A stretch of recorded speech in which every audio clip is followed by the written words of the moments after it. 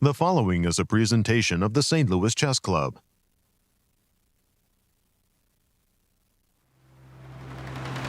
Things started off swimmingly at the Cairns Cup in St. Louis. Catch the best female chess players in the world making a splash in the capital of chess. In an event stacked with elite veterans, newcomer Gunay Mammadzada is rising above the tide, taking advantage of her floundering opponent to claim a tie for first. Former women's world champion Alexandra Kosteniuk is in top form, netting a win and sinking reigning Cairns Cup champ Humpy Koneru's hopes for a triumphant return.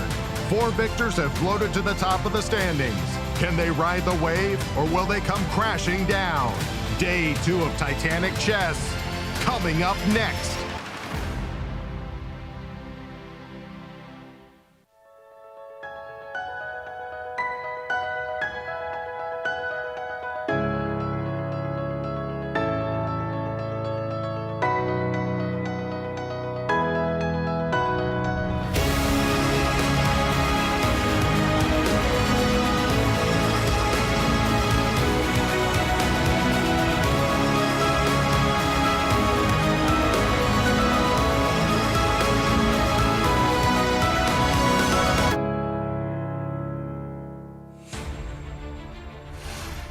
Hello everyone, welcome back to the round 2 of the Cairns Cup.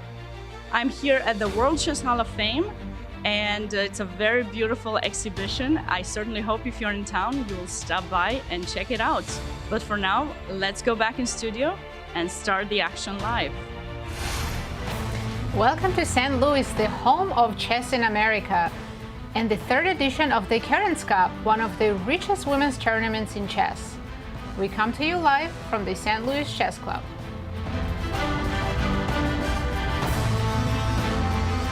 Good morning and welcome. Thank you for joining us.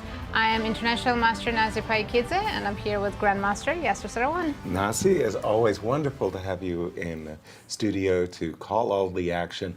What a start. That was incredible. So many decisive games. Amazing.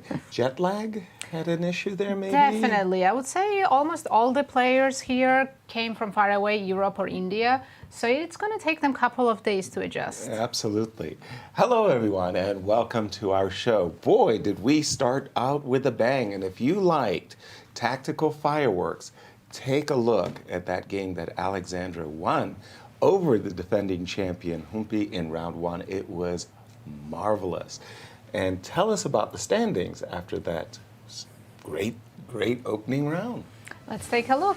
We have 4 co-leaders: Alexandra Kosteniuk, Harika Dronavalli, Gunay Mammadzada, and Irina Krush all won their games yesterday. Very nice. And we had only 1 draw between Nana Dzagnidze and Zatonskih. Absolutely. And tell us about the format for this event. Right, we have a 10-player round-robin tournament. Players are not allowed to offer any draws, and the time control is 90 minutes for first 40 moves, 30 minutes rest of the game, and 30-second increment from move 1. The schedule for the tournament. We have a total of 9 rounds. Today the players will be playing round 2, and on Thursday, June 8th, they're going to get a rest day. And then sprint to the finish, absolutely. And very fortunate for us, Almira is in studio to tell us all about yesterday's round. Almira, good to see you. Bonjour. Bonjour, Yasser. Bonjour, Nazi. It was quite a spectacle. Yesterday we had so many decisive games.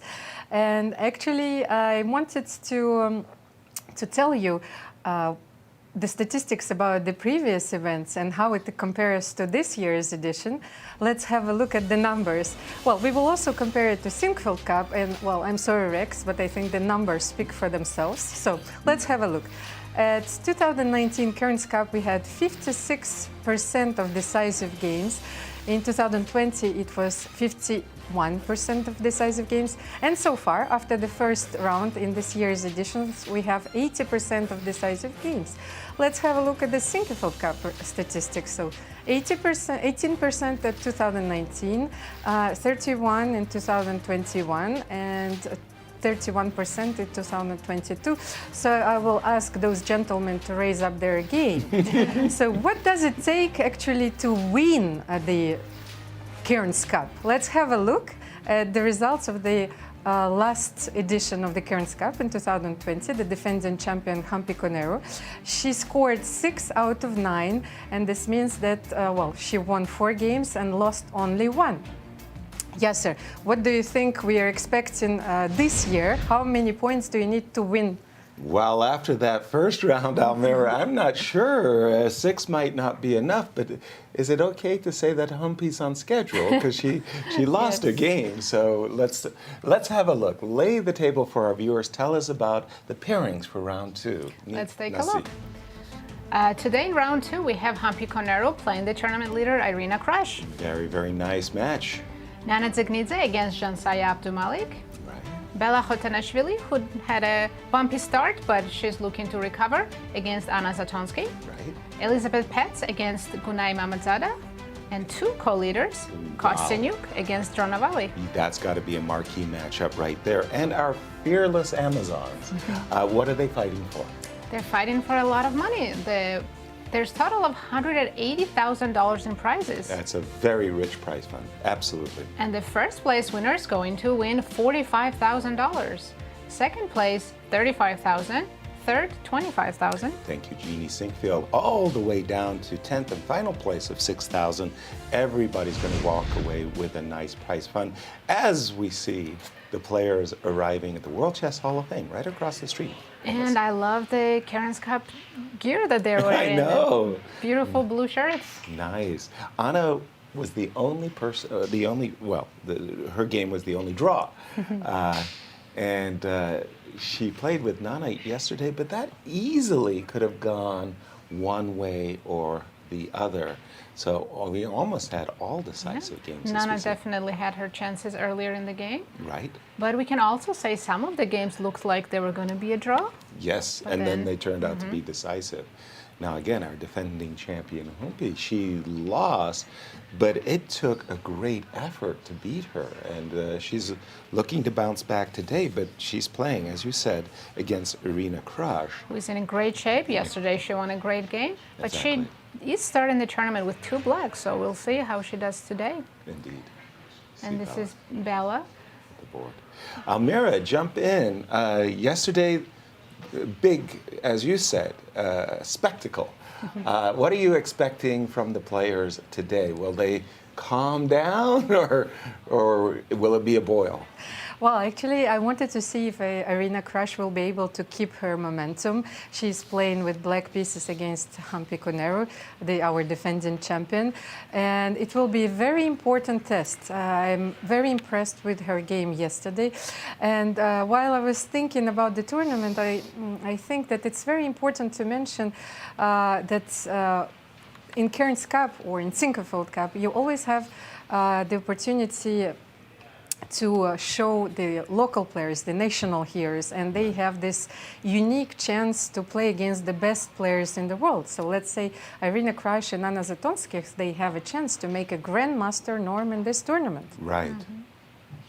And that's always very, very nice to have those norm possibilities. Now, I am thinking about Irina and Humpy, 2 huge names in women's chess. Their head-to-head matchups, I'm just trying to imagine how many games they might have played against each other, because you would think Probably enough. enough that they know each other very, very well from all of these competitions.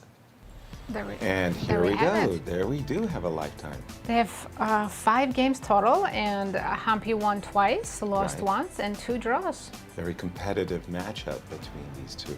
Yes. They might have faced each other at the Olympiads Yes, as they that's first what I was board of thinking. their countries here. Exactly.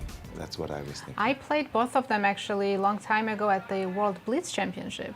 Oh, really? How did you do? I beat Irina, but I flagged her in a completely lost position. Look, you'll take it. I Way mean, to go. it's competition, right? How about yourself, Almira? How have you done against Humpy and Irina?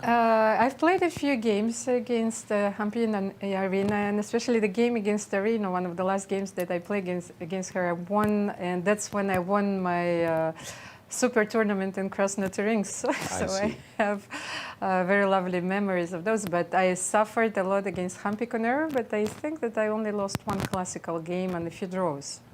All right, as we Yes. see Irina getting Hidden wanted, scan, huh? yes. She's famous usually scan. the last one to arrive. I remember that when we played the U.S. Women's Championship, she's always the last one to arrive. The ultrasound. Do you know why? No. Her secret, she likes to take naps before her games. I could never do that. I would be frightened that I would oversleep. Same here. Yeah. No, I But never. it works for her. She comes well rested to the games. Impressive. Impressive. And we do have some games already started. Really? So definitely a late arrival for Irina. As we, well, let's just start. I always like to start with our tournament leaders now that we have 4. Alexandra Kosteniuk and Harika. I see this as being the marquee match for the round. I mean, Alexandra opened 1-E4 against Humpy, won a marvelous game, and an open Sicilian is promising, beckoning us. Knight F3. We saw one Sicilian yesterday. It was Irina with the black pieces. And She won a very nice Beautiful game. Rouser, absolutely. E7, E6, will we see D2, D4? As we get a beautiful view of the chess pieces. These chess pieces are really fantastic pieces. They're from luxury pieces from the House of Santon. They're triple weighted and they're digital board enabled. And they just, you sit at the board and you just feel like you're Oh, practicing yes. on I super, love the sets and the table, like I Right. mentioned yesterday. super All professional. beautiful and comfortable. D2, D4. Now, Harika obviously is going to take. Is she going to go into a timing off with A7, A6? Would she try to? Would she allow a Keres attack after, for example, Knight F6, Knight C3, D6? Would she allow a Keres attack with G4, or would she try to transpose it into a Sveshnikov? Tell us what is Harika's favorite defenses in a Sicilian, if you know, Almira.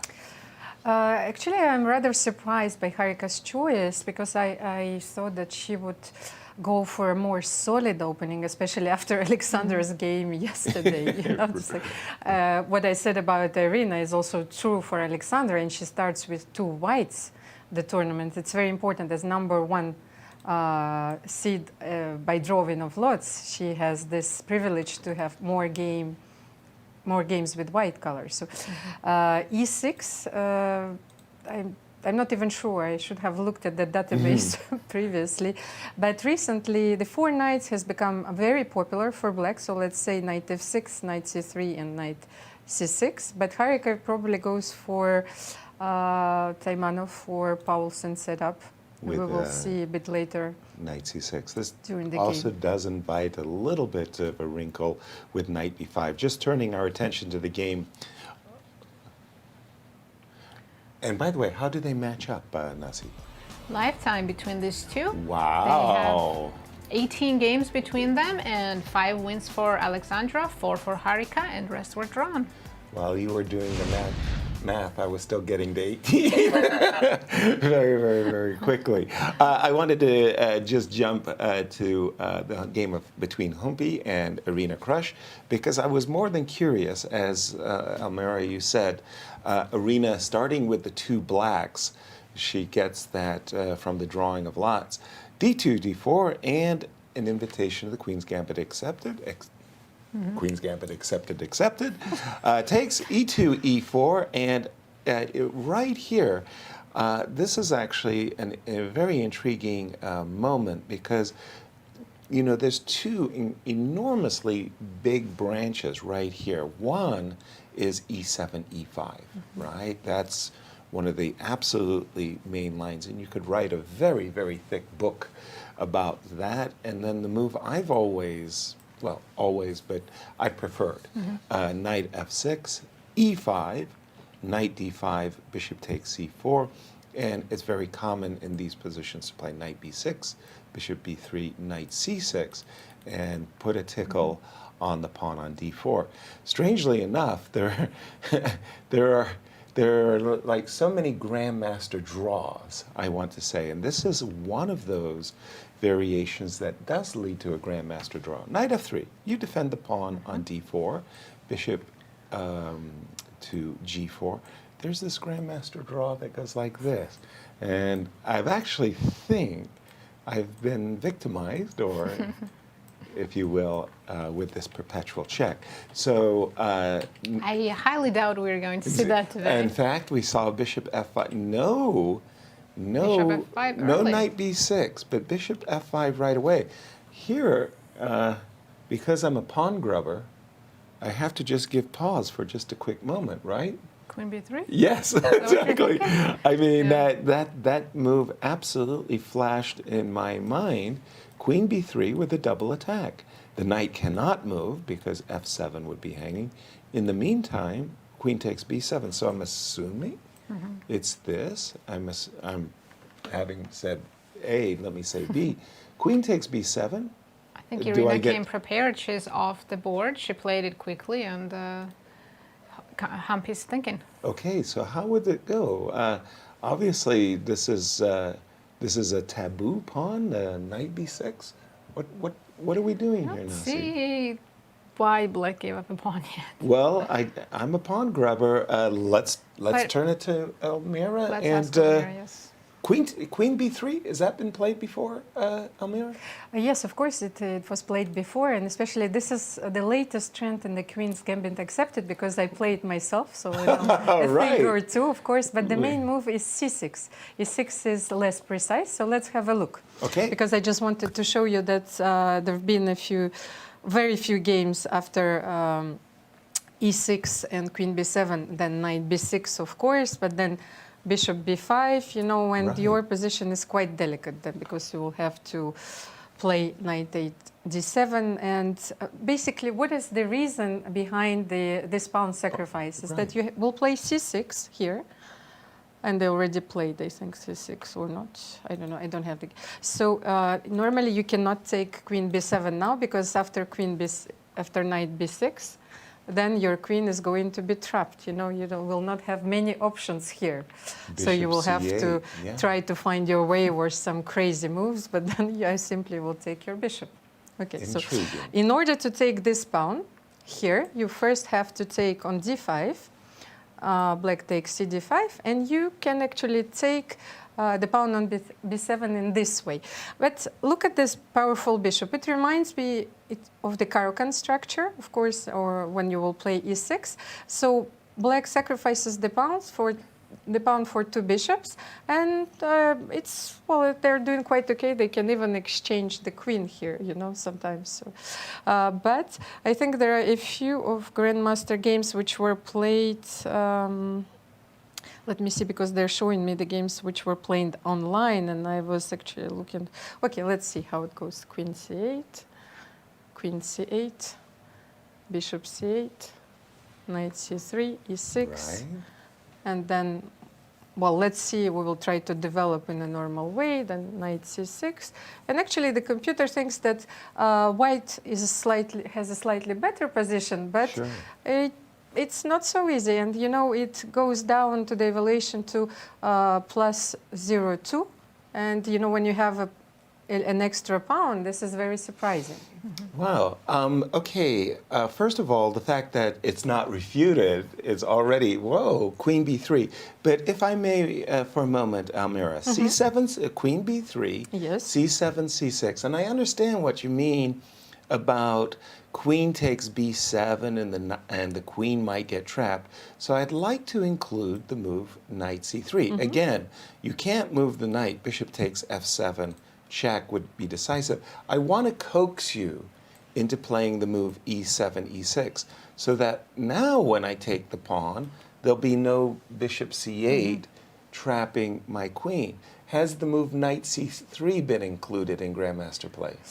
Let's see. I have a few games that knight c3 was played, and e6, of course, followed. So after queen b7, Right. I can play knight b6 and knight d7 as well, because the statistics are rather balanced here. So let's see what happened after knight d7. Right. I even sacrificed the second pawn, I guess. Right. But if you take this, then knight b4. So you cannot take this pawn. And That the one knight is taboo. getting, yes, the knight is getting on c6. But I think what black is trying to get here is really an advance in development, and your queen will have to come back to retreat and, you know, to defend the fort, if I might say, for the moment, you know. Right.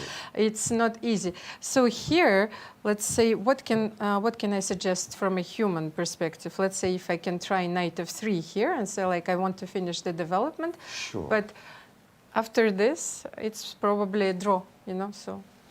Just simply a draw. I simply repeat. So there are a lot of alternatives in this position, and I think it's the matter of taste for white. Is Humpy willing to risk everything in this game, or she will make a choice of something solid? Okay, but that opportunity for queen b3 has caught her eye, and she's thinking about it as, well, this is actually an important game. I mean, again, reminding everybody that Humpy started with a loss, and she's playing one of our 4 tournament co-leaders. What caught your eye? I just love, Yasser, how you'll come up with so many ideas just to grab a pawn, Well, just to make it work. I worked with Viktor Korchnoi for the better part of a year and a half, and he walks through the Gobi Desert barefoot for a pawn. So, I mean, you know, like I learned to respect those pawns. What caught your eye? Which game? Elisabeth Paehtz against Gunay Mammadzada caught my eye. So Oh. Gunay has 1 point already. She won the game yesterday. This looks like a super sharp We Najdorf. have a Najdorf with, Knight Bishop takes. G5. Bishop G5, an old friend. You don't see that so often these days, but I remember a book that Dr. John Nunn wrote, The Complete Najdorf, I believe, and it was like a 500-page book, part 1. Bishop G5. F2, F4. Knight, at one moment in the chess history, Queen F3 was the favorite of everybody. F2, F4 became a very popular wrinkle. Knight D7, Bishop E7, and as well as H7, H6 again. Huge theoretical debates. Knight B8 to D7 became popular. I've played this with both colors. Both colors. Yes. I played it more often with black, I must say. Queen E2. That's also a newer move. Right, as opposed to Queen F3, and even crazy lines with Bishop C4, Queen E2, Queen C7, castles B5, A2, A3. Whenever I was black, I always considered a moral victory that I got to play B5 and I induced my opponent to play A3. I always thought the inclusion of those moves favored the second player. And I don't know about you, did you ever stop during the game to pat yourself on the back and say, okay, I got her to play. I got the 1 win in. I've already got Definitely, her yes. A3. Rook B8, okay, now Because that... there's some lines in Najdorf where white can play A4 and not let you play B5. And Exactly. I hated those. Yeah, right. You're kind of restrained. Yeah. Okay, the move Rook B5, that's absolutely, you know, the bells are ringing. Black's in hyper-aggressive mode. She wants to play B5, B4, and start blasting open against the king. And I will point out that Lisa's time, 1 hour, 35 minutes on the clock. Wow. Very well prepared. And how do these two match up coming into the... Wow. Played 10 games. Elisabeth. And yeah, Elisabeth has 5 wins, 1 loss, and 4 draws. She's looking to win another. Yes, extend the streak. There you have it. And G2, G4, Bishop E7, Bishop G2. I see from my listing there that this is actually a very popular line, and both players are still well in the theory. Are you familiar with this position? Because this is a kind of a different wrinkle. Yeah. And I faced H6. Okay.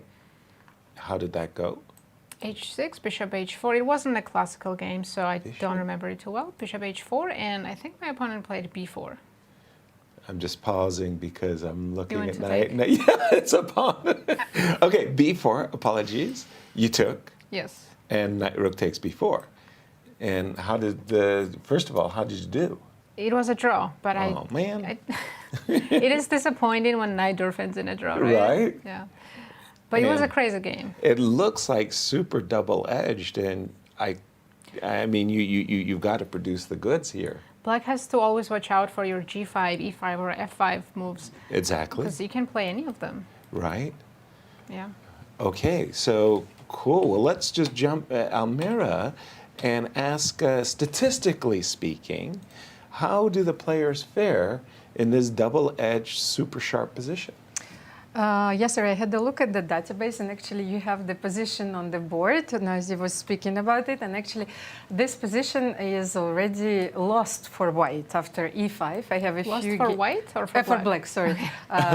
Sorry. Because I was looking at the statistics, and there, without any appeal, Ivanchuk Vasily beat Luke Van Veli, and after e5, you're facing a lot of troubles. Okay, let's see. What do you do after? Sorry to interrupt. I think that's why in my game h6 was included, so that might make a big difference. Because I just wanted to show Please. that after e5, d takes e5. I do not take on e5, but I will play knight c6. Nice. And well, this is a very dangerous position. So let's say if you will play rook b6 here, and after knight e7, okay, you lose your right to castle, and after f takes e5, the computer evaluates this position as +6. Wow. Because queen takes, the desirable queen takes e5 will cost you your queen after rook takes d7. Because the knight is pinned, and it's a very beautiful move. Absolutely. But as Nasi was saying, the inclusion, therefore, of h7, h6 is that's what you were about to mean. Because in that line with h6 included, bishop h4, b4, take, I think the diff in this case, Nasi, is that f4 is hanging, right? And in the previous case, the bishop was on g5. So, yeah, you could win the two bishops and prevent me from castling, but that's not the end of the world for black. So I think that's the importance of the inclusion, the move h6, and sometimes that makes all the difference in the world. As we see Elisabeth at the board there, I guess she's waiting for the move h7, h6. Yes, you're absolutely right, Yasser. So h6 is a very important inclusion. Right. Then h6, bishop h4. Then, of course, I also have a few games played on the top level, and then you can start with b4, and of course, e takes b4, rook takes b4, and the same variation doesn't work. So I have a very interesting move here, bishop e1. Whoa. Yes, the bishop retreats to e1 and creating a very important threat, knight d5. So, well, I have a few games, and Magsuglu Parham loves this position very much, so he plays it all the time with white, and this is his pet move, bishop e1. So what does computer think about this? It's slightly better for white, but what I think from a human perspective, it's a double-edged position. I think that three results are possible here. So let's say, what can you do here? Queen b6, it's a very... I think natural move. You attack the pawn on b2, and okay, knight d5 is no longer possible. And then the very strange move. Now, after bishop b1, you play bishop f2, and you continue. So, okay, it's a very complicated game, but I wanted to show you this maneuver. Nice. Bishop e1, bishop f2. Then let's say what can happen after rook b2. The computer doesn't react here. He goes for e5. I thought white could play knight b3 here after rook b2. That doesn't work? Right here. Can white play knight b3 to win the rook? Queen let's have a look what the computer I want to show says. that to the audience. Oh, Of course. yeah, You're nice. absolutely right. So let's try this move. Yeah. But then he plays queen b3. Yep. And exchange sacrifice. Yes, exchange sacrifice. And he thinks that, let's say, black is much better here after knight g4. Pawns, so you always have to look... well, to watch out for these exchange sacrifices. Even if the queens are off the board, it's a very sound alternative. Wow, great stuff. That game definitely promises to be very, yeah, we'll keep an eye on it. Just jumping to the game of Bella and Anna for a second, because you know, I'm used to seeing the so-called King's Indian attack. also from a French defense move order, right? So d2, d3, so this looks like a French defense. Castles. E4, E6, D3, D5. Exactly. Okay. So now I'm used to seeing c5, e4, and away you go, and it transposes. But this move a little bit of a surprise for me from Anna. Knight to c6, e4, takes, no more French defense. The move e6, e5, and at first blush, I'm looking at the position and I'm going, well, didn't you lose a tempo somehow with the e4, e5 situations? Nasi, jump in. This looks like King's Indian defense, except the bishop's not fianchettoed. Right. But reverse, I mean. Right. It is reverse King's Indian, right? Yeah, there's a pawn so. missing maybe on c5. If the pawn was on c5, it would really look absolutely what you're saying. My first impression is I'm not a big fan from Black's point of view because I see this knight on c6 doesn't really have many options. Can you believe this? Anna's playing fast. She's well prepared. She's always well prepared. People think that because she thinks so much in the opening, she's not prepared. That's never the case. Right. She just likes to think. Yeah, and she's kind of making a comparisons. A7, A5. I think that move is actually quite important at this moment. The move B2, B4 is definitely on White's agenda, as is the move Knight C4. What are those moves doing? Well, they're trying to target the pawn on E5. B4 followed by B5, chase away the defending knight, gift me the pawn. So the move C2, C3 is not only designed to cover these two squares, it's really designed to protect and advance the pawn on B4. So A7, A5, I think that's a very important move. Now, when I was a young teenager, the player I worshipped in these types of structures was Paul Keres. He played them, in my estimation, better than anybody in the world, and I really liked looking at his games. And he most often would put the queen on c2 in these positions and play for rook d1 and knight c4. I'm very curious to see what Bella is going to do, and how do they do in their head-to-head matches. Take a look. They don't have that many games, just 5 games and very even. Bella 1-2, Anna 1-2, and 1 draw. Very even. Nice. And what other games have caught your eye, Nasi? Let's check Nana's game against Zhansaya. Okay.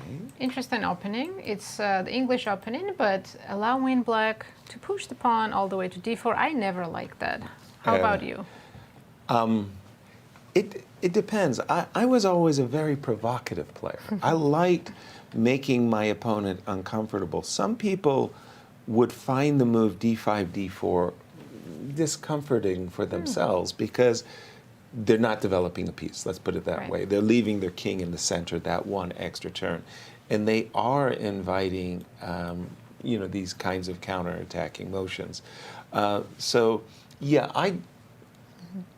I must say, I really provoked my opponent. Sometimes it didn't always work out the way I'd hoped. But yes, the point you're making is that if the pawn actually remains on d4 for a long time, very uncomfortable. The bishop of b2 is saying, "Hey, coach, you didn't include me in the game." Now, and what do you think of double fianchettos? I like them. You do? Yeah, I've always liked the fianchetto, especially where the king is concerned. Like, put my king behind a loyal bodyguard of a bishop. But you didn't play Catalan? Yes, I played Catalan. Oh, you did? Okay. Yeah. I take great pride in my chess game. I like to say that I've made every mistake that's possible in chess at least twice, to confirm that it was a mistake the first time. Catalan was one of my great mistakes. Yes, I really enjoyed playing Catalans, but not always very, very well. You have to show me what the mistakes were, because I played the Catalan. Okay, there you go, right?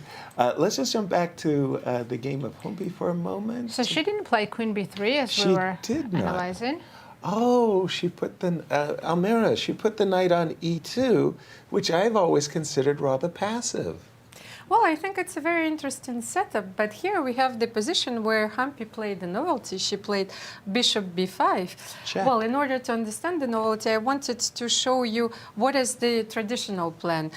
You retreat your bishop to b3. Right. Then black normally plays knight c6. I played this position a few times myself, so you would develop your knight to c3. And here, actually, black doesn't want to castle short. You want to play queen d7, like let's say bishop e3 and long castle, and it's a very, very double-edged position, also very interesting to play, a lot of different plans. And so let's say after queen c1, well, you can play king b8, then rook d1, because this queen is still a bit awkwardly placed on d7, and then you can play queen e8, and then with f6, and a very sharp play.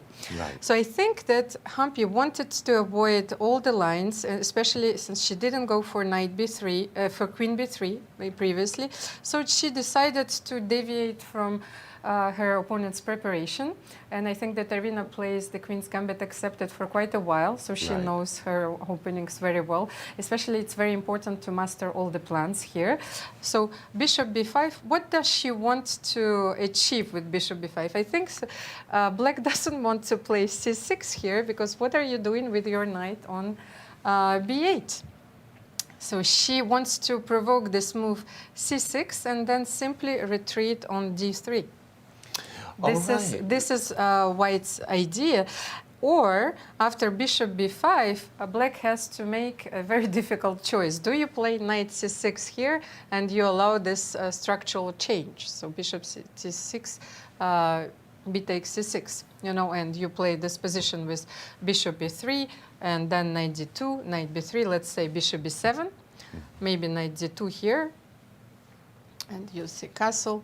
A plan, or of course a lot of moves are possible here, but Humpy wants a fight. Well, she's definitely going to get it. But in my view, again, I'm a big practitioner on the black side, and I've always wanted as black to force the trade of light squared bishops.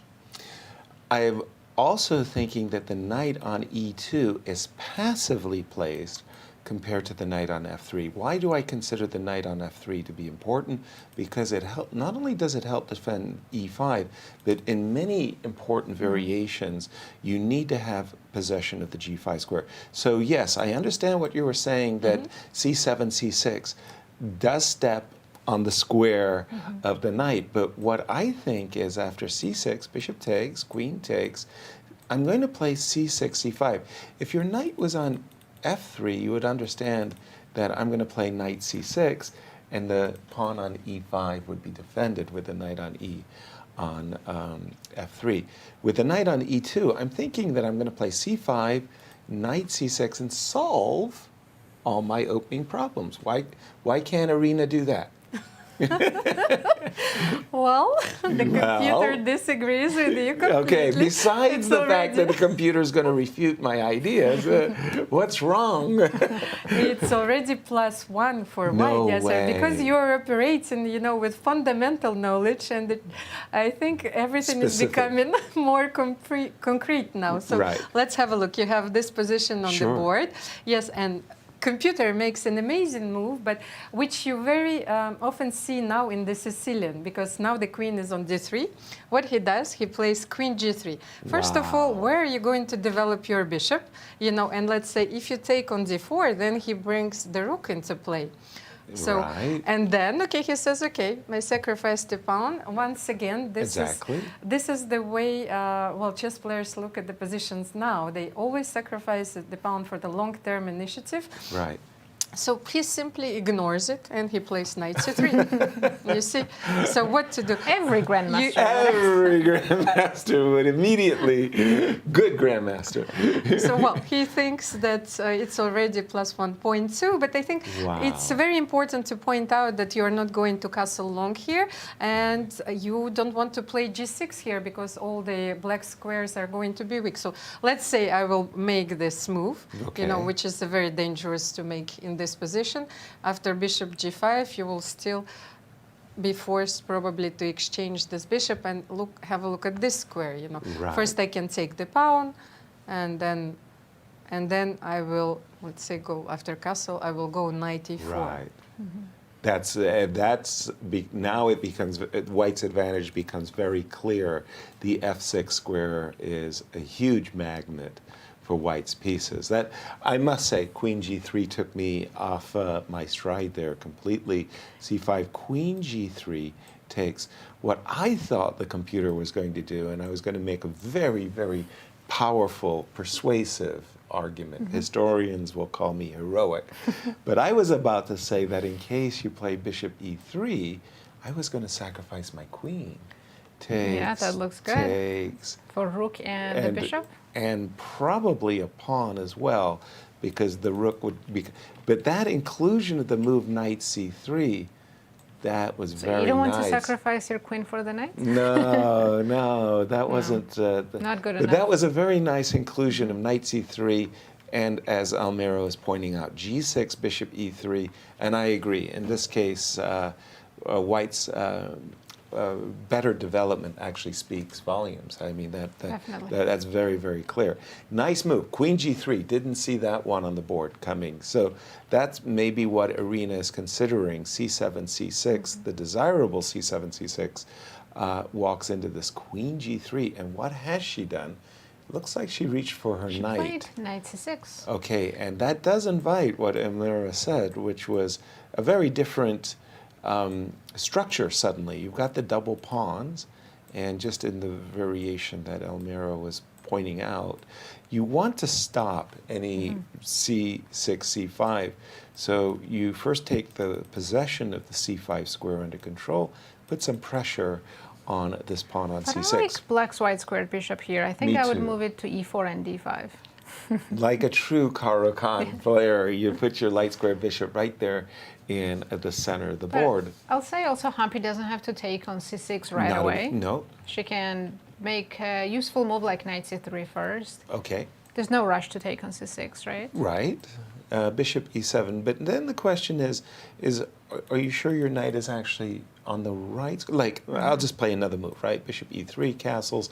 Now here you really might want to think about taking the knight, or if you prefer playing a3, because I think this knight is about to jump, and you could settle on the d5 square. You might argue that white has an edge in space, but okay. Intriguing. That bishop on f5 is such a Caro-Kann bishop. I know. And it's protecting the king too, very important. So if I were white, I would have played bishop d3 just to get rid of that bishop. Interesting, because I've always been trying to trade off the light squared bishop on f5. Intriguing. Almira, what game has caught your eye? Well, I was the Delphi's oracle. I am analyzing the game between Alexandra Kosteniuk and Harika Dronavalli. So I guessed the opening correctly. But Harika went for the recently also very popular line, bishop b7. But I wanted to show you the line which I played when I was a kid. And it might surprise our viewers, because the king goes all the way to f3. And recently there was a game played by Polina Shuvalova, I think in the Nicosia Grand Prix. And she played a stunning novelty. She played g5 at some point, and the king was on g4. So that's the spirit of the opening. So let's have a look. So in this position, after knight e4, Harika played bishop b7. But one of the most important moves in this position is queen c7. So queen c7, attacking the pawn on e5. I will have to play f4. Then you play queen b6, exploiting all the weaknesses after f4 was played. Right. c4, I'm attacking this very powerful knight. So bishop b4 check. And here, unfortunately, you cannot play bishop d2 because of queen e3. It gives black quite an advantage. This is the variation which you would never play because you lose all of your pawns here. So, and e5 is very weak. Exactly. So that's why white is forced to play in this position a very peculiar, but probably the only move, king e2. Right. So now your knight is hanging. So what should you do? You will Bishop play a6. Right. bishop a6. Pinning the pawn. Yes, winning the pawn. So I will, just a second.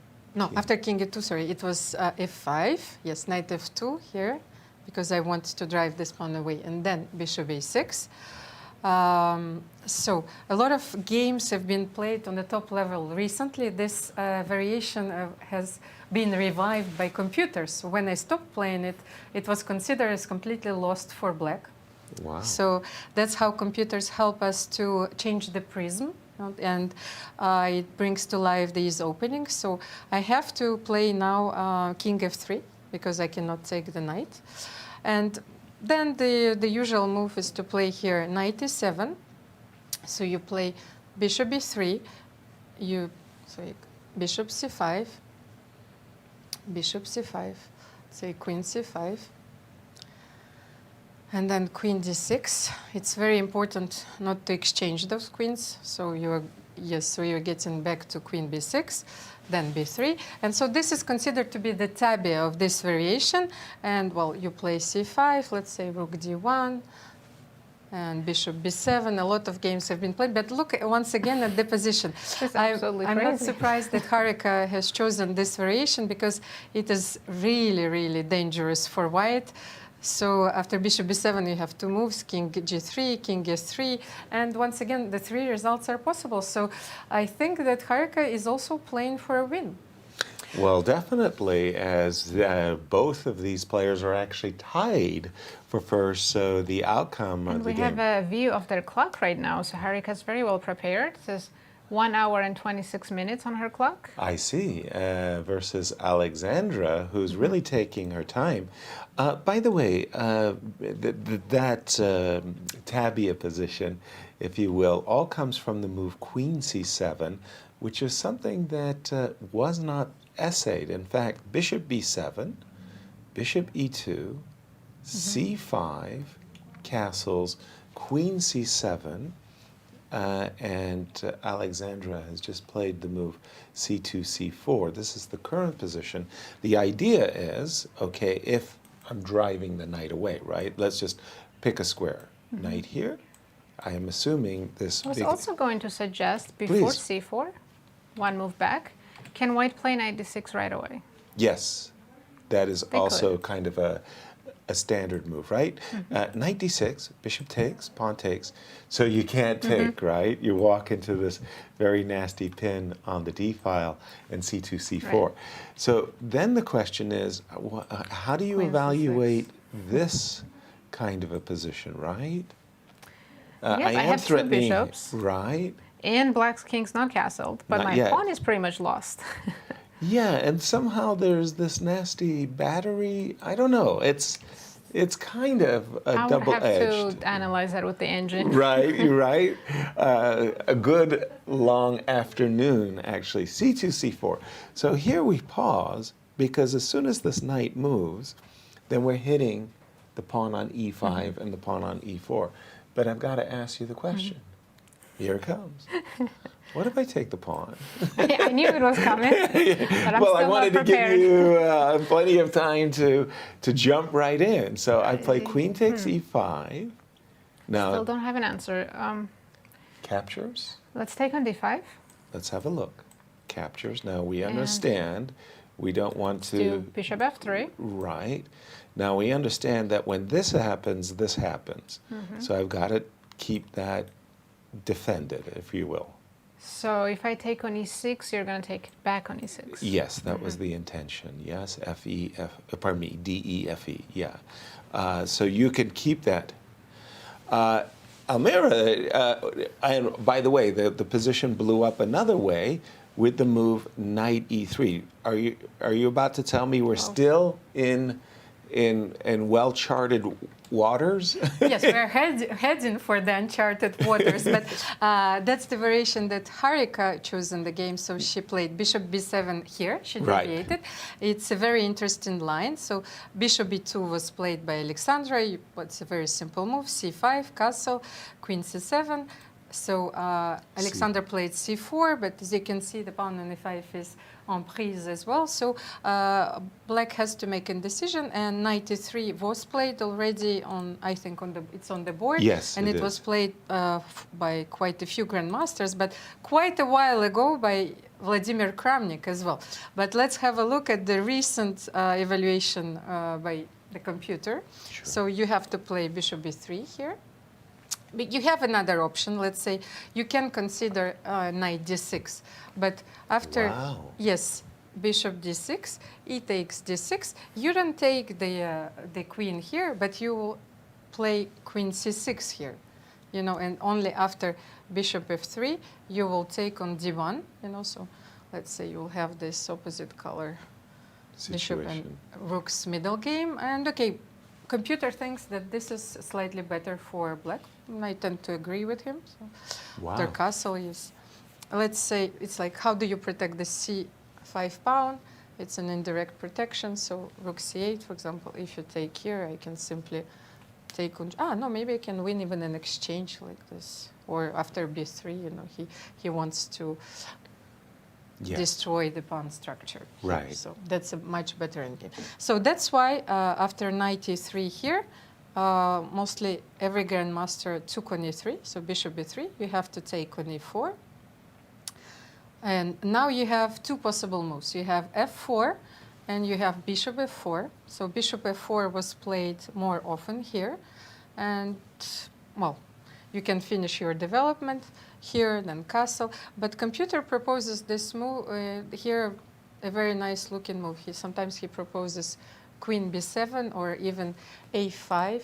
So you can stop b4 here. So these are already uncharted waters. Let's say after bishop f4, the grandmasters mostly played bishop e7. And then, well, white can play a lot of moves. I think it's the matter of choice. White is slightly better, but I think that Harika has solved her opening problems here. All right, quick question for you, Almira. Yes. Because as we just review our pairings with the scores of the first rounds. Right, so we have Koneru playing Krush, who is currently leading the tournament. And to make it clear, Koneru lost, so she's got the 0. Irina won the first round, and that's why she's got the 1. Yes, and Dzagnidze has a half point playing Abdumalik, who also lost yesterday. Right. Bella with 0 points playing Anna Zatonskih with half a point. There was the jet lag. Bella's. Lisa lost yesterday, and she's playing Mammadzada, who won her game yesterday. And both Kosteniuk and Dronavalli won their games yesterday. So there are two of our tournament leaders playing in this round. The question I had for you, Almira, is we did see the move knight e3, and as you've been pointing out to us, that move is the theoretical move played by no less a figure than Vladimir Kramnik. But Nasi and I did get him intrigued with the move queen takes e5. And if Harika had grabbed that pawn, how would the game have continued? Well, you should take the knight on d5. Right, and we would take the knight on e4. Yes, you take the knight on e4, of course. But first of all, look at the position that your king is stuck in the center, and the computer is, without any appeal, he thinks that white is much better after bishop f3. But Yasser was very happy with the extra pawn. Thank you. Thank you. Well, I was going to say, you look at my king, I look at my extra pawn. I mean, come on. I mean, let's negotiate here. Yes, let's have a look. Maybe you will try and trade queens No, here. not this one. I wanted to play queen b4. I wanted to show you this move. D takes oh, c6. no. I don't like the Zwischenzügs. Tom, our producer, he loves the Zwischenzügs. I don't like them. Zugzwang. Queen b4. Queen b4. I defend. Bishop d2. Actually, I want to sacrifice everything. Of course, you cannot take on b2 because of rook b1, and you're losing your beautiful bishop on b7. That's greedy. Yep. Where are you going here, b6, Yasser? b6. Queen b6. Yes, and now, once again, okay, the computer sacrificed the pawn, and as you remember, he played queen g3 in the previous position. Right. Well, he's looking at your pawn on g7 this way, bishop c3. So look at those bishops. I would compare them, you know, to the lights in the vault. You know, there's nowhere you can move. You know, so the lasers which are controlling the vaults. And Right. So that's it. 2.6 here. So he 2.6. even considers that the best move in this position is the long castle. Okay, that's yeah. Okay, I'm being punished for my greed. The current position, by the way, knight e3. Alexandra's use of the clock suggests to me that she's fallen into a bit of an opening trap, in the sense that Harika, certainly by the consumption of the time, has caught her Yes, opponent and somewhat in a position. Her position also, as Almira mentioned, it looks like Harika solved all her opening problems. Exactly. Now that move, bishop f4, funnily enough, was not my first thought. I thought F4. f4 to defend the pawn. And I thought it was going to be, like, if you play bishop e7, and I'm not suggesting that it's the worst move or the best move, a7, a5 is also on top. I was thinking bishop f3, queen takes f3, maybe something like castles. And we get into a position where, is the pawn on d7 backward, or is it just black is fine after d6? I wasn't sure. Almira. Well, Yasser, you're absolutely right. F4 is a very interesting alternative to bishop f4. And please have a look at the line that you just demonstrated. White is slightly better. And probably what is more importantly, black has very little counterplay. Right. You know, so you still have the possibility, yes, Yeah. to play f5. This is the... not quite a weakness, but you will have to play d6 at some point, so it will be the we'll come to the structure with 3 pawns against 2. Probably it's about equal, but maybe more unpleasant to play for black. And from a human perspective, you're absolutely right. I think that you should go for this position, and Harika will try to hold it. And actually, I was thinking, while you were proposing all the variations, when you're grabbing the pawn and the computer is refuting it, we were talking about the triumph of the spirit over matter, but I think humans were supposed to to make this claim, and the computer is making this claim now. It's not always a triumph. And by the way, after much hesitation, much thought, knight d6 check was Alexandra's answer to knight e3. You did demonstrate the line bishop takes d6, e5 takes d6, give me your queen. No, no, no, no, give me a checkmate, queen c6. And we did look at the line bishop f3, knight takes d1, bishop takes c6, bishop takes c6, rook takes, where you felt that slightly better bishops of opposite color, middle game, end game, with this pawn on d6. Black has nothing to risk here, right? I don't think so. I think that black will say, I kind of came out of the opening pretty okay. We'll definitely keep an eye on this one, as it's such a marquee matchup in our games. I wanted to go back to the game of Nana for a quick second, because this was the game where you had kind of like challenged me and said, you know, like the pawn on d4, if it maintains itself, is going to be... White piece development looks a little bit artificial to me. Okay. And if you see especially knight on a3 as well. Right, but look at this. Looky. You said you're a Catalan player. You know what it means when you get a knight. My pawn is always on d4. Not a black pawn. There's a white pawn on d. But if you get knight c4 and knight e5, you're Catalan bishop. You're patting yourself on the back. You're saying, well done, Nasi. I got this, I got this. Knight a3, bishop f5, knight c4.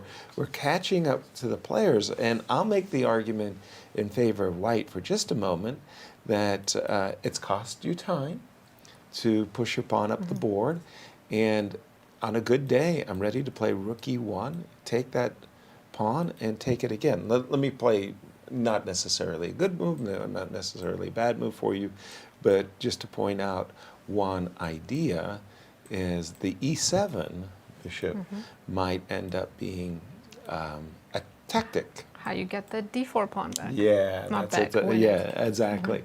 So, I mean, I can see from Nana's point of view that if the knight lands on e5, the bishop on g2 is happy. So you gotta kind of still prove it, you know. Almira, what do you think? Do you prefer white or black here? Well, it's a very strange position to evaluate, indeed, but I have a piece of information for you. They're still following the game between Nana Dzagnidze. She played this exact position already once against Elina Danilan. So let's say Elina was, she played rook e8 here, and Nana took on d4, like Yasser suggested. But computer has another proposal here, so I suspect that Nana improved on that game. So he thinks that you can play, let's say, knight c5 or knight fe5. Let's say here you will take here. Right. So, and he thinks that white is slightly better here because, well, I might take on d4. The pawn on b7 is hanging, so I think maybe the better. The best reply here is to play bishop e4 and to exchange this powerful bishop. E takes d4 or bishop e4. So e takes d4, let's say c takes d4, and now rook e1. So maybe Nana is well heading for this position, which is quite complicated indeed, but maybe she knows it much better than her opponent. Right. Well, she has experience, and that always helps. To have a familiarity with the position. And I always felt, by the way, maybe yourselves can chime in, I'm doing my preparation. I've got my preparation, and I get my preparation on the board, but almost after the game is over, that is the first time I really feel I understand the preparation, because I've now bonded with it during play. It's one thing to come and say, oh, when I get this position, I'm going to play rook b8 and b4.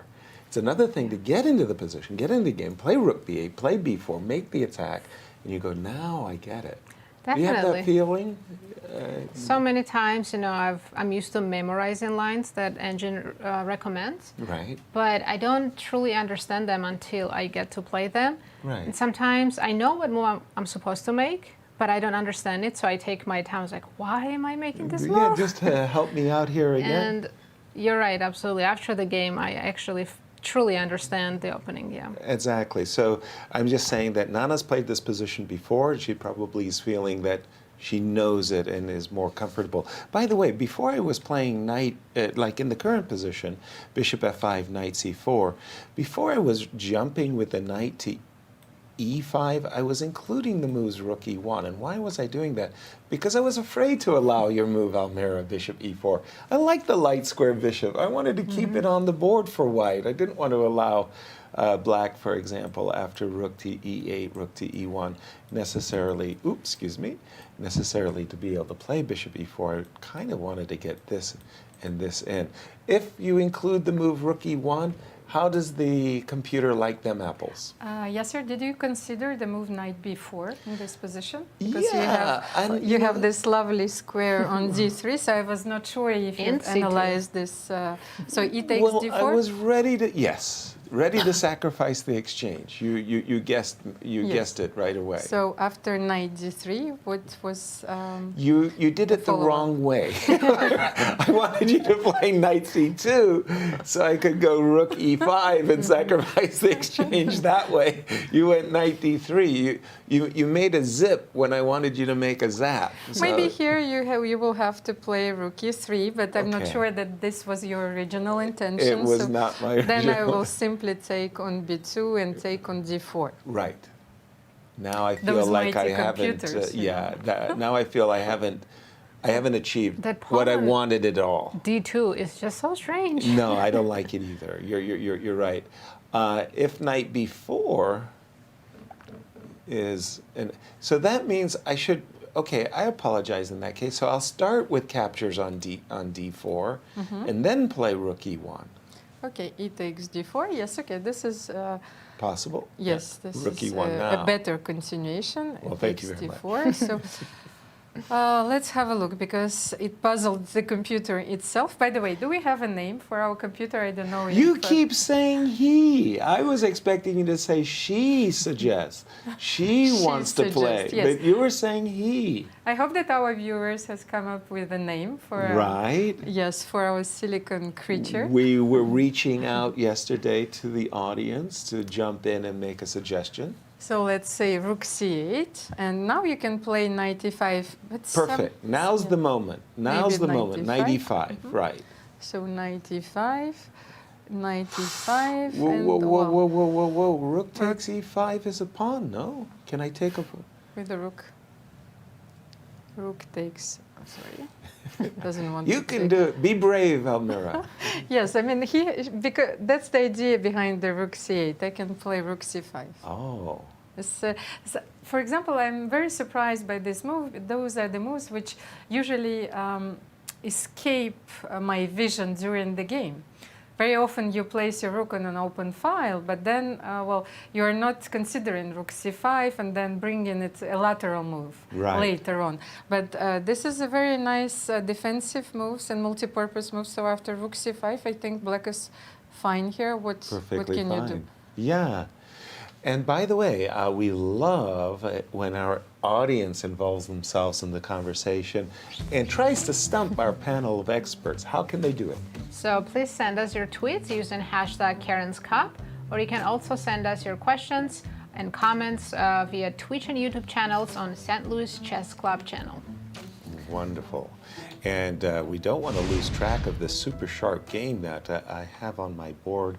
Currently, this is the game between Elisabeth and Gunay. Mammadzada. Yeah, where after bishop g2, we didn't see the inclusion of h6 and b4. Rather, we saw bishop b7, which, I'm sorry, let me just be very clear here. To my mind, that's a logic glitch.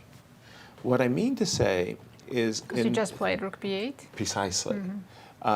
If you want to play bishop b7, play bishop b7. Bishop b7, maybe in the future you will decide whether b8 or c8 or gosh knows, d8 might be the right square. But if you play rook b8 and then play bishop b7, kind of combining two different ideas? That shouldn't necessarily cooperate with one another. But we did have bishop b7, and Elisabeth said, well, wait a minute. Aren't you allowing me to play f5, forcing you to do something about this pawn on e6, e5 takes? I'm surprised with bishop takes f6. Was that necessary? What if we just move the knight to b3 for now? Right. When I play this from the black side, until I play h6, I'm always uncomfortable with the bishop on g5. Right. So we could wait and let black play h6, spend the tempo, and then take on f6. I'm thinking that she's doing it for very specific reasons. Bishop takes f6.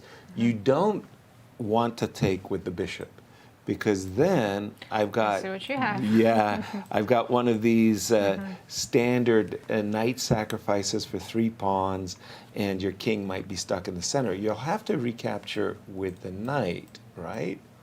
And now, where's my brilliant follow-up to this?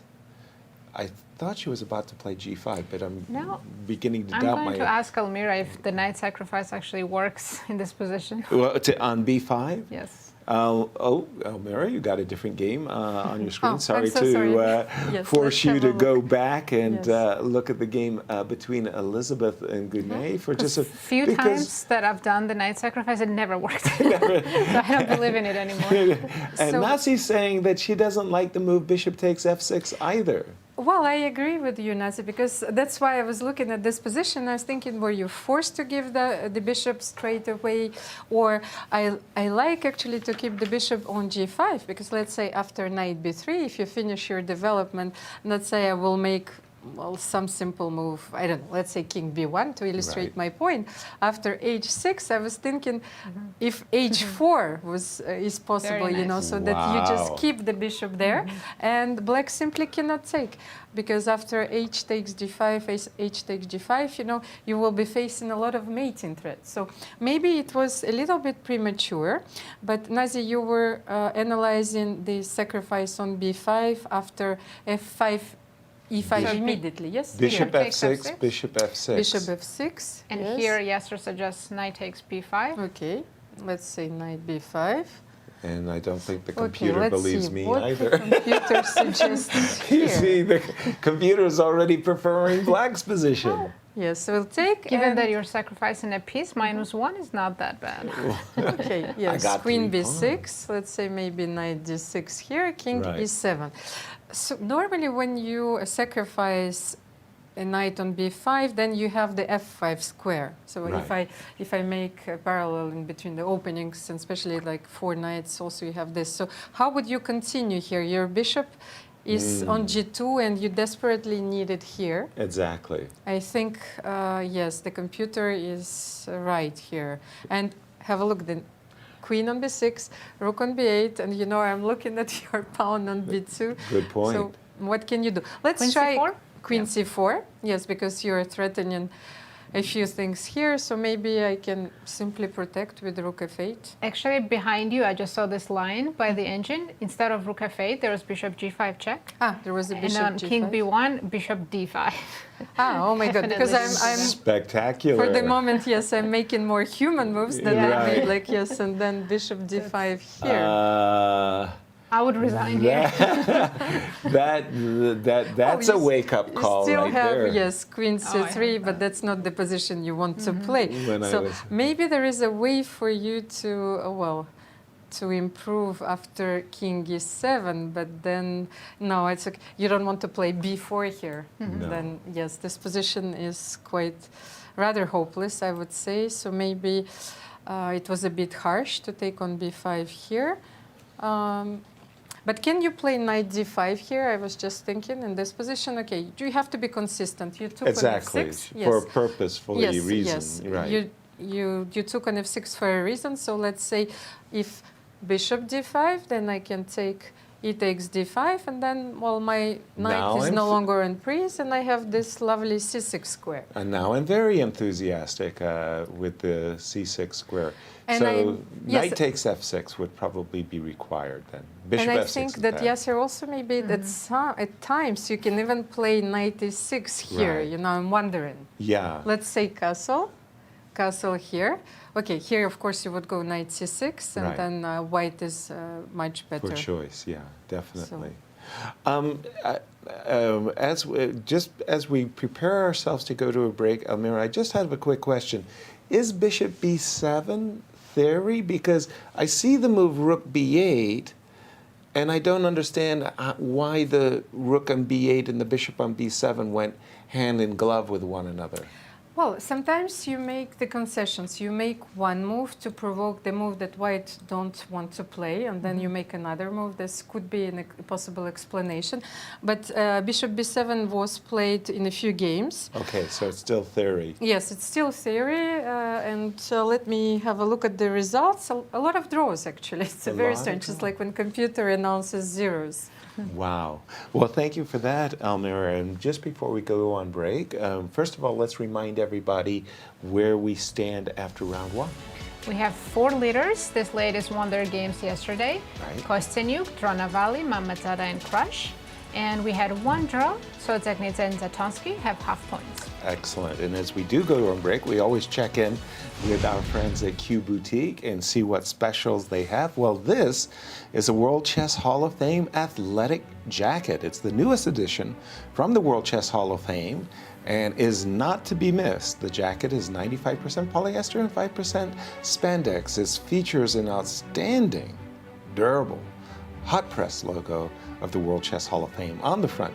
Available in men's and women's styles. Do all your shopping at Q Boutique, all your chess shopping at QBoutiqueSt.Louis.com, and we're going to see you on the other side of our break. See you soon.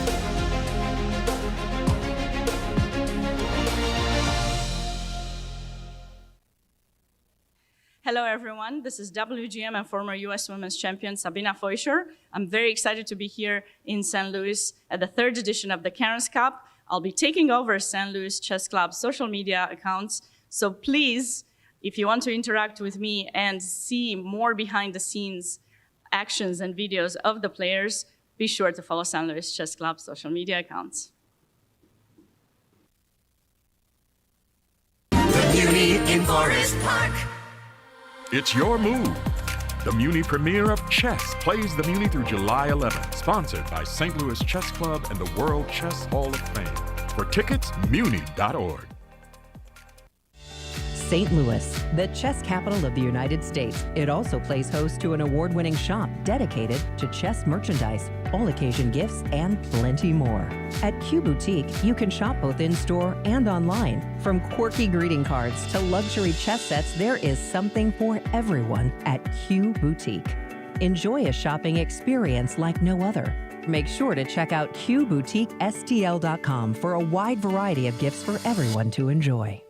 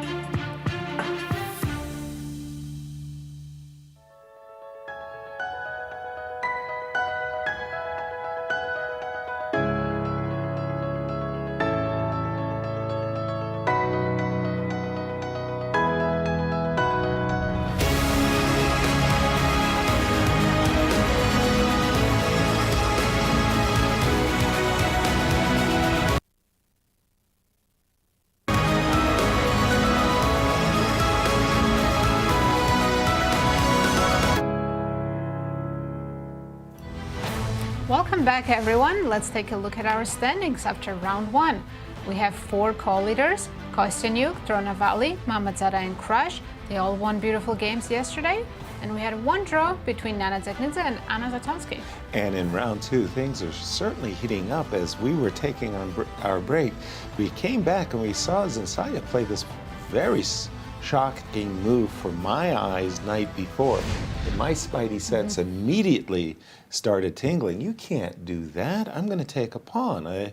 If Nana captures, the first move that caught my eye, Nasi, is that if you play knight c2, intending that you will be able to recapture, not so fast.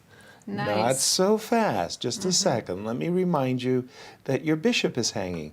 You're welcome to munch my rook, but if I take your bishop, the knight will be trapped. And if you're forced to capture, well, you just lost a pawn. So Fixed everything for white. right, exactly. So takes. Maybe I guess- bishop c2. Bishop c2. Okay.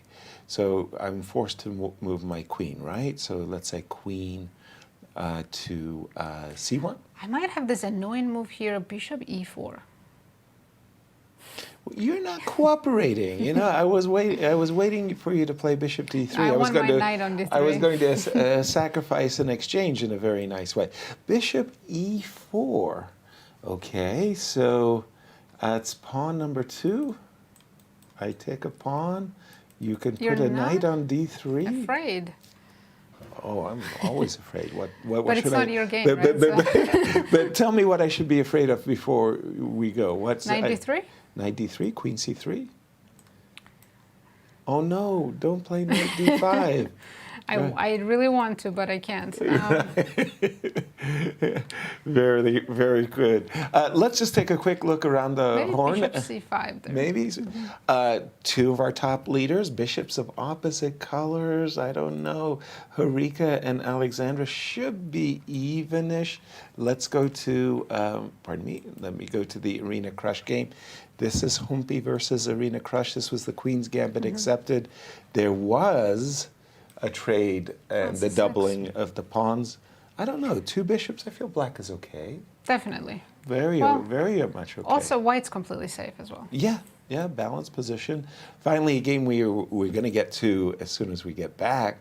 All the pieces are on the board between Bella and Anna. That's a Quite dynamic symmetrical position. a dynamic fighting game going on. And then this is the crazy game from that Najdorf. Najdorf, yes. Where is Black going to put her queen? Put her king? Pardon me. That is the big question. As we have Almira with a very, very special guest in studio, very important person.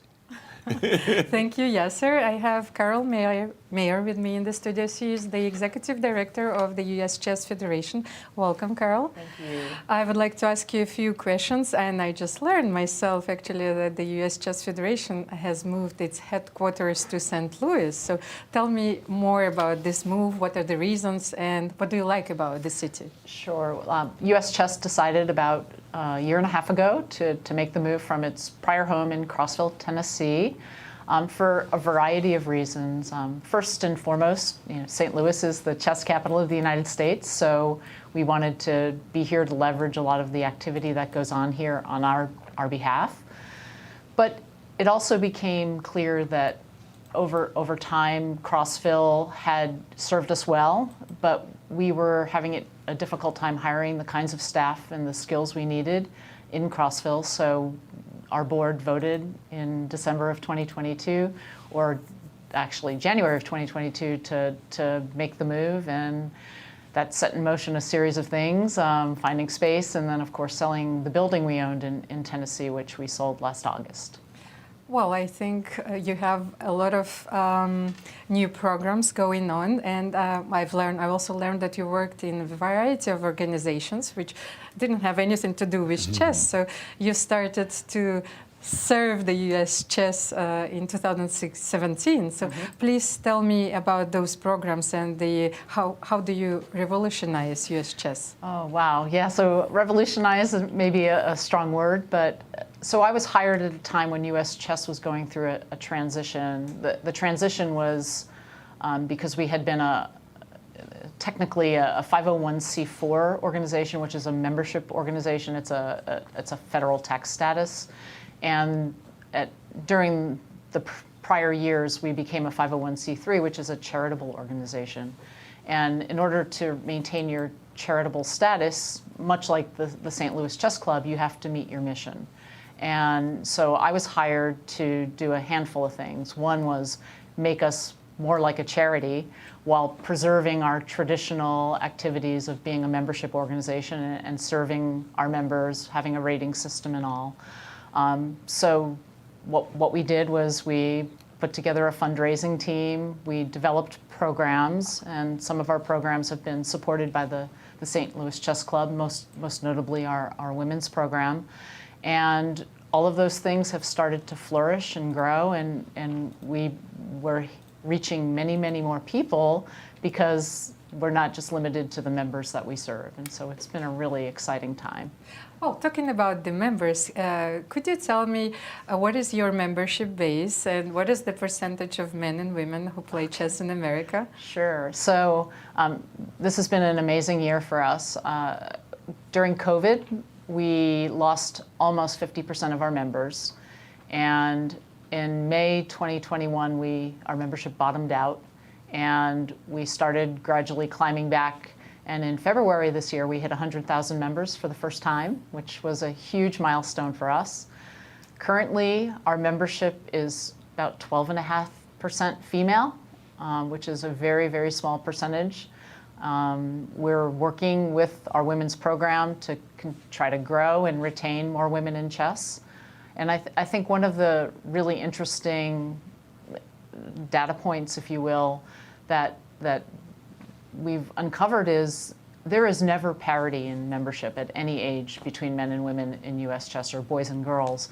And so the gap is the smallest at age 5, and it continues to widen all through the ages. And that's really a difficult challenge for us to try to solve. And through our women's program and through other activities like our support for Title I schools, we're just trying to bring more kids into the game of chess. And some of them will be female, and we're just going to keep at it until we see more parity. Thank you, and those are very important initiatives indeed.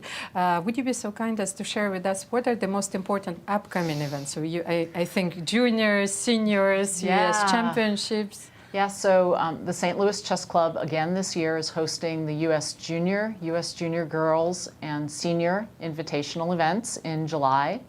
And then in October, the US Championships, the Women's Championship as well, will be held in October. And we always love being here in St. Louis. They do an amazing job with every event they run. Thank you so much, Carol. I wish I could play one of those tournaments. And hope to see you soon. Very good. Thank you. Carol, first of all, congratulations. Just one quick question before you go. COVID impacted everybody, impacted your member organization. But for me, one of the most spectacular events I've ever attended was the Super Nationals in Nashville. Did you miss a Super Nationals? Did the USCF miss a Super Nationals? We did. The last Super Nationals was to have been in May of 21, and as you know, things were still very uncertain, and some of our youngest players weren't even eligible for vaccinations at that point, so we had to cancel it. But we have one on tap for 2025 in Orlando, Florida, so we're looking forward to that, and we expect it to be really, really big, probably 6,500 or 7,000 players. Wow. Wow. Well, again, congratulations. Thank you for everything you do. You, Carol. And especially to the executive board as well for your leadership. I attended the Super Nationals. I loved it. I was overwhelmed. It's just so the time incredible. I was there in Nashville, there were, I think, 5,500 children. Yeah, It participating. was participating. It Right. was so much fun. I didn't want to leave. I just Coaches and so fun. parents galore. It's fantastic. Jumping right back into the games. By the way, this move by Zhansaya, the move night before, you know, like I said, my spidey sense was tingling. Like I didn't think that move was a good choice. Nana But didn't Nana take didn't the pawn. take the pawn, yes. Like, oh my! I mean, She's not a pawn grabber. Yeah, we're gonna have to cancel her membership. Knight e5 was her choice. Bishop c2, queen c1, bishop e4. What's your take on this position? It's hard for me to figure out what's going on with this artificial placement of the pieces, but I Right. think, does white have d3 right now? D2, d3. Let's take a look. Because if I can finally move that d2 pawn, Which has I'll been be bothering happier. From the very beginning. from the very start of play, you might say. D2, d3. Putting the question. So if I take this is where you wanted to go, I guess. That you felt, was it rook d1 or rook e1? Rook d1. Rook d1. I just pause here because I'm seeing this. Maybe I don't know. Is this awkward or what do you think? Rook d2? Yeah, and Do you keep the pawn? what can I say? I worked so hard to win a pawn. I wasn't anxious to Knight return. e5? Yeah, and that is a darn good move because you're hitting the pawn on b7, but also maybe you're just setting up for queen c4. Yeah, I like white. I mean, this is actually working out. So d2, d3 right here. Why aren't you trying to take the pawn? What's wrong? I was just uncomfortable with some black piece getting on d3. Like, not immediately, though, because Not that right would just away. let... So I'll take on d4. I also don't like the rooks coming to c8. Okay, and then maybe you're a little bit uncomfortable also with knight to c2? Wow, Because okay. white squares look particularly weak right now. So Yeah, well, here, though, I find myself more attracted... Okay, but now here's the point. You didn't want to trade and allow rook c8. Right. Yeah, okay, intriguing. All right. 'Cause I think that only helps black. And sorry, say that I again? think that exchange only helps black. Yes, bring the Okay, rook to c8. But I just heard some update. VAR is telling us that in the game Paehtz Mammadzada, Yeah, I've got that's the crazy Najdorf White's with looking. bishop takes f6. Let's jump over to Almira. What's the story? Well, first of all, I had a look at Gunay's decision to take on f6 with the pawn. You know, I think it reminds us a little bit of Irina's game yesterday, Rouser, but the structure is, of course, not the same. And white has this possibility to play h4 while you still have the pawn on g4 here. So that was not the case in Irina's game. So it's a very suspicious move. So Elisabeth played knight b3, which is a very natural move in this position. So knight b6, because knight d5 is coming, and Gunay wanted to avoid this trade. Let's say we're still following one game here, but Elisabeth played. Let me have a look. She played here h4, and rook c8 was played by black. The thing is, what move can you possibly make in this position? How many more tempes can you lose? Because you already played rook b8, bishop b7, then rook c8 once again. And where are you going to castle? Of course, you're not going to castle short, and your king is stuck in the center. So computer thinks that here it's still slightly better for white, and after rook c8, he changes the evaluation completely, and it hesitates. It's in between 1.7, 1.9. So, but I think we should offer a human perspective on this position, because it doesn't really matter what computer thinks, because you have so many attacking possibilities here. And let's say, even if I play a prophylactic move, king b1, and you will do something like this, which is very natural in this position, I have this beautiful option. Once again, the move, Nice. which you don't think immediately of, and then you protect the knight on c3. So let's say if knight c3, you can take with your rook, and your rook also can come into the attack to, you can come back to g3 and play g5 later. Yeah, no, I don't like this position for black. I feel that white's space, and just the fact that black's king still hesitating, it doesn't have a safe square, makes me feel uncomfortable for Yeah, definitely. White looks like they got everything they wanted out of the position. Exactly. And black is just very passive. Doesn't seem like they have enough counterplay. Yeah. And I love Elisabeth white. played king b1. You know, Exactly. she feels the position. Yeah, questioning what are you going to do. I'd like to turn our attention to Humpy's game with Irina Krush. Again, Irina, one of their tournament leaders. Humpy, the defending champion, needs a win, I would say, after her game yesterday. A6, A5, the last move. I like this move very much.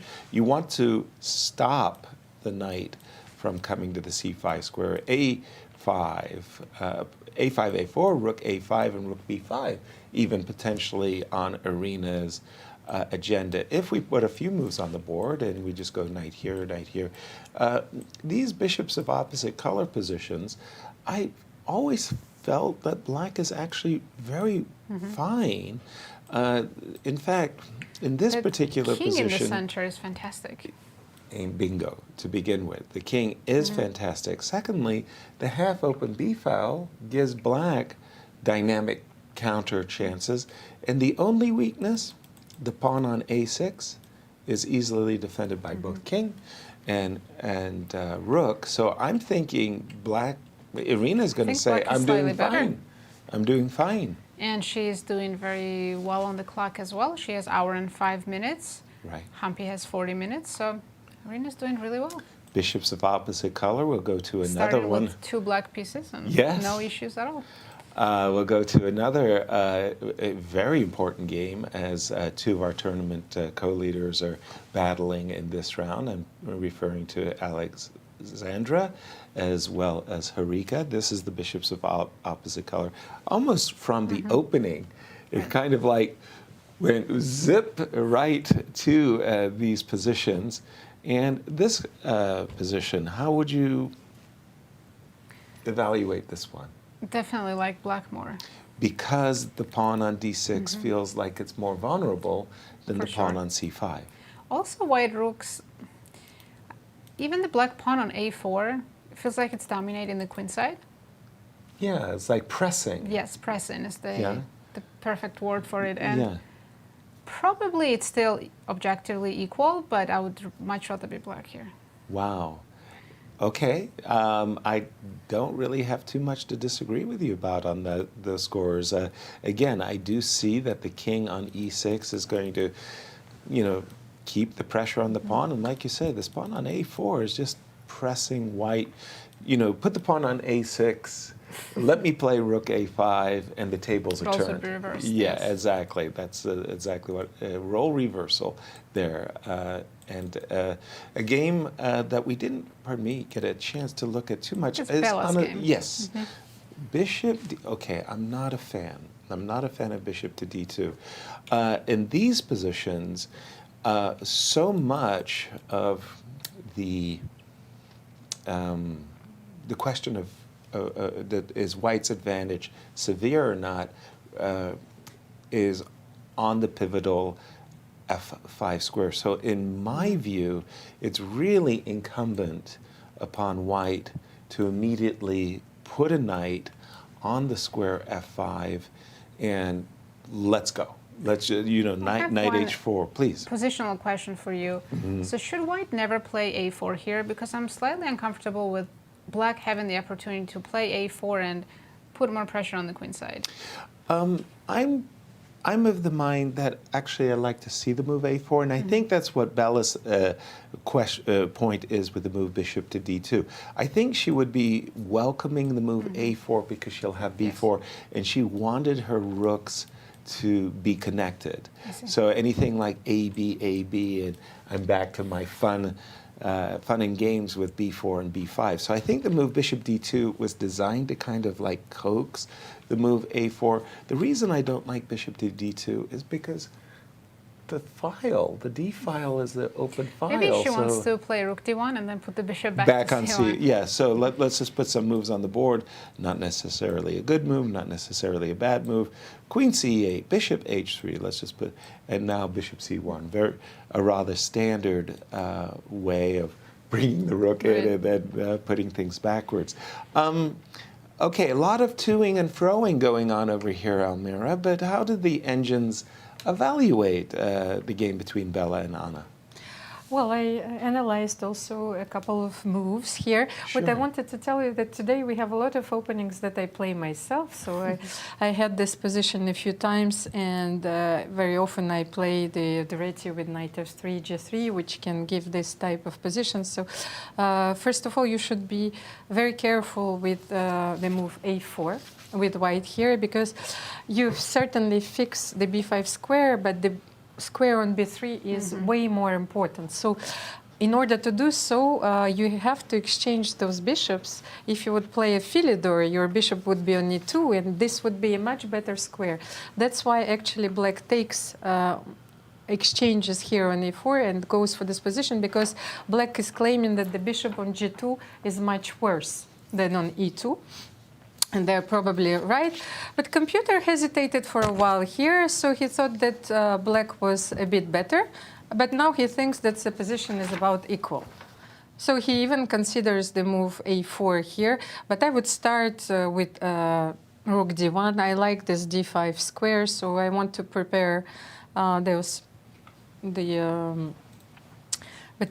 one of the problems in this position, what I wanted to underline, is this bishop on c1. Right. So you have, and especially there would be a very nice opportunity if you could have played bishop g5 and take on f6 and then install your knight on d5. But here you will always have to think about the ways of how to develop it and to connect your rooks. So for the moment, the computer thinks that it's equal. And let's see, what does he... He thinks about b3 as well, because maybe he wants to play it Philidor style and to place the bishop on b2. But I don't know if I would try this move in this position. He likes your move, Yasser, queen c8 here, for example, yes. And so for the moment, it's quite balanced, I would say. Thank you for that, Mira. And the lifetime head-to-head between these two players, 2-2-1. Equal. Very equal. In the game between Elisabeth and Gunay, we do have a declaration, I want to say. After the move rook c8, king b1, what can black do? I mean, at a certain moment, you have to make a declaration. What are you doing with your king? Are you going to castle short? Are you going to leave your king in the center? Castling long is not permitted, obviously. Declaration. We're leaving the king in the center, rook g8. I like the move rook h3, but I must say I'm actually more partial to rook d3. Why? Because the rook on the h file actually might serve as well. If I get in g5 any captures and my rook lands on h7, I'd rather have my rook on d3 than on d1. Your thoughts, Nazi? I was just going to say that black king, I wouldn't be surprised if it still ends up fake castled on either side in the future. It takes a walk, whether you're saying it takes a walk to c7 or it takes a walk G7. to g7, somehow it doesn't stay in the center. But the move rook d3 asks a very pertinent question. What are you doing? I guess black needs to do something with the knight. Either go knight c4 or a4, one of those options, right? Okay, yeah. Although from c4, since rook is on d3, it's not threatening anything anymore. Earlier, there were some ideas with knight c4, black could play knight takes b2 or knight takes a3. Right. So knight c4, for example, in this position, as you just described it, would be threatening both knight a3 as well as knight b2, and probably force rook to d3. So yeah, prophylactic play, rook to d3, and now. Maybe knight a4. Let's try that. Okay, and I must say, when Anatoly Karpov became world champion in 1975. That was when Bobby Fischer refused his challenger. There was this amazing candidates match between Karpov and Spassky. And in that match, the natural player, Boris Spassky, got outplayed by the world junior champion, and it's Oli Karpov. And one of the things that Karpov did as white is he played this beautiful, beautiful game with this knight maneuver coming around. Once you've doubled the pawns, this knight is either going to go to b4 or c3. Now, in this particular case, I could imagine that the rook is actually more dangerous than the defensive rook. I might be tempted just to take it off, just to eliminate the possibility that you might be able to attack. So knight a4, doubling the pawns, but Not knight ideal. c4 doesn't appeal either I just because couldn't find a move for black. right, knight c4, you might just encourage me to set up shop on the d5 square. Not easy for black to play this position in the game, Almira. Actually, I wanted to show you a very beautiful tactical idea. For example, I Please. analyzed the move knight a4. Okay. It looks very natural, as well as knight c4. But I wanted to understand, for example, why can't you play knight d5 here, since the knight left the b6 square? So I'm so eager to take on d5 with my rook. Right. But then computer immediately thinks that black is better, and he's telling me that I should take on d5 with my pawn, which I would never do. And after rook d5, you have this beautiful, this beautiful move. So let's have a look at this position. Black is completely winning, and you know this is not something which is coming up to your mind immediately. Right. So you have always to be aware of beautiful tactical ideas, and which Nice. could turn the tables in one move. That's the cold shower move, queen c3. You don't see the move queen c3. So it's on the board and Yes. it's too late.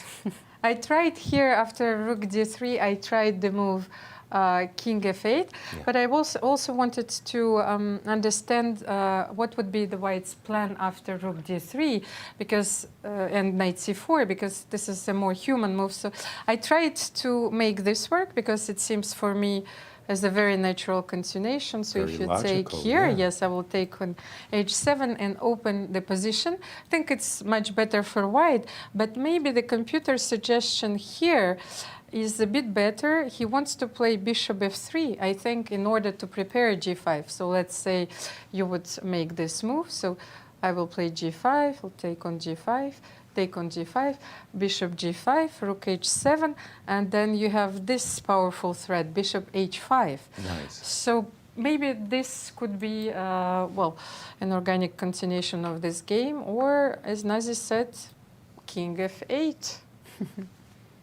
So what do you do here after king f8? G5, let's G5. go. You continue. Oh, bishop f3. I mean, what am I supposed to do? So Open the bishop- position. Yes, we're opening up the position, and it's very interesting when you analyze to understand what could be the course of the game. Right. So you evaluate the consequences of each move, and that's how you evaluate candidate moves. So this position, actually, computer thinks that it's only slightly better for white. And why? This is essential. The knight is still on b6, and I think that now you can reroute it here. So maybe we should not be that harsh and prepare g5. All right, a little preparation. And by the way, we again would like to welcome you to join our conversation. How can our audience do that? You can send us tweets using hashtag Cairns Cup, or if you're watching us on YouTube or Twitch, also feel free to send us questions, comments at the St. Louis Chess Club channel. Indeed, and we love to be stumped by your questions. And I just want to bring up the game between Humpy and Irina for a moment, because we saw this move a5, and I thought it was important to play knight here, knight here. A different approach. The knight on g3 is no great shakes either. It's not doing that much. So knight to e4 and a4, just kind of keeping this knight a little bit frozen. And the inclusion of the move a4, to my mind, is so important for black, because if Irina can play rook a5, rook b5, keep control of the c5 square, so you have to occupy it with a pawn. she's going to be doing just fine. I think she's doing more than fine. I already prefer black. Exactly. I like the two bishops. I like the fact that there's counterplay. And by the way, don't forget, this is actually a pretty handsome outpost in the middle of the board. That knight on d5 will look pretty good. So Irina's doing quite well, we think. Let's take a look at Kosteniuk Dronavalli game. Our leaders, 2 leaders playing. Yep. Alexandra just played f4. What do you think of this move? Oops, sorry, I'm just... Board 4. Yep, sorry, I just...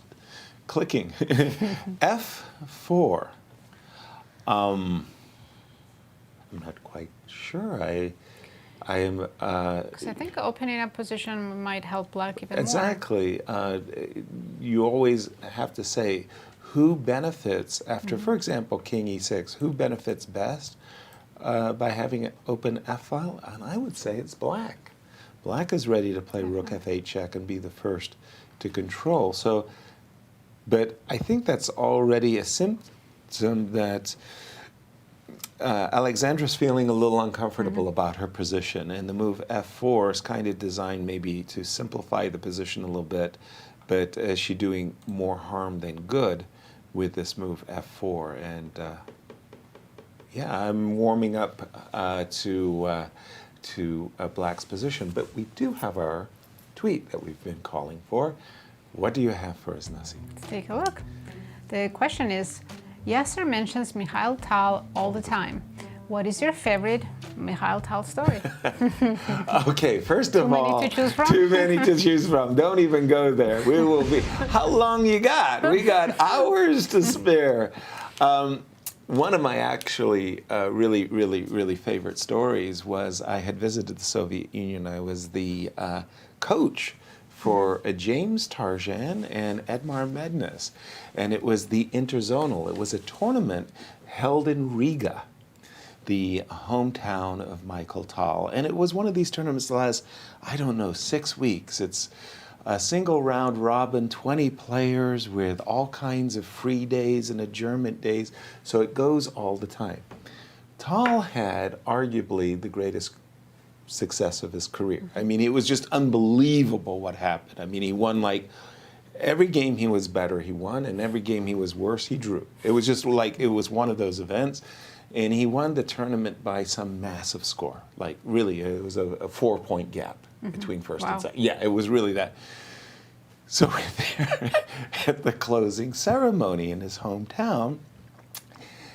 And the poor dude, he's called to the stage. And the winner of the best, the most brilliant game, Michael Tal. So he comes, he gets like 2 bouquets of roses, and he goes and he sits down and he puts them on his seat. And then the winner of the best public game, and there's Michael Tal. I mean, by the time he had gone back and forth like 5 times, his seat was full. Yeah, he had no place to sit. It was one of those, you have to be there to believe it type of thing. And then the other one that really just clicks with me, I think it's so funny. He was the only guy that could do this. It was in Montpellier. It was the candidates tournament. I was one of the players. And we're all sitting on a stage, very nice seating, big tables in front of us.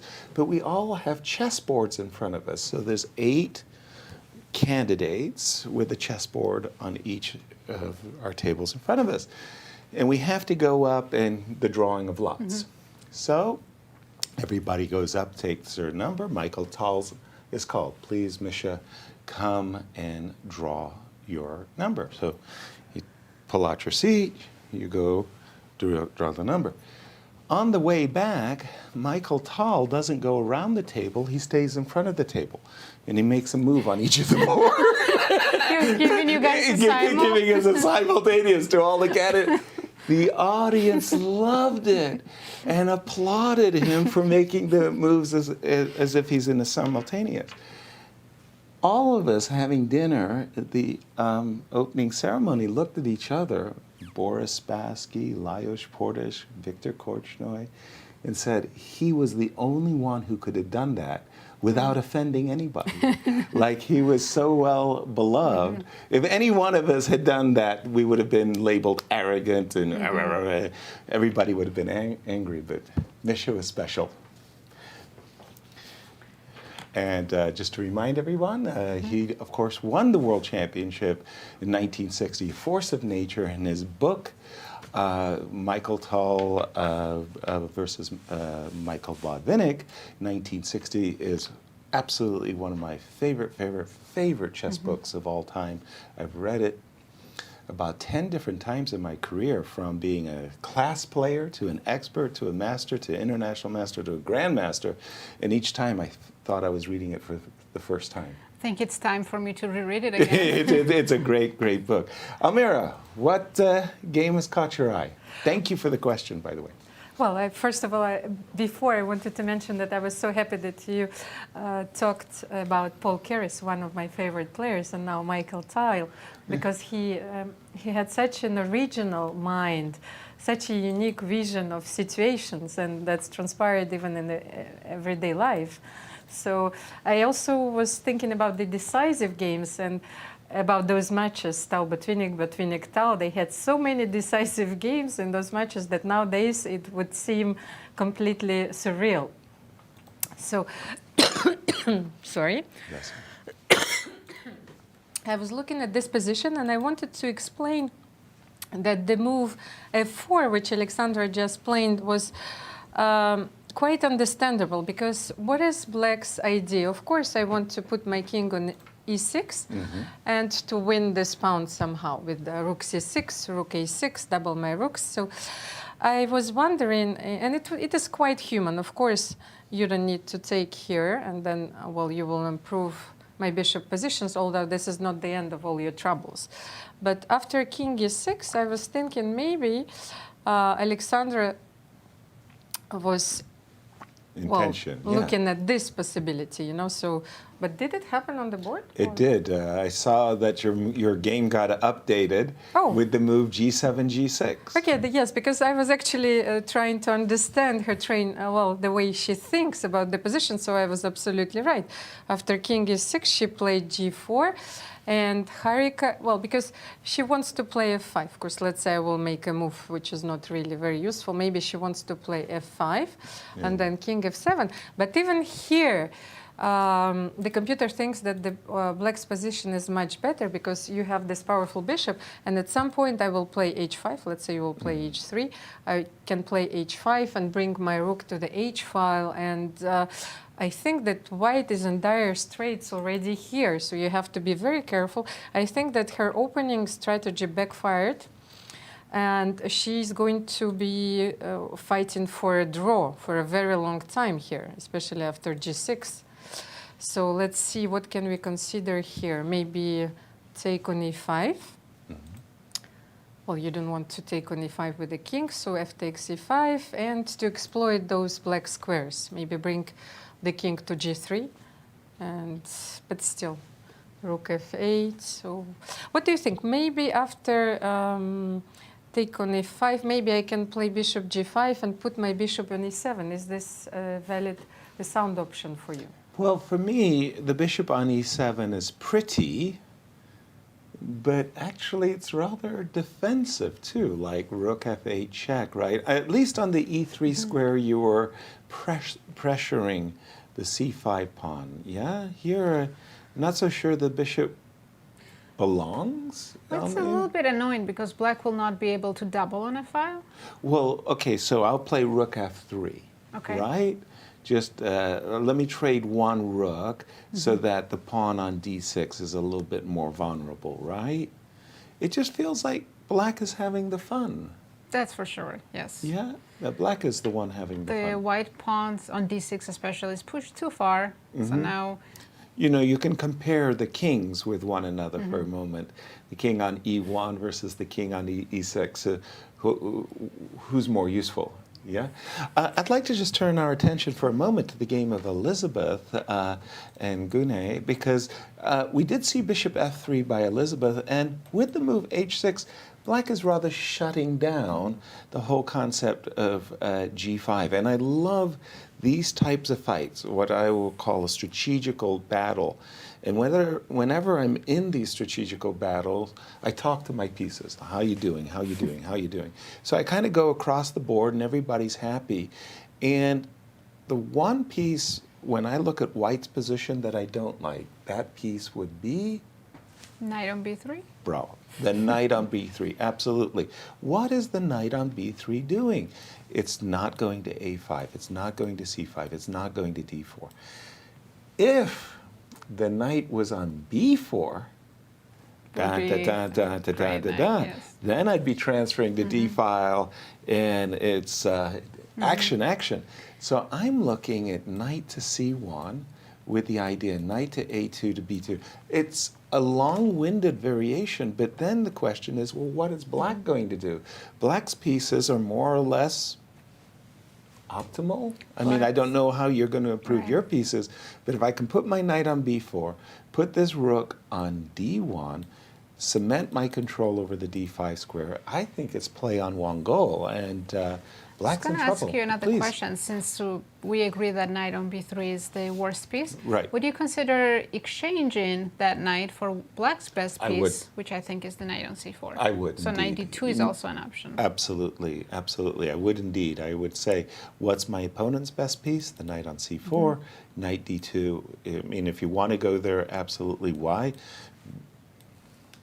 Nice. You still found a way to go after a pawn. Away with a pawn. And Almira, your take on the position? Well, as much as I want to disagree with you, Yasser, you know, both Please. of you, right? Do your best. I like the move knight d2. That was the first move that I wanted to analyze because for me it's very natural. Yep. But for example, I play Sveshnikov with black. I played it for many years, and I wanted to show you that after knight c1, I think if there was one useful idea that you've learned, because there are always knight a2, knight b4 in the Sveshnikov, you have to prepare a5. So let's say after queen b6, I think that this is a very interesting continuation, and your knights are stuck there. So you will have to play knight d5 here anyway. Right. So, but I'm not sure that this is the right moment to do so. So, because after bishop d5, you still, well, cannot take with the rook, because then I will continue with my Sveshnikov plan. I will play b4. And I think that you're fine here with black. I see. So that's why I like the move knight d2 better here.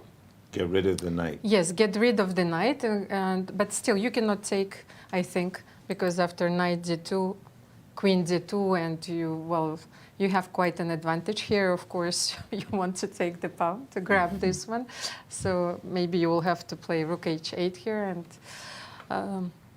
you've lost so much time. So after knight d2, I think that you just have to leave the knight there, and maybe to make a useful move, something like, I don't know, king f8 or queen a5, whatever you like, and then to take like this, b takes c4. So what do you think about this position?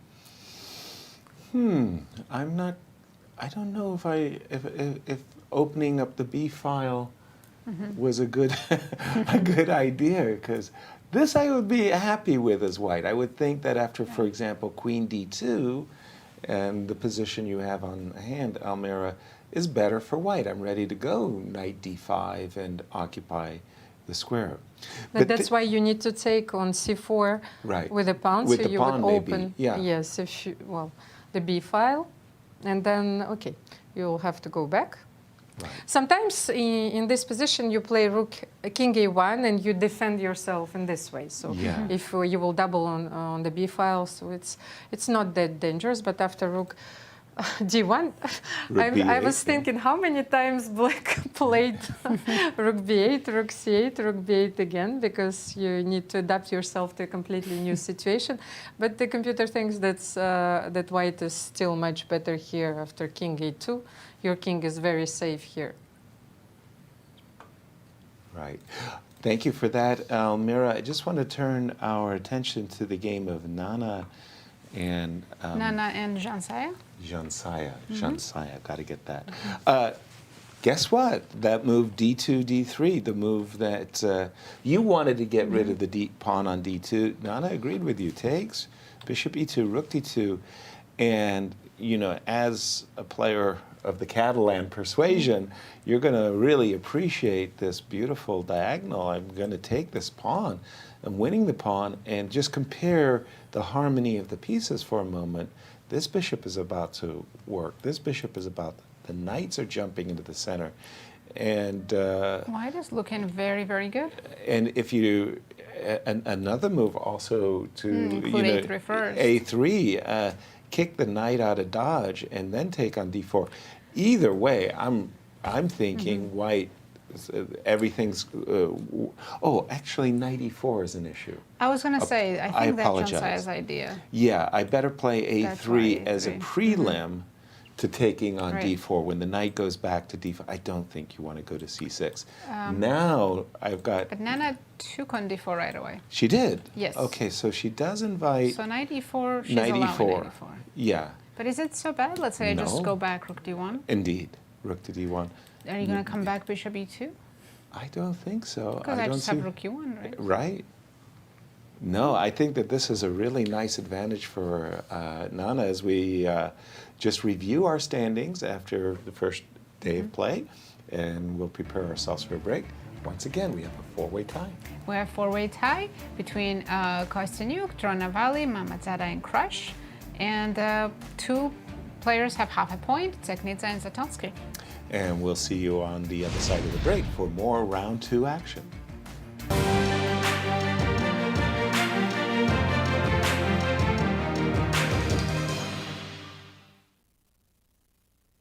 The World Chess Hall of Fame, located in the heart of St. Louis's historic Central West End. Want to know why chess has intrigued people around the world for nearly 1,500 years? Stop by and learn about the impact of chess from our 3 floors showcasing the art, culture, and history of the game. The World Chess Hall of Fame has something for everyone to enjoy. For more information on current exhibits, please visit worldchesshof.org. Meet me at the Muni in Forest Park. The Muni's premiere season bursting with comedies, romance, and magic begins June 12th with the Muni premiere of Beautiful, the Carole King musical. The epic summer continues with Disney's Beauty and the Beast, Chess, West Side Story, Little Shop of Horrors, Rent, and Sister Act. Single tickets are now on sale at muni.org. The Muni in Forest Park.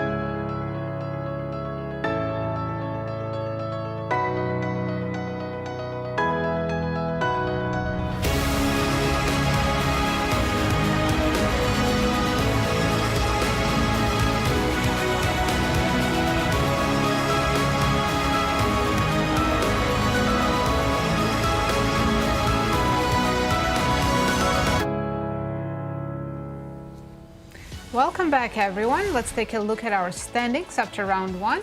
We have 4-way tie. Kosteniuk, Dronavalli, Mammadzada, and Krush, all with 1 point. And Nana and Anna have half a point after a draw yesterday. Absolutely. And in that game of Nana, I've got to tell you, I mean, I am just adoring White's position. Everything about White's position that I find incredibly appealing. This knight on e5, beautifully centralized, supported by the bishop on the long diagonal. This knight about to go to the f5 square, hitting the bishop, tempo against the rook, the bishop on g2, whereas the discordant bishop on a6, the passive bishop on e7, no redeeming features. Earlier today, I was like, do you like two fianchettoed bishops? Well, now I do. Well, I'm glad you caught up. Yeah, you bet, Nasi. Everything to like about this position. Let's jump around the horn a moment. This game I actually wanted to save. That was the game of Harika. I'm gonna bring back that game, if you will. I like the game also of Humpy, our defending champion, and Irina. I was mentioning that, you know, the double pawns. Double pawns are nasty. I don't like double pawns, except in those situations where, in this case, the half-open B file is giving Black great counterplay. Irina's doing very well. To rook c2, I think Irina is slightly better. Defending. That's exactly the way I feel about this position. Continuing the game between Bella and Anna took a twist. Right here, I was thinking that White's intention was to play rook d1, bishop c1, and or slipping in knight h5. No, Bella jumped to the d5 square, changed the pawn structure immediately. Changed the whole position, really. Total character of the position, and now we have the position after queen a5, knight d7, knight h4 on the board. I can understand what Bella's attracted to here. If we could sneak the bishop, let's say bishop h7, shall we? If we sneak our bishop to, well, you know, it starts to get a little bit uncomfy suddenly. I suppose Anna's Maybe Black should welcome the exchange and play knight b6 or knight f6. Yeah. That's exactly what I was thinking, that Anna might have to part with the two bishops, something along like this, and allow knight takes f5. By the way, some crackling noises. Remarkably, it started to hail here in St. Louis when we had this very, very sunny weather coming into studio. Players have windows, and I hope they can't hear it because it can be quite disturbing. Absolutely. I remember I was playing in a U.S. championship. Gregory Gaidanov and I were at the chess club, the St. Louis Chess Club and Scholastic Center, and we were playing underneath a skylight, glass window, if you will, and it started to hail. No. Let me explain that further. It really was coming down. We had to stop the clocks and just pause the game because the hail was so loud. We looked across the table at each other, Gregory and I did, and we just started laughing. We couldn't believe how much noise the hail can make against a glass window. It's pretty much the same for us right now, but I'm again hoping that they have more soundproofed room for the players. Yes. The double glass windows and things like that nature. And then, of course, we have the game of Elisabeth. She did play she liked your idea there, knight d2. We're talking about the strategy and the fact that, you know, when you're in those strategical positions, look at what your opponent's best piece is, the knight on c4, what your worst piece, how do you improve? Knight d2, let's trade off your best move. No. Knight went back to b6. We would like, at some point, to threaten at least the move knight d5. Don't want to lose the c2 pawn, and that's why we understand the move rook c1 by Elisabeth. She's prepping the move knight d5. Nice. I like White's position because I think Black is still stuck. Where's she going to put a king? I really don't like Black's last move, which was h5. Oh, I'm sorry, I'm not up to date on the board. It was just played. Okay. Does white have g5, which we wanted to do earlier? Yes. But now we can actually grab the pawn on h5. You mean after trade? Right. Trade. I'm assuming rook takes. So we're just going for the straight trades, yeah? Because now, after the g and h files are open, black king is definitely a lot weaker than it was before. And the bishop is already there. But now, you asked me, can I take the pawn? Like, Oh, you why? just want to take? Yeah, Okay. you've got doubled F pawns. You enjoy your double F pawns. I've got my double. I'll enjoy my double H pawn. Maybe in this case, moves of H5, and if I can get your rook to go to H8 for whatever reason. I guess bishop f8 would be my Bishop F8. Okay. move. Trying to block it from h6. Gotcha. And may I be so cruel? Knight to D5? I'm assuming you take with the knight? Yes. Okay, I'm 95, assuming. it takes. So my dream is twofold. I want to play rook c3 and knight e4. I don't like the knight coming to e4. I love the knight. It depends on your perspective. Right. It's all about perspective. I like the knight on e4. You may For not. white, I do. Yes, yes. So I'm not a big fan of the move h5, but I wanted to go to the game of Harika for just a moment and invite Almira to come in, because I really like this move. We were talking about Alexandra's move, bishop h6, Almira on the break, and we were saying, what a beautiful way of defending the pawn on d6 tactically. And tell our viewers what we were looking at. Yes, first of all, I like this move a lot, and I think that we missed it in our calculation. Bishop h6, you take away the f8 square, so rook f8 check is no longer possible. But I dismissed this move in my analysis because I didn't check it with the computer. So I said, okay, but after rook c6, you simply lose a pawn. Here, Alexandra played rook a d3, but computer had a very interesting suggestion here. So he suggests rook e2 here.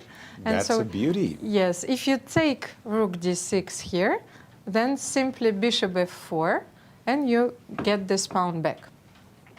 And so this was another way to defend this pawn. So after rook e2, what happens then if you take king d6 and you protect for the moment all the pawns and you're getting away with it? So the computer attacks the pawn e5 from g7 square now. Nice. So you can protect it in this way, but then you can take on a4, and the position is about equal. Wow. And rook on a3 to e3, because I'd really like to recapture You want to the recapture e5 this one? Okay, pawn. let's try. Sorry, this was the line. So Yeah? Like, give me that guy. rook e3 is also possible, but I think he simply gives it up in this way. He gives it back, Yes, okay. he gives it back, and But it's what also equal. we have in the game, though, isn't that to black's advantage? Because white's rooks don't make a great impression on the... They're piled up on the d file, which is closed. Yes, the computer didn't like the move rook a d3 because this is sort of a passive defense. Yes. And he, as we saw yesterday in the games between Zhansaya, Abdumalik, and Irina, Krush, he's always looking for a surprise and an active defense. As you Right. remember, c4 and b4, so bringing the bishop to the long diagonal. Now I know. By the way, in Russian, it's also big diagonal. It's very strange, you know, how those things work in different languages. So here he thinks that black is a bit more, has a bit more than in the previous variation. So maybe I should attack the pawn on c4. Right. So you will have to go back rook c3, because I think that b3 shouldn't be played in this position, because you can simply take, and then it will be a long-term weakness. So I can play rook a1. Let's say you will move your king somewhere and attack the pawn from here, and it's completely lost. So This is very, very nice for black. Yes, so you shouldn't play b3. You should always keep your pieces here. So after rook c3, and then maybe you can improve your bishop by playing rook c6 and bring your second rook to the b file. So, okay, still a bit better for black and much easier to play. Much easier to play. Indeed. And Nasia, I got to tell you, I'm looking at this game of Nana, and my spidey sense is tingling. I mean, you don't have to be an attacker to take a look at this position. You know, imagine that you had this as white yourself. You're feeling really, really good. What goes through your mind? How do you approach white's attack I think my problem here would be that I have too many good choices. That's seriously a problem. It In really this is. case, I've learned to go with the most practical approach. Right. So I really like A3 move. Okay, to drive the knight backwards. A3, yeah. It's between A3 and knight F5. Right. So if I have a lot of time, I will calculate and figure out which one's best. But Right. if not, I'm going with A3. So I'm not even sure where I'm supposed to go with this knight. I mean, it feels terrible, but okay, if I do go Okay. back to C6? I can go knight F5 right away. Right. Knight F5. So what am I supposed to do? Rook here. And now I just need to find a tactic, because this has to be something different. Exactly. Whether you do something as unimaginative as this is just like, you know, it's painful to my eyes. I have a nice tactic for you. In Please, this position. Almira, jump right in. Queen B6 was the last move, and Nana is really enjoying her position. Please. I love the way Nazi explains how she chooses the move, the candidate moves in this position. So Right. A3 and knight F5 are the best moves according Right. to the computer. But first of all, look at the valuation, not at the moves. So it's Huge. completely 7. lost, yes, for black. And what I like after A3, knight C6, that you can play knight F5, rook E8, and here is your tactics. You can take on G7. Ouch. Yes, king G7, then knight D7. Because, of course, the knight is pinned, you're attacking the queen, so there's not much that you can do here. You know, what can you try? Let's say move the queen yes, somewhere. you move the queen somewhere, queen C7, so after knight F6, unfortunately, you cannot take back because you have queen G4 check. And this position is completely hopeless. So Apparently checkmate in 5. Not only is it hopeless, but yeah. So Checkmate that's a very beautiful idea. So knight D7, knight G7, and I think Right. so. Knight G7, king D7, knight D7. There is not much that you can do because the computer suggests rook CD8. You understand that? You know that Yeah, how bad we're it not is. going to make this move on the board. So Right. I think white is winning in about 2 or 3 moves here. Right. A multiplicity. For me, when I look at this position as white, I see the position and I say, I'm really, really, really happy that your knight is on B4. In fact, I'd be really happy if your knight was on A5, like just Sure. away Farther away. from the action. So I find myself drawn to the move knight F5 at once, move like rook E8, and then I start to think, wow, long diagonal. Let's, you know, those checkmating patterns that we all learn as kids, you know, like the knight can go to H6, the knight can go to G7.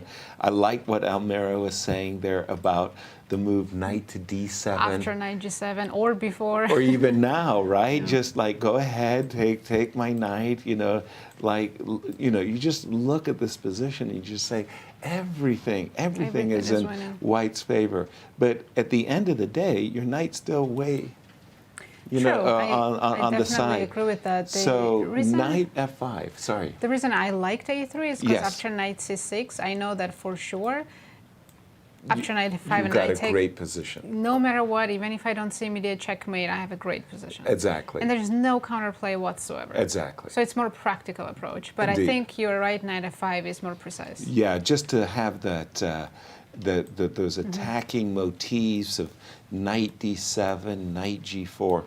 Boy, oh boy, I mean, the spirit of Michael Tall enthuses me here with knight F5. But Almira, what do you think Zhansaya is feeling at this moment as she knows she's on the back foot and she's facing a 0-2 start?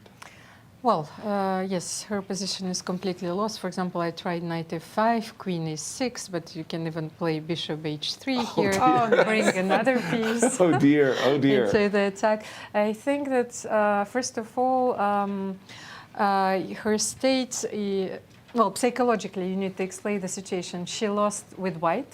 So the advice I was always given by my coaches that the knight, of course, should bring you some advice, but you need to try to play solidly, not to take any risks, and try to make a draw, because, of course, in this tournament you cannot offer a draw, but you simply have to play a game of chess against a very strong opponent. Right. And I think that Nana's opening choice was very tricky because it does not allow you to have a structure easy to play. And that's what happens, when your opponent doesn't have the patience. And she, as usual, Zhansaya went to one of the most concrete lines. She took the pawn, and that backfired completely. Indeed. Talk about grabbing the bull by the horns there. Elisabeth, she loved your g5 move and played it, but with a very different idea. Her idea was that after g5, and we've got to take, because I really don't want to see the move g6 land on the board. That looks just too ugly. g6 and bishop takes h5. You have to take bishop takes.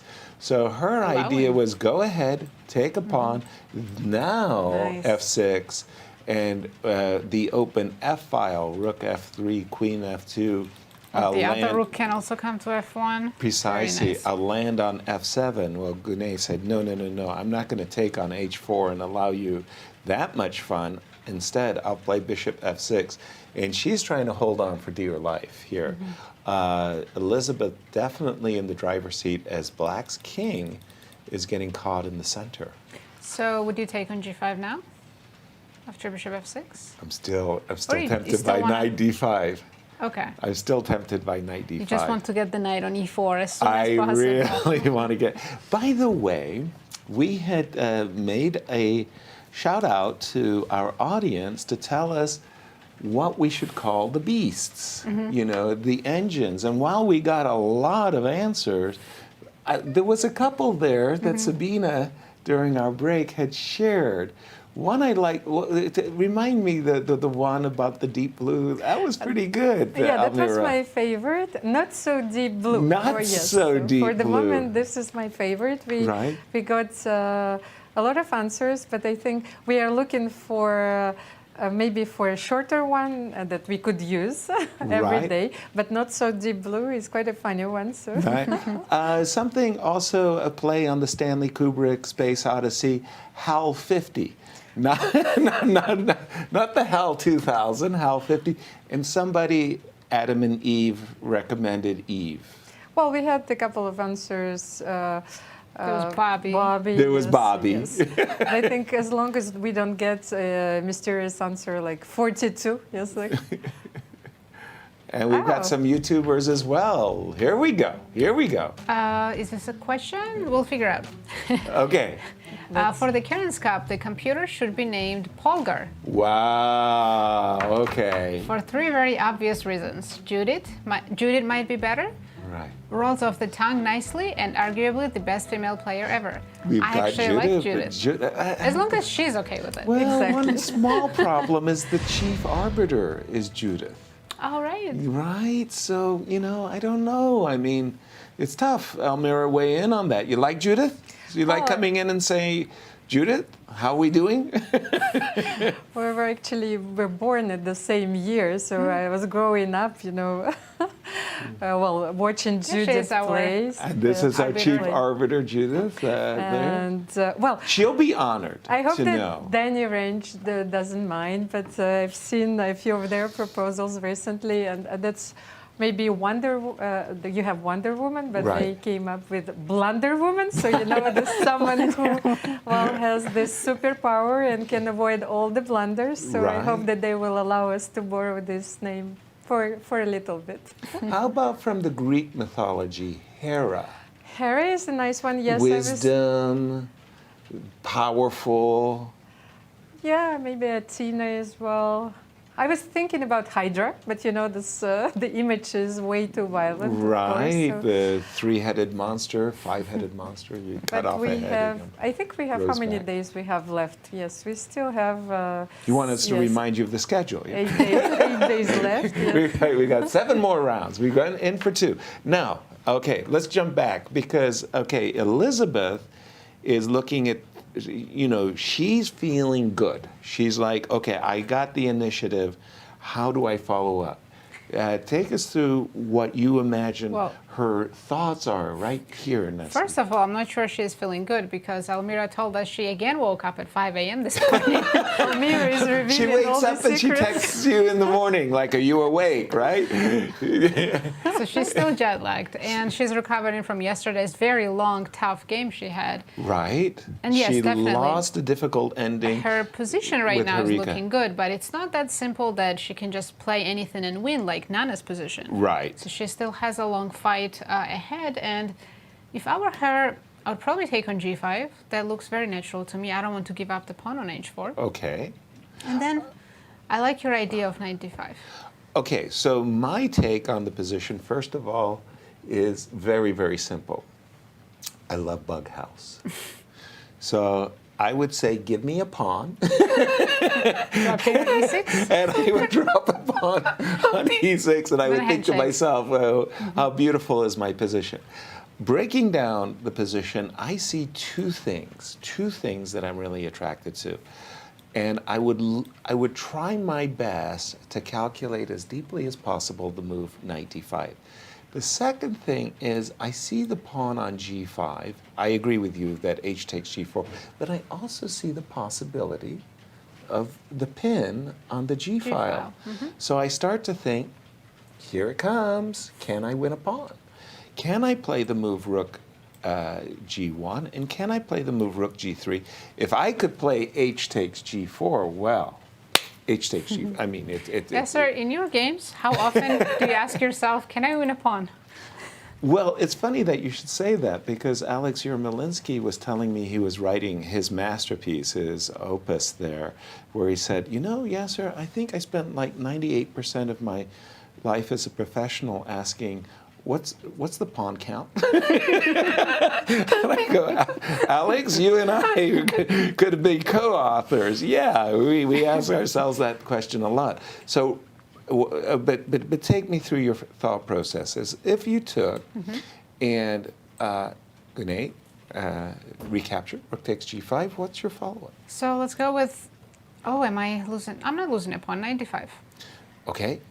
And by the way, do we have moves? She played rook g1. She heard your idea of just going for the pawn win. I mean, Elisabeth, you're winning my heart. Just a second. Knight d5. Okay. Oh boy, oh boy, oh boy. So deep breaths here. So I like that your rook's on g5, bishop on f6, knight I e4 know. is coming in It's hot. like, it's right. And even the desirable rook takes bishop g4 is not a lot of fun either. Knight d7, trying to, I don't Knight know. e4? Knight e4 anyway, yeah? Oh boy, oh boy. This has to be bad. I know. I mean, I have bishop g4, I have rook g1, queen g4, rook f1. They all look good. Not they rook all f1. look good. Rook f1 is a blunder, but Okay. I'm doing my best to hold on. I'm dreaming that I'll be able to meet certain moves with rook f4 and stuff. maybe you're holding here for the moment, because I don't see how to win material. But let's jump into what was played in the game, which, again, I find this move personally very attractive. And it's one of those moves that I seek to put pressure on my opponent, right? So that I'm sitting there saying, what would make my opponent the most uncomfortable? If I play a move like hg5, captures, they're always looking at captures first because that's what we do. We're chess players. What happens if I take? So when I play a move that's not a capture, it's sort of like, maybe you haven't been studying that move. Maybe I'm catching you a little bit off guard. So rook g1 puts the pressure, and Almira, jump right in. How did the engines like Elisabeth's choice? Elisabeth, it's almost like Sophie's choice, you know. Sounds very philosophical. Actually, the computer liked this move, but he also likes Nazi's proposal, you know, to yes, because this idea of taking on g5 and rook takes g5 and knight d5 is a very strong continuation here. As you can see, it's plus 2.8. Yes, because you cannot really take on d5 because this knight will. Can we check it? Let's try. I missed the tactic. Yes, take. Let's try something And like this. I tried knight d7. Or yeah, go ahead, king Yes, e7 pawn. I just wanted to Sure, yes to please. continue in a very logical way. So you simply go knight e4 here. So you will try to save your rook. And okay, now you have to bring a few pieces into play. So the computer is hesitating, but it's still plus 5. Plus 5. So maybe yes. So maybe rook c3. Yes. I don't know, queen d7. He wants to exchange this rook. So, yes, knight c8. And now he continues with c4. I like this move as well because you open another file. Yes, and you are playing on both flanks because you will not be able to defend everything. So after c4, I think that the black's position is not defendable. Well, the thing about c4 that you really like, it's sort of like you come onto the show afterwards and you go, well, I played rook c1. You know, I was dreaming I was going to play c4 one day, and it turned out to be that way. So rook g1, maybe not as powerful as h takes g5, but not bad either, right, Almira? Yes, but it's very human once again. And I wanted to understand, so what was White's idea? For example, if you make a very natural move like king e7, you want to connect your rooks. But here, this is Elisabeth's idea, because you have, in every variation, you have bishop f7. Ooh. So if you take on f7, then queen h5. Oh. Take on f7 first. Yes. Queen h5, and white is completely winning because like the black's king is exposed. So I think that black's best option here is to play g4. Without king e7. Yes, of course. So I illustrate white's idea. So you have simply to give up this pawn. Right. But still, you can take it and continue the attack.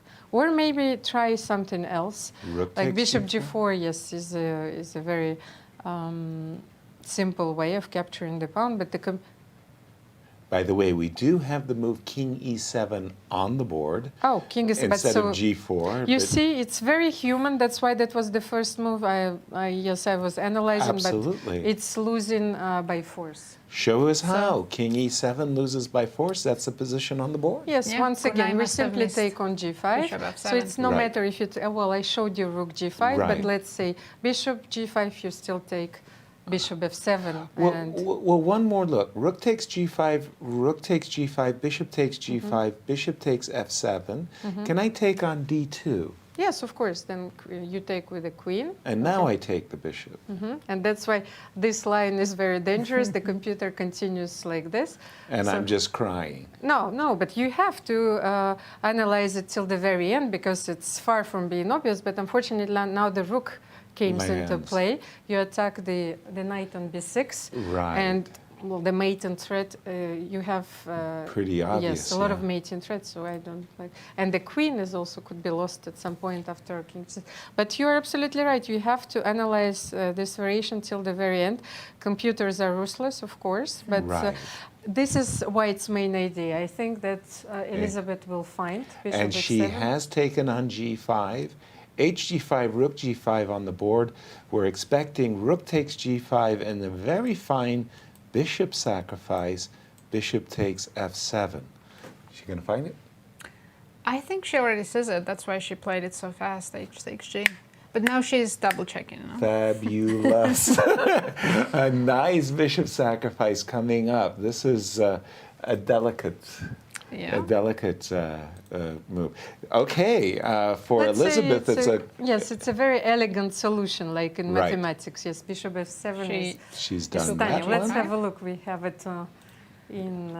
But I imagine she will take her time here to make sure it works, because even if she doesn't play bishop f7, I'm sure she has a lot of good moves here. that still keep a huge advantage for white. So she wouldn't want to throw it away. To throw it away, Yeah. she miscalculates bishop f7. Right. So. But I think the key here is that move queen h6. Bishop f7, king f7 is easy. That's just a check. Give me the bishop. That's nothing to calculate. This is where we just want to make sure that everything works nicely. Bishop takes, queen takes, king takes. You might get sidetracked. Rook takes d6 might not be. It also looks good. Look, it does look good. I mean, but maybe rook takes d6, rook h8.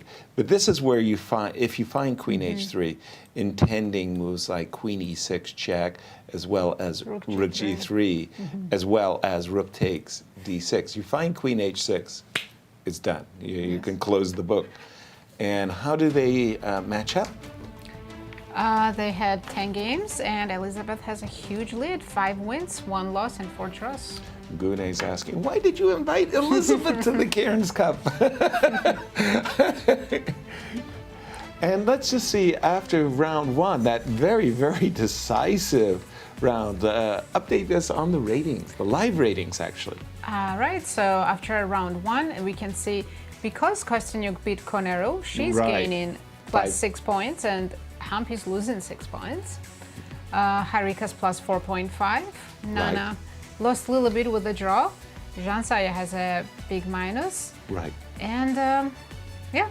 Well, I have to say, in the amongst the men, especially, you hear Magnus Carlsen, like, Magnus, what are your goals? He says, I want to be 2,900. You talk to Wesley, say, Wesley, what's your goal? I want to be invited to the Grand Chess Tour. I want my high rating. Is that also true at the ladies' game, that they focus on that because of Olympics, for invitations? Definitely. Is it as it's as big a deal for the ladies? Of course, even here for the Cairns Cup, invitations are mostly by the rating. Exactly. Same it's for all the US merit-based. Championships. That's why, all like, merit-based. I don't necessarily play before the invitational rating, in the fear of if I lose rating, I will not get invited. Right, right. You feel, you feel like, especially if you're on the bubble, you don't want to. And Hu Yifan, by the way, she remains the highest rated player. But we're waiting for the Women's World Championship match coming up, right, Almira? Yes, and it will feature 2 Chinese players, Zhu Wenjun, the reigning champion, and Lei Tingji. She just won the candidates this year, and she impressed me a lot. I was doing commentary during the candidates in Monaco, and the depth of her analysis and the opening preparation is it surprised me. So I think she's the worthy opponent, and I think she has a higher rating right now than Zhu Wenjun, so she didn't play for a while. So even a favorite. Yes, by rating. She might be a favorite, yes. But what I was thinking, you were talking about, while you were talking about ratings, I think it's also important that you can make history. There were only a few women who crossed the 2,600 barrier. For example, Humpy Koneru is one of those players. I think her peak rating was 23. So this might be a very interesting objective in their career.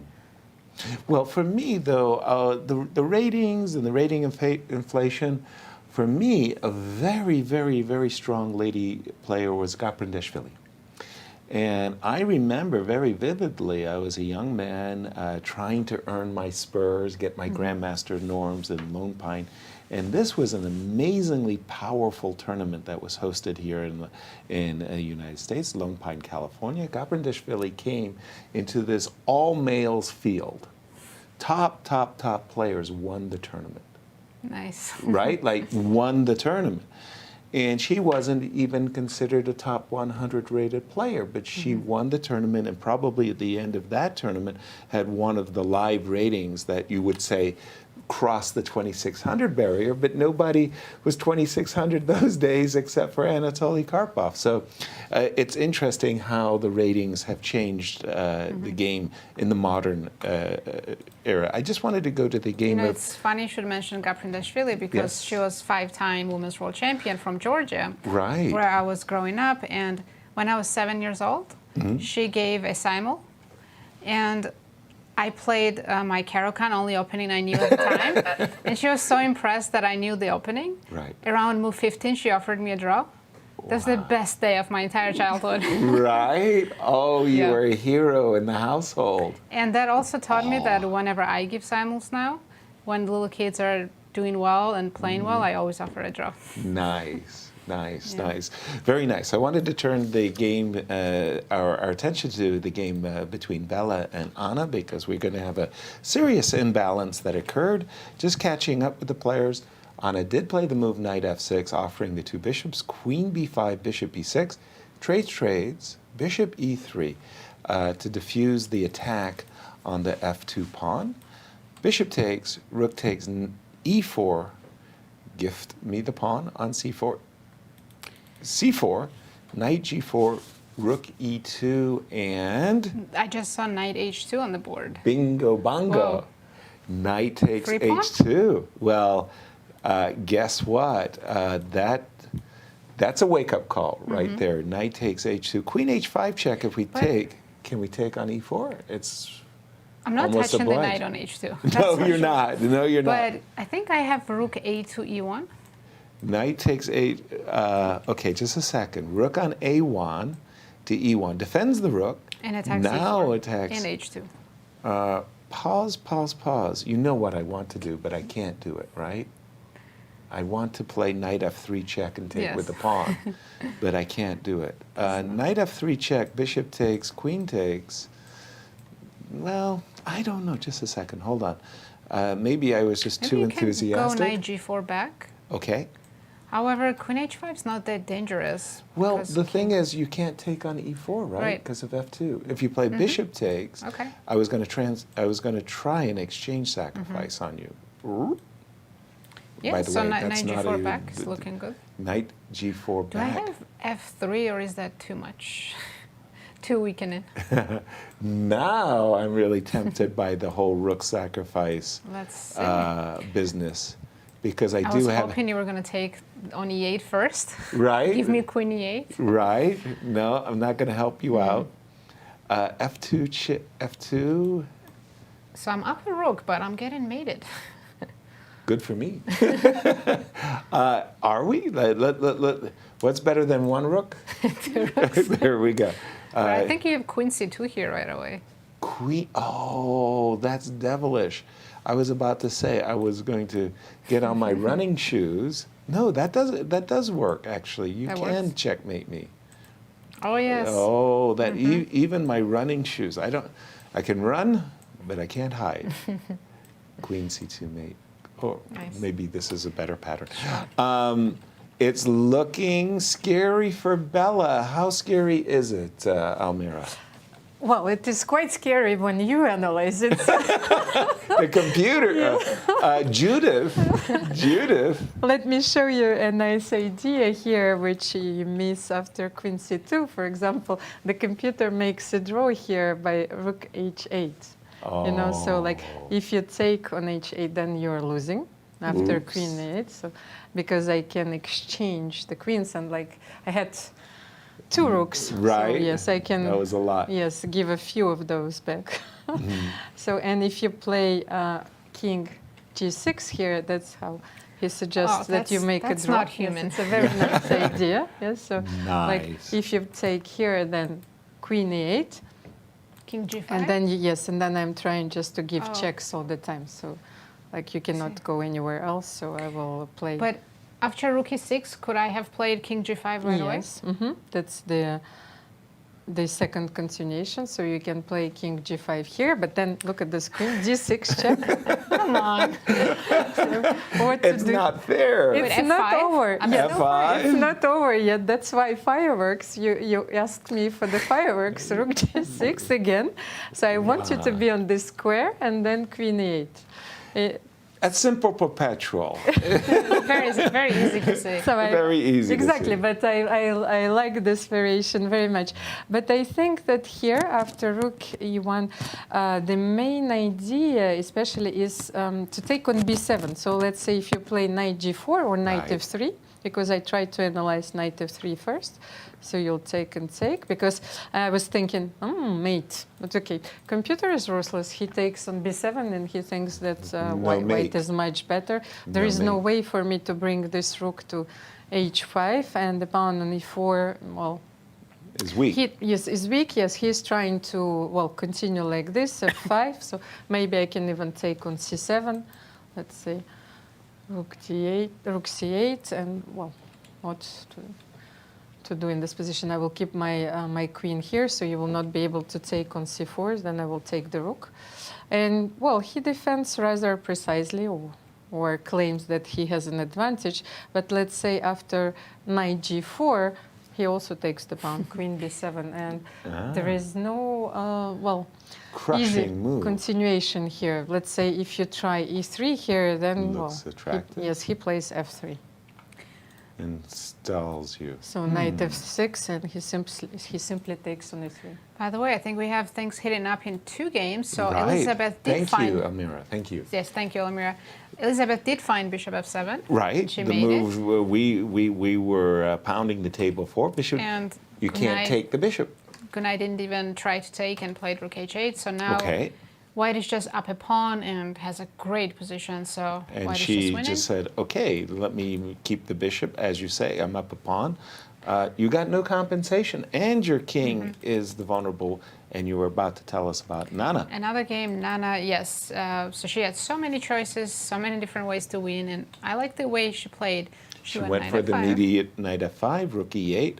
She munched. She didn't even go for any of these variations with knight d7 that I found myself really attracted to. For some reason, too, I was very attracted to the move knight g4. She just immediately went munch, munch. Rook d6, and look at this move, rook f6. Me gusta. I like this one. Queen g4, and give me that rook. So And last only rank move. checkmate. Yes, rook takes e5, e5. and now Nana's thinking, but I think every move should be winning. Queen d7, some geometry based on rook f7 and queen g7. You can also take just the take rook. rook a6. Rook a6. Didn't even see that one. By the way, how did you spot rook a6? I mean, I'm like, what? To be fair, I thought I was winning a piece. Now I'm realizing I'm not. Good. But I think, no, it is winning. I got lucky.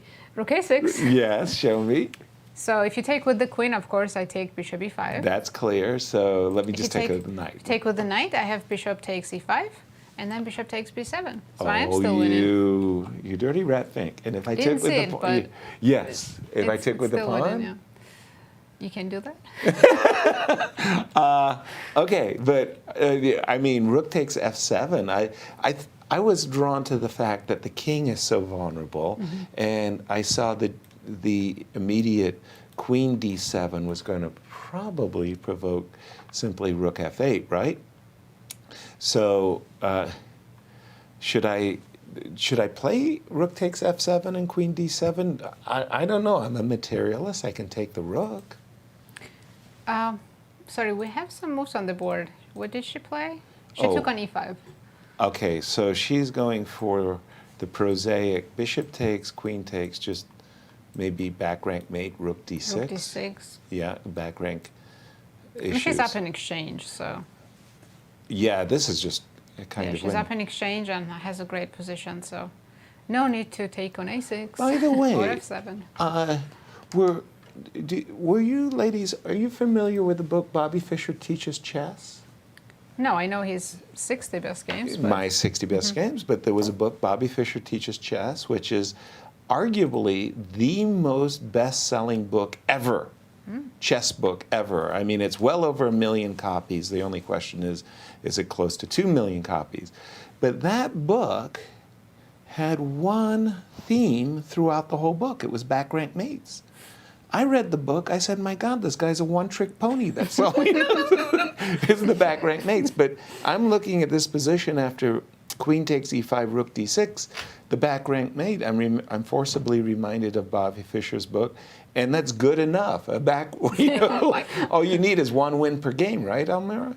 Yes, and especially I like Nana's move bishop b5, queen e5, and with the idea of playing rook d6 because it avoids all the complications. Yes. Right. It's the way to transform your advantage, and if you don't see a mate, then you simply can exchange a piece or two and then win the game in the endgame. So Right. it's a very pragmatic choice, and it's very important for Nana to win this game with white. Yes. So she might join the leaders. Right. Yeah, and she's, like Almira said, pragmatic, practical choice, and game is over. Actually, Nana is, of course, she represents the generation of Georgian players, which followed after, I think, Maya Chiburdinidze, Nona Gaprindashvili, Nana Alexandra, Nana Yuseliani. There were so many players. So Nana plays on the first board of the Georgian team for so many years. Right. And, it reminds me also that I grew up with Nona Gaprindashvili and Maya Chiburdinidze being my idols. I had a photo of Maya Chiburdinidze signed by Maya when I was 7 years old and wishing me, a lot of nice victories. And then I wanted to ask you, because then the day when I faced her in a super tournament, I couldn't believe my eyes, and I just didn't know what to do with myself. And I didn't know, actually, like, it was almost what Ding described when he was playing his first two games. He was not there. Because it was so important to me. That was such a magical moment that I almost forgot how to play chess overall. I was having Maya Chiburdinidze in front of me, and the next day I was playing Nona Gaprindashvili. Wow. Right. Yes, but I still remember. Must have been like out-of-body experience. Exactly. Right. Yes, my soul was floating somewhere there, but I was so happy. And actually, in this tournament, I drew against Maya, and I beat Nona. And I thought that Nona, actually, I was completely lost, but I found a trick, and I think that she was going to kill me.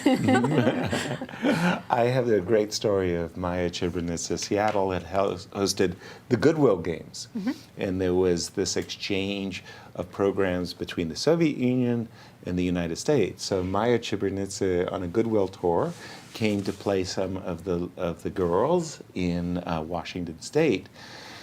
And she loved Seattle. She thought it was an incredibly beautiful city surrounded by the mountains. It was just really, it was pristine at that exact moment with great weather. And I'd taken her to my favorite Mexican restaurant, Casa Lupita. And she said, yes, sir, this is great. Let's have more tournaments in Seattle. I want to come back and I want to play. And I said, I'm sorry, Maya, but here in Seattle, chess is not as popular as it is in the Soviet Union. Nobody would know, for example, who you are. Literally, the words just left my mouth. Maya, nobody would know who you are. The busboy comes and says, excuse me, could I have your autograph, please? Are you kidding me? The timing was just too funny. I mean, we cracked up. I just lost it. By the way, Rook F4 in the game of Nana. But you're right. In Soviet Union, of course, chess was so popular, but especially in Georgia, women's chess, since I was born and growing up, we have so many strong grandmasters, female players, and after Gaprindashvili and Chiburdinidze, Nana was the next grandmaster that I was looking up to. And she's been #1 in Georgia since she was a teenager, since she was 14. Right. And I'm still very proud of this. One of my best games ever is beating Nana with the Black Visses. I think that was my peak. Still fresh memory. Very good. Okay, we'll leave that. Almira, what other? We've lost a little bit track of Irina's game. How is she doing? That's actually what I wanted to tell you, because let's get back to this position when Irina played Rook B8, and you rightfully assessed that black is better. But why black is better? Not only because of the pawn structure and the pair of bishops, because I was thinking that white normally would be fine, but you don't have a very comfortable way of doubling your rooks on the c file. So when Humpy played here rook c2, I was thinking, well, it's a silent draw offer. actually, because if you played knight b4, rook c1, knight d5, rook c2, it's sort of a silent draw. So let's have a look how the game continued. Irina played knight b4, rook c1, knight d5, rook c2. Here she understood that Humpy is fine with the draw. So it gives you a boost of confidence. And I think that Irina thought for a while and she decided to continue. Nice.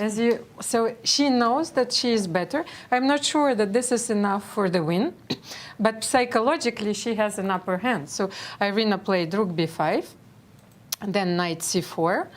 Right. Yes, she doubled her rooks on the b file, bishop d2. And here, well, king e8, it's a very fine move. I really like Irina play. And rook c1. You know, it's like, white doesn't know what to do. Right. And let's, what is the time right now? Because I haven't seen. So 9 minutes for Humpy and 10 minutes for Irina. And Irina has a much better position here. And she has to find this very interesting move, c5. C5. So yes, after c5, computers think that she's much better, and she can actually win her second game with the black pieces. Wow. Wow. I mean, when she drew her number, I'm sure in her heart of hearts, she thought, oh no, starting with 2 blacks on one of the lower rated players in the field, that's not good. Winning with 2 blacks, that could sure cheer you up. As we prepare for break, we have a special that we'd like to show you, Eagle Scout Bicentennial Project by Dr. Jeannie Singfield. Have a look.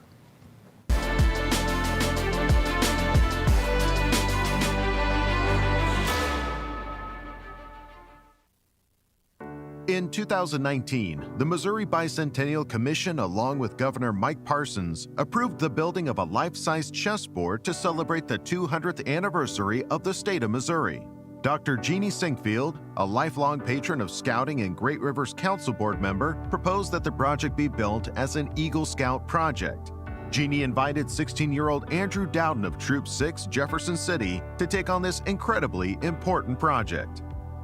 My name is Andrew Dowden, and I belong to Troop 6 in Jefferson City, Missouri. So my troop, we were down camping down at the Singfields, and Jeannie came down and asked, is anyone close to getting their Eagle or needing a project?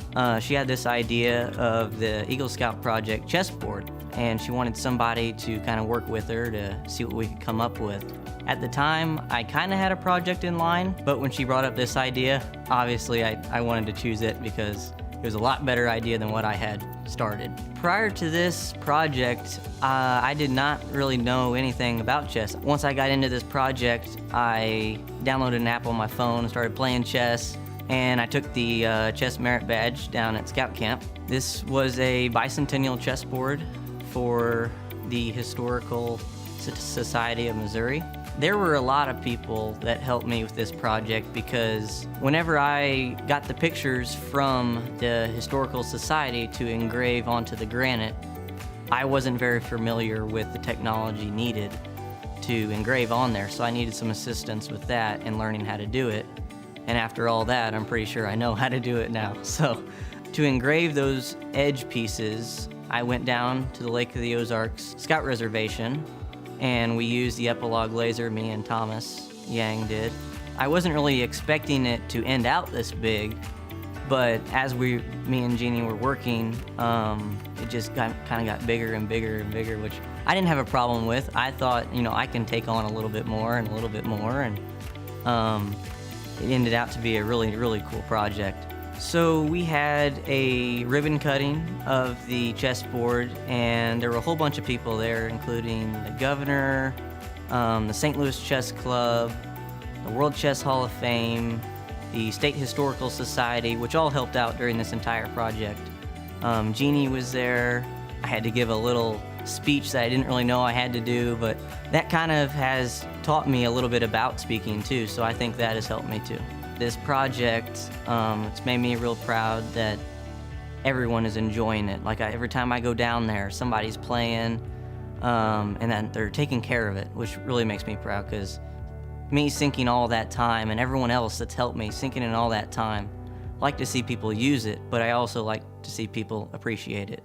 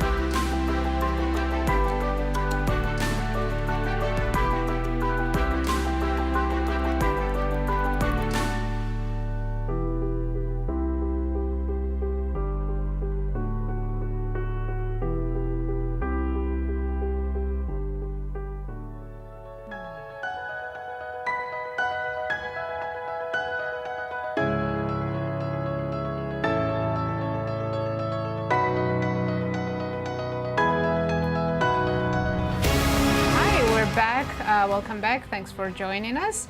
And we have some exciting updates. Indeed. We actually think Nana has just won the game, essentially. And, Yep. well, As you said it. perfectly timed. This move, rook e3, e2, forces a trade of rooks, and Zhansaya said, oh dear. She crashes to her second loss in a row as Nana win in a draw. Yes, Zhansaya has a bad start, but she's a young player. She still has 7 rounds to go, so I'm sure she's going to come back. But we're expecting a number of decisive games. When we left it, we thought Elisabeth is just, it's a dream position. What she's achieved currently, it's like you would have these books that, you know, like how to win in chess, right? This would be a diagram position. Forgetting the fact that white's actually protected past pawn up, which is already very, very nice. The knight is formidable versus the passive bishop. The white has material and the attack, you know, and the attack. Every compensation. And Gunay does not look very good, happy there. Elisabeth in great shape. When we left it also, we thought Irina was doing quite well, but we no longer feel that way. Fizzled out, it looks like. It really did. We thought that she was going to play for the move c6, c5, which she did. She achieved that. But at the end of the day, maybe it was the move rook d8 that, because what happened is this move knight e3 compelled her to play bishop takes e3, king takes e3, and there went the advantage. And we think a draw might be inevitable. What's happening in the game between our two co-leaders? Alexandra and Harika. Right. We also have opposite color bishop endgame, and it looks more even now than it did before. Yeah, well, we thought Harika might be the one pressing, but I just saw in the last few moves it was actually Alexandra who refused the repetition. She played b2, b3. And let's catch up to date on their position. Rook takes h7, and here we are. I'm imagining the move bishop e3, and I think she refused the draw because look at black's bishop on a6. I was about to say, Harika is not... It's not a bishop right now. It needs to come back to the game. Can I play d5 or not? Here, because I'm seeing this idea that the rook might be able to involve, penetrate on f1. So can I play d5? Looks good. Almira, maybe you can jump in. Yes, I can maybe unravel a few mysteries here. Okay. Actually, I was looking at a more human move here. Let's say after rook h7, for example, I was thinking bishop b3. Okay, yes. But then I wanted to attack the b3 pawn because you don't, you have no means to protect it. So it's sort of a race. Let's see, rook h6. Rook For b3, me, rook b3, rook g6. I like the move d6 because I can always protect it with this in this manner. But then look at the c4 pawn. So I think Alexandra has to calculate this position precisely. The computer evaluates it, of course, at 0-0, but it's not that easy for me. For example, let's have a look at this line. King f2. I will most certainly take on c4, Yasser, because you know, I start to have bad habits, you know, taking pawns everywhere. The training is working. Okay, and now h4. Alexandra has to create the counterplay, and she has this powerful two passers. So what can you do here? Let's go, yeah. Yes, let's go. Let's say rook b1 in order to, well, to have the possibility to stop this pawn. So, but you can also give the check. So, working g2, rook f3, yes, because otherwise you look, and so, well, it's still equal because here, and I would like to show you, yes, the computer is looking at the move h6. Very attractive. For me, it is not so obvious here. So you see, in order to understand that this position is equal after rook b8, she needs to find this sequence of moves and to give up the bishop. By the way, bishop g3 was Alexandra's choice. She didn't play bishop e3. Okay, let's see. That invites rook f3, though, doesn't it? She just made move 40, by the way. That was her 40th move. 40th move. So she'll get her extra allotted time of 30 rook minutes. g3 is probably more precise because you can you no longer may play d6. Aha. Very important nuance. Distinction, So you can see why Alexandra won all of these tournaments, the World Championship, the World Cup. So even on the move 40, where very often you make a mistake and then you regret it Let afterwards. me just, Yes, apologies to interrupt you for just a moment. As those two players make time control, Anna Zatonskih, as usual, time trouble is impacting that game. What is the clock times? Anna has of Bella? 30 seconds, and Bella 30 has seconds. about 2 minutes, and they still have 8 moves to make before Yes, the time sorry control. to interrupt you on that one, Almira, No, but no, this that's, game is that's like, completely fine.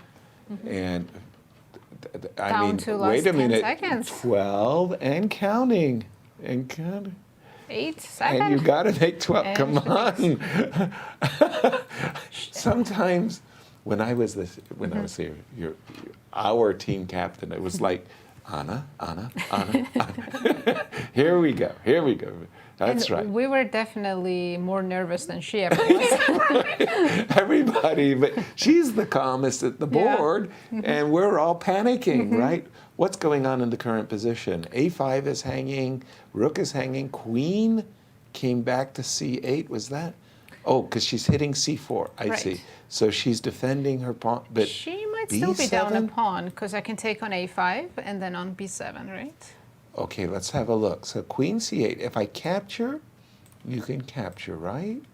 I'll capture, and this is the b7, but there is an a2 at the end right.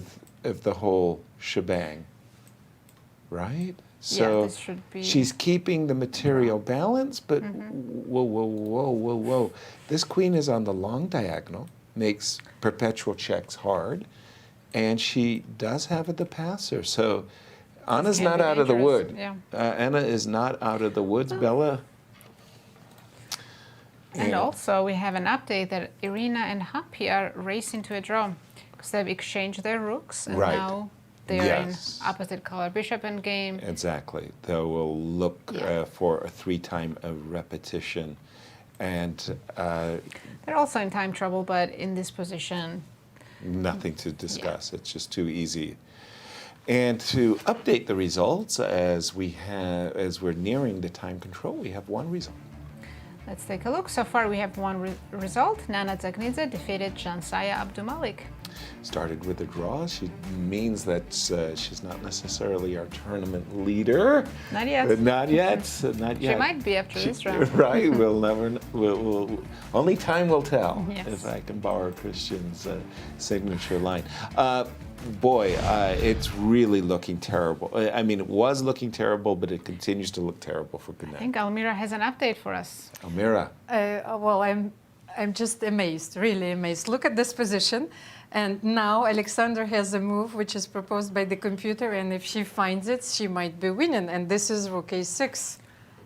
And let's go. Let's go, king a6, then g5. G5. You know, computer evaluates that these two passed pawns are much better than an exchange. And Right. well, he actually thinks that Alexandra is much better here. And maybe with a precise defense, you will be able to make a draw. But here, let's say we will make a very simple move, rook b6. I will stop white from playing g6. And then he simply brings the king. No, she, the blunder woman. She brings the king, king e2, let's say rook g6. It's just an idea, but I'm amazed by those ideas in the endgame. So h4, I protect the pawn. Right. Let's say I don't even know what can we do here. Let's say bring the king.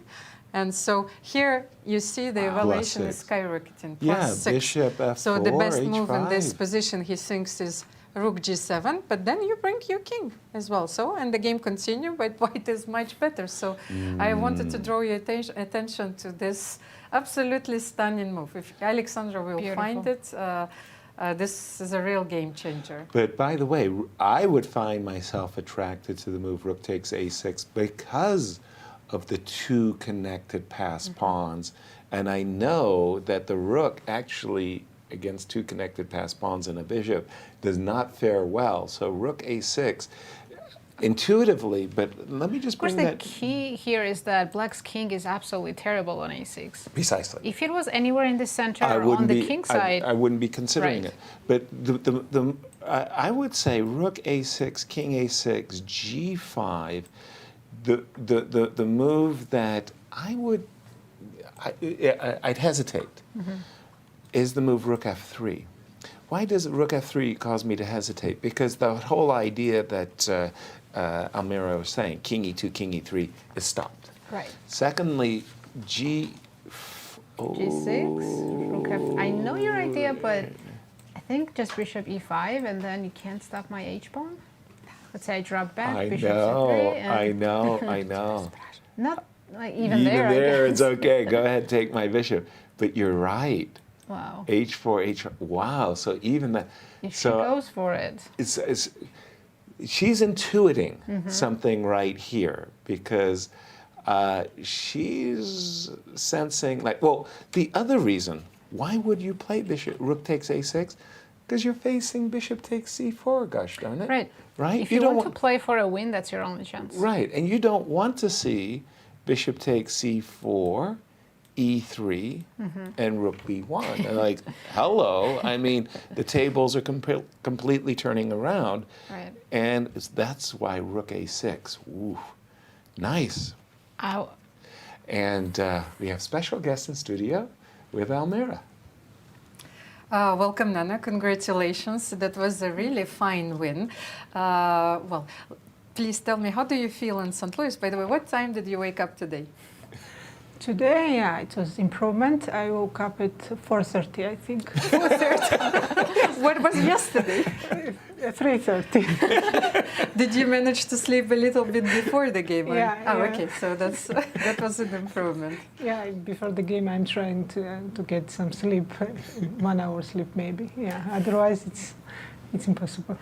Okay, so let's have a look at your game. It was a very interesting opening, and I think, I don't know if you remember, you already played this line against Elina Danilan. Yeah, I usually play this line time to time, yeah.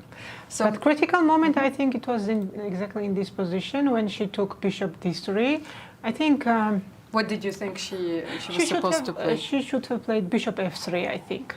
Bishop f3, and d takes e3.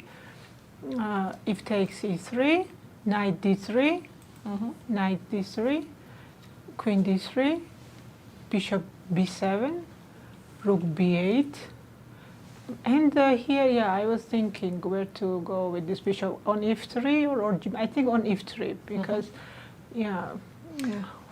And here black has, I think, very interesting options like play c4 with the idea bishop c5, rook d8. Yeah. So I think objectively it must be equal because I have bishop d4, c takes b3, a takes b3. Yeah. Yes, the computer actually agrees with your evaluation. By the way, sorry to interrupt you, Almira, but we do yes, we have a two draw. of our Humpy Koneru made the draw. Right. So here, Two of our actually, players. I wanted to ask you if you were calculating this move, because now that I look at this line, the computer offers queen e3. Oh, really? Yes. Yeah, maybe. to give this exchange, yes. yeah? To Knight give c2. And what about knight c2? Queen goes where? queen e2. You know, this is not the line that is probably easy to calculate. This is really, I mean, strange. This computer evaluation sometimes is really confusing. I don't know. No, of course, the line that you offered is more human, and I agree with you. You know, this was probably the best continuation for black. So let's have a look after bishop d3. Yeah, after rook d1, I already liked my position very much. And yeah, when she went to bishop a6, e takes d4. Please continue. It takes And d4. after knight d4, Takes d4. I thought my position is already winning here because my pieces are very active. Knight f5 is a threat, so yeah, but there was so many options for me to how to, I mean, how to win the game that I was calculating. Then I saw and I was very low on time. And finally, I managed to convert this advantage. Yeah. Actually, Nazi mentioned that the most difficult thing for her in this position would be that there are so many options. Do you find it difficult from time to time because your eyes are looking everywhere? Yes, because I was calculating. I mean, so many lines, and yeah. Finally, I think I've chosen which was the simplest. I just took exchange and then convert. It's the simplest way. Nana, this is your third time that you played in the St. Louis. So you played every edition. So, welcome back, of course. So tell us a little bit. Why do you like this tournament? Yeah, I mean, here I feel really special because it feels like everybody loves and respects our game, and yeah, it's always very pleasant for me to come here and play. So you are certainly trying to do your best. And it's a question which doesn't have to do anything with chess. Well, of course, everyone is dressing really elegantly. We have a dress code, but I was thinking, okay, how many shoes do you have? How many pair of shoes do you have? I did not expect such a question. Actually, when I came from home, I had 3 pairs of shoes. But then I went to Germany. I played a tournament in Germany, and there I was 3 more. 3 more. So then I went to Nicosia, and there I also bought some more. So some 7 pairs of shoes. So I was not so off, with this question. And at home, how many? Let's say 20, 30. I mean, yeah, many more. Yes, I just wanted to ask a fun question because I think we have so many beautiful images and like all the players are very elegant. So thank you very much, Nana. We wish you a lot of success in this tournament and hope to see you again. Thank you. Maybe very much. Yasser has a question. No, for just you. our congratulations. A very, very nice victory to get today. We really liked the harmony of your attacking forces. So continue. Congrats, Nana. Absolutely. Continue. Good play. And our results. And we're expecting more decisive games coming up.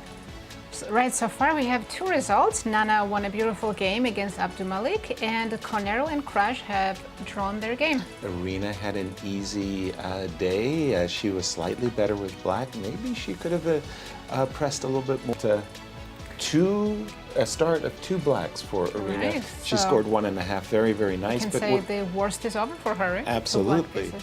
And Elisabeth has just played a crushing move. Queen takes d6 with a check. That's the second pawn, by the way. And there's just no good way of answering this move. Keeping in mind that the rook, if you put your king on a7, rook is coming to g7 check, and something like this is no fun either. This is Najdorf gone bad for black. Very well put. And Najdorf gone very bad in this move. Queen takes d6. Looks like lights out, which means what is going on in that Bella versus Anna? Wow. Anna actually got a pawn up in a rook and pawn ending. So we thought she was going to be suffering. In time scrabble, Anna ended up outplaying Bella. Exactly. And we now have a rook endgame where she's up a pawn. I believe it's a draw, but black is the one playing for a win. Exactly. This was the position where we more or less expected queen takes a5, the end of which was a better queen ending, even material for white. But what she did instead is she allowed black's queen to get very active. And what, Nasi? White had a queen a5 here, I think. I was about to say, what do you think about the pawn grub? Queen takes a5? That would have been enough for equality, or? I believe so. I see a perpet. Well, black can still be up a pawn. After queen a5, rook takes a5. Yeah? Oh. Rook c2 and rook takes a2. Okay, so queen a5. Ah, very good. Excuse me. So you're right. It's still a pawn. It's still a pawn, but you can play rook c7, rook b2, rook f7. And that is a draw, right? Well, isn't that the game we saw the other day of Harika? Quite similar, yes. But Anna for choice, she's got the sunny side of a rook and pawn, and the current position, she's a pawn up, she's made time control. So Anna, as you said, outplayed her opponent in the time trouble. And Alexandra's still thinking, I'm sure, about rook takes a6. huge moment. And for Alexandra, if she were to win this game, 2 out of 2. 2 out of 2 with the white pieces and defeating 2 of her strongest rating-wise rivals in Harika and Humpy. Rook takes a6. It's a beautiful move. It just basically says, look, I'm giving up an exchange, but look what remains. A bishop and 2 connected passed pawns. And as you pointed out so importantly, the black king is nowhere near these passers, keeping in mind that the rook... I had one idea here. Since if black plays this passively, they don't have a chance, right? Exactly. So why not try d5 and creating a passed pawn on Let's c4? do it. Let's have a look. d5, let's take it. And c4, I am presuming. And by the way, Elisabeth has one. Beautiful game. I think she just crushed the Najdorf. I would not play Najdorf against her. Well, bishop takes f6. I didn't like the decision of g takes f6. That recapture, after that recapture, it seemed like a downhill as we see the players. And once again, just to refresh our results page. We have a third result. Elisabeth just beat Gunay Mammadzada, and Nana won her game against Abdumalik, and Koneru and Krush drew their game. Exactly, and we're looking at the game of Alexandra Kosteniuk. Will she sacrifice the exchange? And you are about to suggest that desperate times call for desperate measures. Let's go for it, right? Let's go for c4. Let's go for c4. Okay, and let's go g6. I don't like that your king is so close to my c-pawn. It's true, right? It's true. But what I had in mind was, I was thinking that my bishop could also, like if you go c3, right? And she's done it. She's done it. I tell you, these world champions have there's something special about them. Yeah. They really, they have a sixth sense. I've seen it with Vichy. I've seen it with Gary, Talia, of course. He just they stop suddenly in mid thought, mid track, and they go, oh, you know, I could do this, and it's like, oh my gosh, how did you come up with that? But I think she was assisted by something that's very, very important. The threat of bishop c4 and e3 probably convinced her that this was, I mean, as she gets over the euphoria, like I'm winning, I have no choice. I'm winning, but I got to take on a6. Shall we finish the line? G5, D5? Although I think I was ready to resign in that line. Oh, really? It was like... After G6, I don't see how I'm much slower, so... It's not even close? Is that the problem? You could have also played just bishop f4. Right. Or even now bishop f4. I was going to allow... Okay, now bishop f4. Here at least I'm kicking a little bit, right? Okay. That could have played king f2 then, maybe. Okay. Oh, that's nasty. So rook check, king f2. But e3 check. E3 check. Now this like and a static here we position. go, g5. Will she find d5? Desperate, Almira. Yes. Desperate times, desperate measures. d5. We're doing our best to find some kicking chances for Harika. Does it help? As you usually do, I think. Let's have a look at this line. Right. Well, after d5, of course, you take c takes d5, c4, it's erased. But after g6, c3, you can make a simple move, king d1. Just bring the king closer. Don't allow black to play c2. And here, okay, you will have to try and stop the pawn. Good luck with that. You can play rook b7, but then you will have bishop e5. Because actually in the line that you suggested after g7, it's already a draw.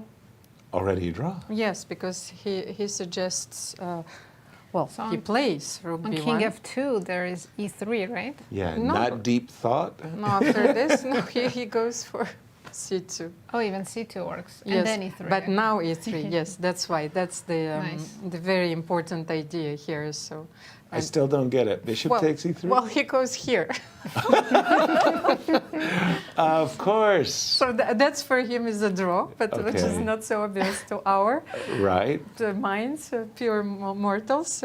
But here, after king d1, I think it's much easier to Yeah, win this king game. d1. It really, that's Because nice. the bishop controls the e1 square, so just in Right. case if you push e3, okay, you can go g7, let's say e2. Well, you can take or you can win, but we can even take here.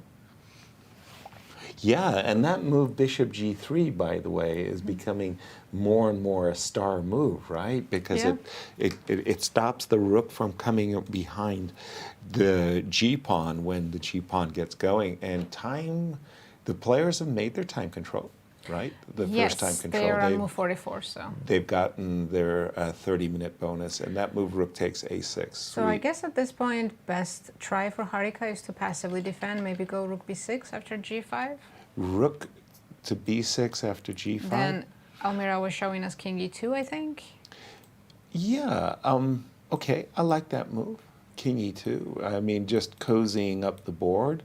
And h4, h5 is also on the agenda, right? Maybe king b7, king c8, trying to go Sure. catch the pawns. Okay, fair. How close? How? I'm very far. It sure Very feels far. like it, King right? c8, King King d8. king e8, King e8. Well, push. king Pushing. f8. And as we have fun with our race, we actually have a guest in studio. Over to you, Almira. Elisabeth, herzlich willkommen. Yes, das war eine schöne Partie. Dankeschön. Welcome to Elisabeth Paehtz. She just won a beautiful game against Gunay Mammadzada. Elisabeth, well, tell us a little bit more about this game. It was quite a complicated one, and you found a beautiful idea later in the game. So Actually, like bishop b7 was the first move, which was kind of surprising. She had a game with h6, actually, and after h6, the main move is bishop h4. But there's also bishop takes f6, which leads to something crazy, but if black knows it well, then it's nothing for white. And the funny part is, like, from the psychology point of view, she had a game, instead of bishop b7, she had a game with h6. And after bishop takes f6, take on f6 with the bishop. h4, I think b4. And according to the engine, it's better for black. She lost this game because of one tiny mistake, which happened later. But the funny part is, like, that somehow she was yet scared, even though the line is nothing for white. So you analyzed it precisely. No, this line I analyzed, and I wouldn't have played like this because I know that this line gives nothing, and I was sure that after she lost to Bullmarker, she would have improved on that. But somehow, like, she was thinking for 20 minutes and moved bishop b7, and now I was puzzled what to do because I didn't know what to do, in fact, because there is some line instead of rook b8, they play bishop b7 instantly, and now I choose f5, but the point about f5 here is that, for example, like after e5, what she played in the game, this is normal, bishop takes f6. I think, according to my knowledge, bishop takes f6 is the strongest move. And here the problem is, like, now that actually, like, she has the tempo, I have a tempo up with bishop g2, in fact, because there is this position with rook a8 and bishop f1. But the point is that the bishop on g2 happens to be worse on g2 than on f1, because now if I go knight f3, which is one of the engine's moves, but not here, in a different line, then after knight b6, knight c4, it's not convenient. So here actually I have to go knight b3. Okay. So likely I understood that well, it gives nothing. So I mean, I'm sure that after bishop b7, f5 is somehow wrong. But the other line which I checked instead of f5, what was interesting is to play h4 here. So basically to convince her that after h6, bishop takes f6, bishop takes f6, instead of bishop b7, then b4 was the best move. But now she already moved bishop b7, and I was thinking maybe I can improve that. But the problem is, like, if I played g5 here, I thought she takes on d4 and then plays e5. And I was not sure about that. Even though the computer I see likes it, but I still was not sure about that. So this was the second option I saw. But there were a lot of complication, complex variations. Yeah, actually she took with the pawn on f6. Were you surprised by this decision? Well, no, because I had a similar game against her like many years ago in 2017, where she also, like in the same line, tend to take with a pawn on f6. So she kind of likes that.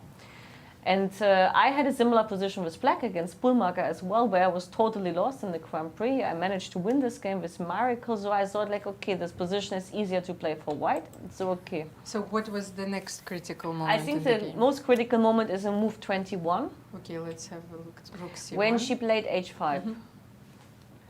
And after h5, I mean, like, I wasn't sure, like, I mean, the thing is, like, she lost a little bit the grip. She lost the grip in the moment when she played knight c4, knight d2, and knight b6, actually, because maybe she was hoping for a draw, but somehow I sensed in this moment that she didn't know what to do. So I played rook c1 in order to prophylactically protect, and after h5, I was also not sure what to do. I played g5, which is also the best move according to the engine. She took on g5, and I took on h5. So I played well, I see. So good.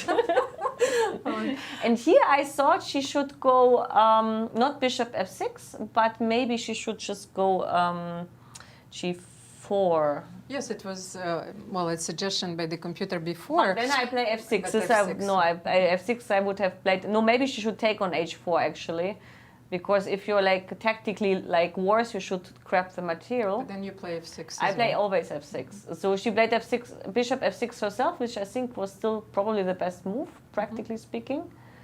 And now I didn't know what to do. I played rook g1, and I couldn't decide whether I go rook g3 or rook g1. But did you find this idea beforehand? When did you think that after rook g1, if she plays king e7, you already had this idea in mind? Bishop takes f7. Yes. I saw many times already, but I didn't have. And when she played king e7, then I understood there's something like bishop f7, and I immediately took on g5. So this was obviously like the main blunder. And the funny part is like that after bishop takes f7, the most critical line is bishop takes d2. I was calculating f6 and I was calculating bishop e6. In the game I would have played bishop e6 because I'm like too lazy to calculate too much, and I was sure this was a nice move, of course, but bishop e6 is winning. The computer says that after this black is hopeless here, but of course it's not obvious beforehand. No, this was not. I saw this line as well, but I wouldn't have played it. I would have played bishop e6 here because just by intuition. Here, bishop e6. Bishop e6, and I think here, for example, like if she takes on c3, I have something like queen g2, rook g3, something like that, and I was sure I was winning. So I didn't even know what she would do here, actually. But I think after queen g4, yes, you're I mean, rook g3, queen g4, something, but something like on the g file. Okay, so and let's get back to till the end of the game. I think that it was rather hopeless after. Yes, maybe I could have won it quicker, but somehow I wanted to play it safe after yesterday. So I just think like key a5 here, you can do anything, and she resigned. But many options here. Elisabeth, well, that was a fine game, I think, from many points. Well, everyone knows that you're sending me the messages at 5 in the morning, so everyone hopes that you're going to sleep better. Tell me, so what do you do then after you wake up? You know, I have a great morning because I wake up at 5 and I'm totally awake, so it's the most funny part. Okay, it's obviously jet lag, but on the other hand, like I fall asleep at 9 o'clock, so I think it's very fine. But at 5 o'clock, I'm reading for 1 hour. Then at like 6:30, I get impatient, so I wake up my boyfriend. Then at 7 o'clock, I take a coffee. And then at 8 o'clock, I go to swim for 1 hour. Because at 9 o'clock, already a lot of kids are coming, so you don't have your peace. And then actually around 9:30, I slowly start to prepare. So how important it is to include the physical preparation into your daily routine? Usually, like, you know, I'm not doing sports during the tournament, but the pool is so nicely heated that I can't resist to use a chance. And I don't think that swimming takes too much of my energy because I'm not swimming like an athlete or like a world champion. I'm swimming like a calm, old little fashioned girl. So I would call it the grandmom styles kind of swimming, obviously. So yes, and after the swimming, actually, like I would usually prepare if I mean today I prepared at like 6 o'clock a little bit, and then maybe at 9 o'clock. But anyway, it didn't happen on the board what I was expecting. Thank you, Elisabeth. Yasser, Nazi, do you have a question for Elisabeth? Just our congratulations, Elisabeth. A very, very fine game indeed. And we thought you were just playing a really great game. Beautiful game. Yeah, Thank you. Keep it up. Compliments. And once again, refreshing our result table. We have 3 results so far. Koneru and Krush drew their game. Dzagnidze defeated Abdumalik, and Elisabeth Paehtz defeated Mammadzada. A little bit bad news for our commentary team here as we're looking at the game of Zatonskih. It's a rook ending that might go just like yesterday's last round game. That might go for quite some time, but we're still abuzz with this game of Alexandra where she's sacrificed the exchange and she's played this move g5 and she's basically saying, hey, my two passers and bishop are going to overwhelm your rook. You did something that was, at least you were keeping in the game. You were playing rook here, and I moved my king, and I moved my king, and you somehow brought your king all the way around. Now, should I have been playing h4 and getting on with business? So let's go king e2. King b7. I figured if black doesn't bring the king over, it's just I can't defend with just the rook. Exactly. So let me throw out h4. The idea is, obviously, I want to play h5 and g6. Play rook g6, or that doesn't do anything. Well, rook g6 just Bishop encourages f4, me. right? Yeah, bishop f4. I'm thinking that you're going to come down in order to, I don't know, bring your rook behind. Maybe. Okay. My intention. Why did I play king e2? My intention was to, and now I'm threatening g6. Almira, jump right in on this. I'm thinking the 2 pawns and bishop should overwhelm the rook, but maybe it's a little trickier than I thought. It's always tricky. I had a look at this position after h4, and computer surprisingly suggests that after d5, well, the position becomes equal once again. Wow. For the human mind, it's very difficult. So let's say that if you possible? continue with h5 first, For example. then he goes d4, and I think he will also use this idea to give checks, because now you're deprived of all the squares. So let's say if you want to play bishop f4, then he gives checks. He plays, and then king e1, and then he gives checks. So he does not allow you to play here, because after this you are suddenly losing. With all respects, I'm not going to let you play d4. I'm going to take that pawn. Yes, so it's, well, you could also continue here with g6, just to illustrate how complicated this position is. It's almost like, well, to understand the universe, the quantum analysis gives 0, 0, but I have no idea of what is going on. So after king e3, the computer suggests rook b2. So you see, I don't know. Who's even playing for a win? So rook e2 here. Yes, king f4, d2. Wow. Oh, we have queens on the board now. Yes, queen, and then queen, and let's have a look at this position. This should be winning for black. Well, but wait a minute. Come on. You just let the d pawn go all the way from d7 to d1. Yes, I mean, so come let's on. take on d5. Yes, of course. please. So c takes d5, rook b2. C takes d5, of course, this is probably the strongest move in this position. So where do you go here? If king e3, I will give you another check. And let's go up the board, king f4. King f4, now this one is starting to run. This one is starting Yes, to let's try g6 and see where it goes, then c3. Because and now bishop f4. Yes, exactly. The king is taking a very important square away from this bishop. So then after g7, c2, and c1 is coming with check. Then you are losing. Okay. Got it. So King e4 is not possible. So but then let's have a look. King e2 is wrong? I should go like D5. king f2? Then check. Yes, okay. My Let's king say is on- king f1, but then check again. Where are you going? King g2. Well, king g2, you're going, yes. Well, I can play c4, but I can first check. King h3. I just want to hide. Yes. Yes, so I can Okay, play now that G6. your king is away, he G6? says, yes, Let's g6. go. Now this is a line where I get to play bishop f4. Now I'm happy. g7. Let's How go. is this not winning? c2. Bishop, Bishop f4. Bishop e4. This Are you is going to the play idea. e3? Still? Still, because That- now that the king is on h3, I have your rook b3. Yes, so it's, Amazing. and now you're losing once Even again. losing. I shouldn't have taken on e3. I should have made a queen. But And- how difficult it is to take those decisions when you are under pressure and you have to make those decisions now. Harika has only 18 minutes left. She still didn't play rook b6, but rook b6 is just the first move of the whole sequence. Okay, Yes. but rook b6, I'm beginning to shy away from my decision to play king e2. So rook b6 right here, should I be playing h4 and let's just push him? So But this again, is where Almira was saying d5, right? Yes, I was thinking, no, yes, because it was but h4. I didn't include king e2. Not yet. So I- we I- will start king e2. Then Well, no, I'm saying I don't like king e2 because of the d5 variations you were showing, Almira.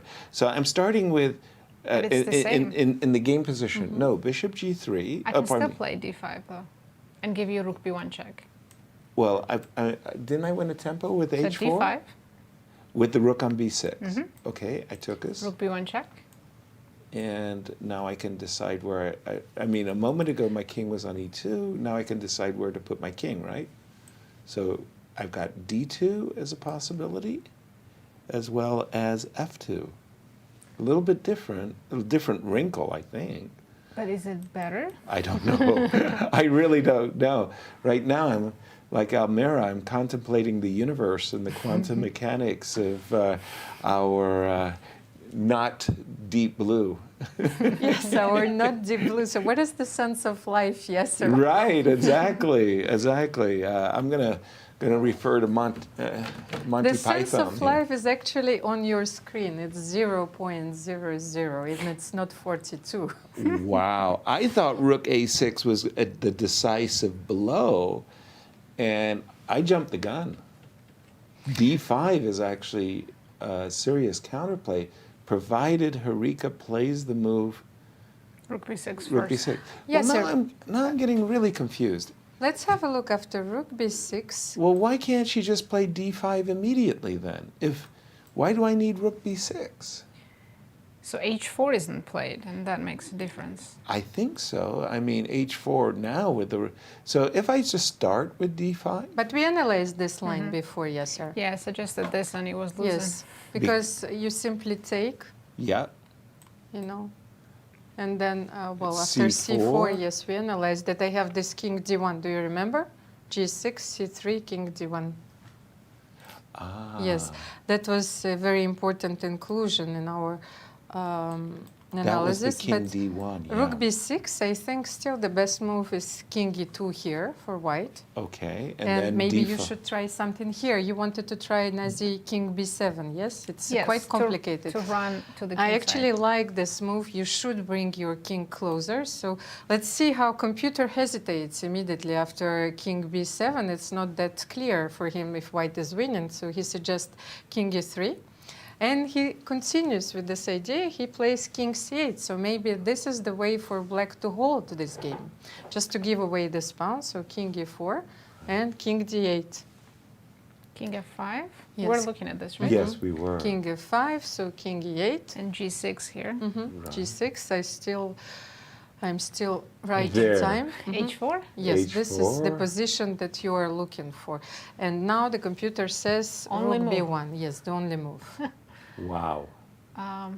So he's hoping, well, first of all, to Checks attack the from pawn and behind, to give yeah. the checks. For example, h5. Right? Natural move. h5, then you can start with rook h1 and then play rook f1. But okay, rook h1, you have to bring your king somewhere.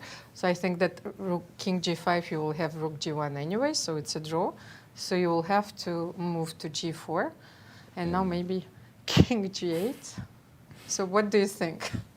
Wow, How is this not lost? I know. I thought the two passed pawns and the bishop, but somehow that was magic. I mean, it's almost studied like, how did the king, which was on the other side of the board, ever manage to get to g8? I mean, that's black magic. The king on a6 gets to g8 before I even get to go. No.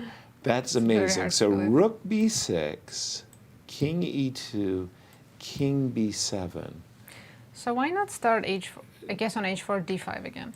h4, d5, because in this case, the king doesn't arrive in time, right? h4, king c8, h5, the king is way too slow, right? We could we just get to go h6 and h7, and we'll park our bishop on e5. And don't forget, we've got a c4 pawn. d5 immediately. Yes, you have to play d5 immediately, because what's important to understand about the move h4, that your bishop is going to be on freeze. So actually, Harika didn't play rook b6. She played d5 immediately, which, that's a very human move, because your instinct is, my rook, but you go passive, you can't hold it. The two pawns and the bishop will overwhelm the rook. So she's looking for d5, and this is the point, that when you go for the c3, that move king d1, just to stop, and the bishop holds the e-pawn as well. Bishop g3 is turning out to be a star move. Wow, and what a start for Alexandra. I mean... And yesterday she won a beautiful game, and if she converts this, the rook a6 was such a nice move. Exactly. My goodness. d5, it turns out this very compelling looking move is maybe the losing move, Almira? Indeed, it's almost +4. So +4. And the variation is very straightforward. So it's not so easy to calculate, not so difficult to calculate, because you have to take on d5. No question about that. Yes, no question with that. So c takes d5, and then black can continue with c4, as we analyzed, but after g6, once again, c3, like king d1. Is that the only winning move, by the way, Almira? King d1, King g2 is... Well, she, it, we live in a different era, so just d6 as well, but I'm afraid a bit, yes, that I will spoil it, so yes, it might win as well, but king d1, I like it very much. So. Yeah. Right, and if Alexandra were to pull this off, and win against a key rival, she will be the only player to go 2-0. 100%. Yeah, because the other remaining game. Right, the two other players who coming into this round were leading. Gunay lost her game, and Irina drew her game. Exactly. So wow. Happy with their pick? Well, just competitors, my close rivals. How it is. What can I say? But you fixed your luck after GCT. Oh my goodness! I think it was the jet lag. Waking up at 4 o'clock in the morning, our time, that was tough. But yeah, I have to congratulate Almira for her understanding, her wisdom, her insights. Well, too many games played against Alexandra, but and it's a very, very long tournament. We shouldn't count our chickens before they come home to roost. The other remaining game, come on, let's give some attention to Anna for a second, because she's actually a pawn up, lowest rated seed in the tournament, and realistically, draw. But she loves positions like this. Who doesn't? Yeah. She's on the sunny side. Oh, actually, I don't love it because I'm up a pawn, but I know it's a draw. So I have to sit there and torture my opponent for 2 hours, but I'm also torturing myself. Right. Because I know it's not a win. So it's funny because for me, I look at it as a challenge. I agree with you that it's a draw.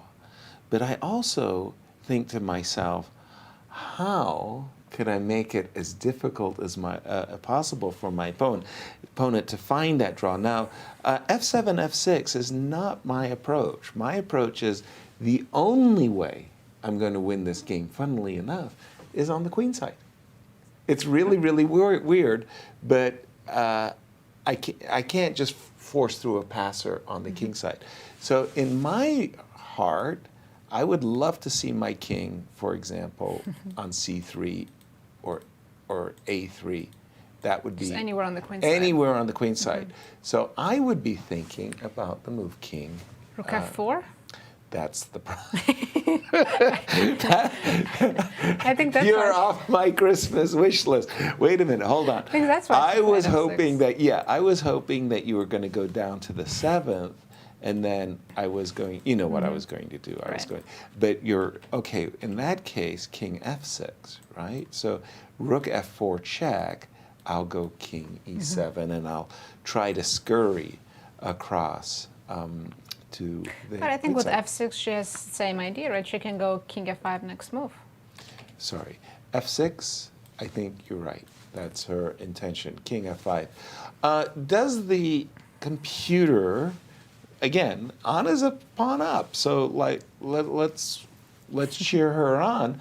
Does the computer say boring, boring, easy draw? What does the computer say, Almira? Well, he doesn't say that it's an easy draw. And I just remember that I lost an endgame against Etienne Bacro recently where I was a pawn up. And so I managed to lose them all. A pawn up? Yes, a pawn up in the rook endgame. I don't know how he does it. But let's say here I tried the very human move. Bella just played a4, but with a similar idea, I think, because she wants, for example, I tried b4.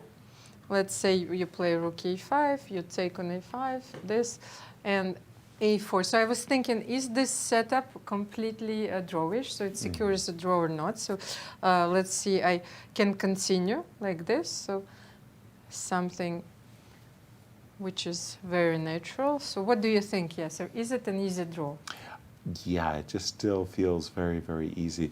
We're going to take a quick commercial break, and we're going to see you on the other side as our coverage of round 2 continues. We'll take a break. We'll be right back.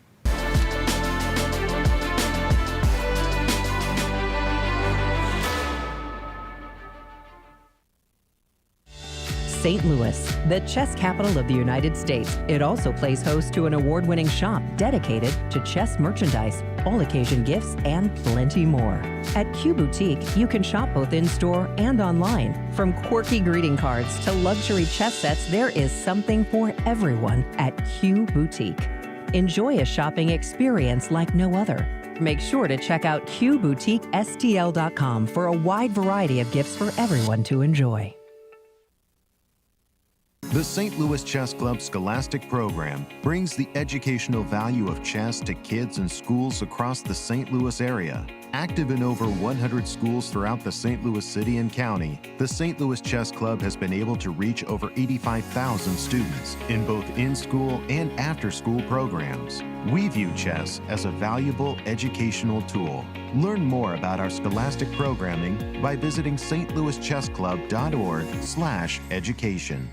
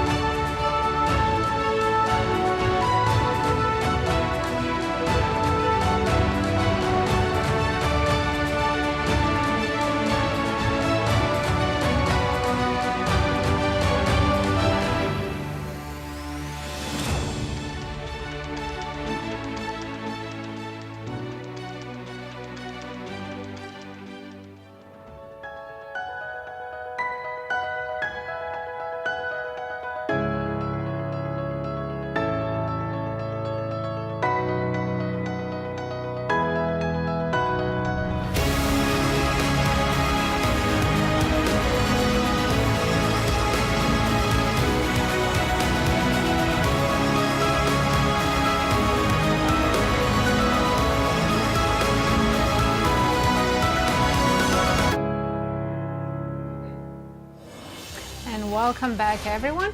Let's take a look at our results so far. Right. We have 2 decisive results. Dzagnidze and Paehtz have won their games, and Koneru and Krush drew their game.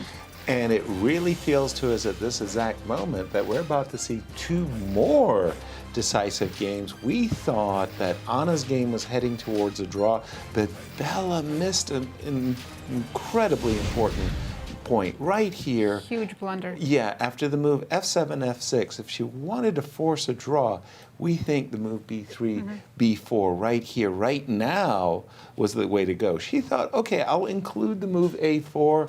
The next move, I'm going to trade a pair of pawns, but it was mistimed. King f5, b4 does not work.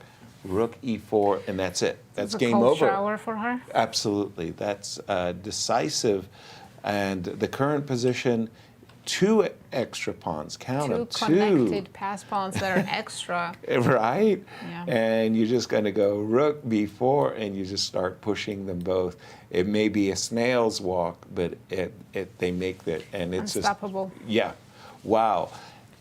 The other game, which has actually been an absolutely marvelous, marvelous game, great fight, saw Alexandra sacrificing in exchange. And during our break, we were just taking a look at it, Nasi, and we see the move king d3.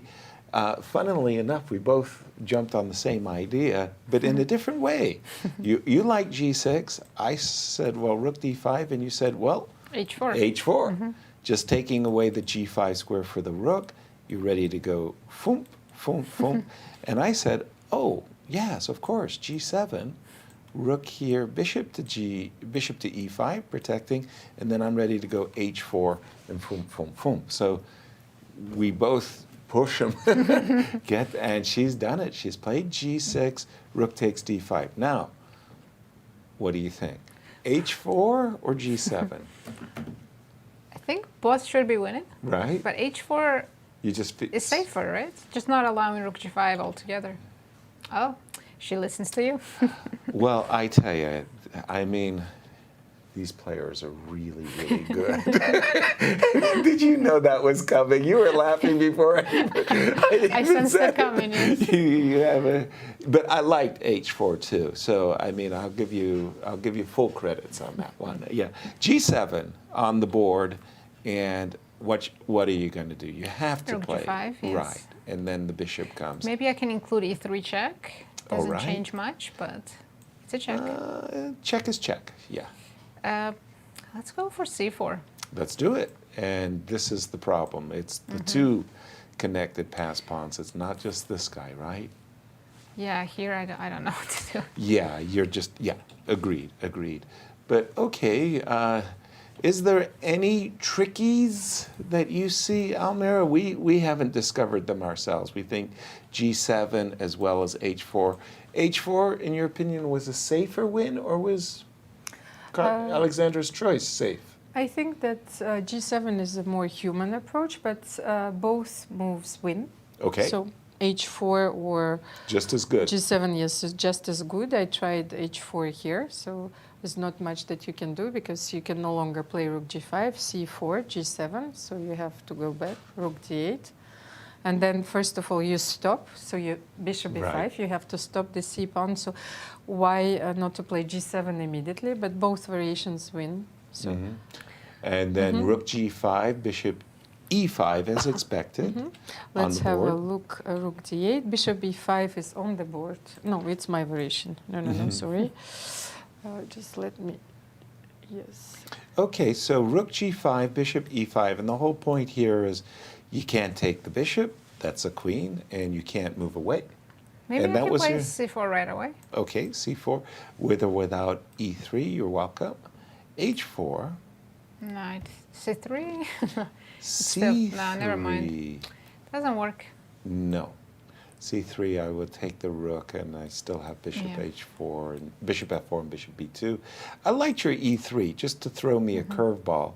I can't take the pawn because of the bishop, but the problem is now I can. I can't make any progress at all. And just wait for you to promote. Exactly.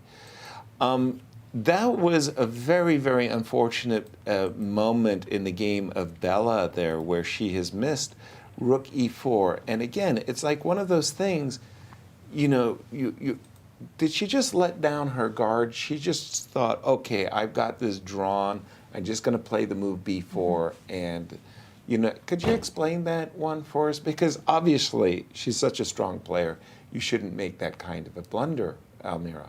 Well, but this is a clear indication of a poor form, if I might say, because I know that it happened to me very often that, well, you think that draw is within reach. And that's why I actually started here with b4 before Bella made her move, because I thought that it was very important to simplify this position. Exactly. And yes, and to get, I don't know, you can take, but I think if you take, then it's even easier, because then you can stabilize this with a4, and then after rook e5 you take on a5 and you play a4. So I thought that this position is very easy to defend, and Bella probably wanted to transpose to this position, but after a4, which computer considers to be a very important error of judgment, and then after king f5 he thinks that, okay, black is already winning. Wow. So I think that, well, there is no way that Bella can save this game now, because after rook e4, computer says, look at the evaluation, that black is having a completely winning position, right, almost plus 6. Yes. Mm-hmm. Yeah, the 2 pawns. And by the way, for American chess fans, where I have to say it, being a little nationalistic, cheering our American women, because she would win as the lowest seed. She drew her first game against Nana. Right. And so she's sitting there saying, ladies, it's nice to be here. She's doing really well against She's the doing Georgian very, girls. very, very well indeed. Exactly. So. And today, she managed her time super well. Maybe that's Say the what? key. Yeah, we're talking Anna Zatonskih, We're right? talking Anna Zatonskih, yeah. Right. I managed her time really well. Well, I have called quite a number of U.S. championships, and I can't recall ever using that phrase with Anna, that she's using her time really well. Here, the 2 passed pawns are stealing the show. It's again, it may look like a snail's pace, but rook b4, a4, you know, you have to move the rook away, rook a3, rook b3, a3. It's slow and slow and so it goes. I like your arrows. Yeah, right, as kind of space invaders as they go up the board. Back to bishop e5. King e3, how do you not play h4 there? That is really... She's like, I'm going to win with just 1 pawn. I'm just going to win with 1. Wow. Just a second. Hold on. I'm trying to understand. Was she afraid of... Okay, if she had gone h4, rook h5... She was probably worried about e3 check. Okay, let's see throw it. in there. Yeah, the curveball, right? G4, yes. Yeah, the e3 check. Now, I've been playing king e2, and I don't see any reason why not to continue. Yeah. Rook g4. She must... No, she couldn't have been... Well, maybe... Could she have been afraid of king? Push... King d5. King d5. You know what clear queen coming. Yeah, I'm trying. Yeah, I don't think I'm going to hang. But okay, king e3 was her choice. I'm sure that's still winning. Is that the case, though? Yes. Yes. Okay, king e3. Yeah, just king e4. Well, for Alexandra, again, you know, amazing start. Really amazing, really amazing. And by the way, king e3, king c6 on the board. Now h4, or even king e4 should be enough, but. I'm anxious to, you know, like... push the pawn. Push the pawns. Push them, baby. h4. Tickle the rook. Get the rook away. h4, rook g4, h5. It would be some miracle if somehow black king gets to g8 on time, and then it's a draw. Right. Okay, here's maybe where there might be something, right? Takes, here, takes.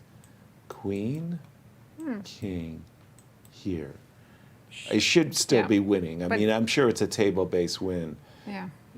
But maybe just to not even allow this. Maybe Alexandra's king takes e4. But like you say, I just don't want to see the king land in.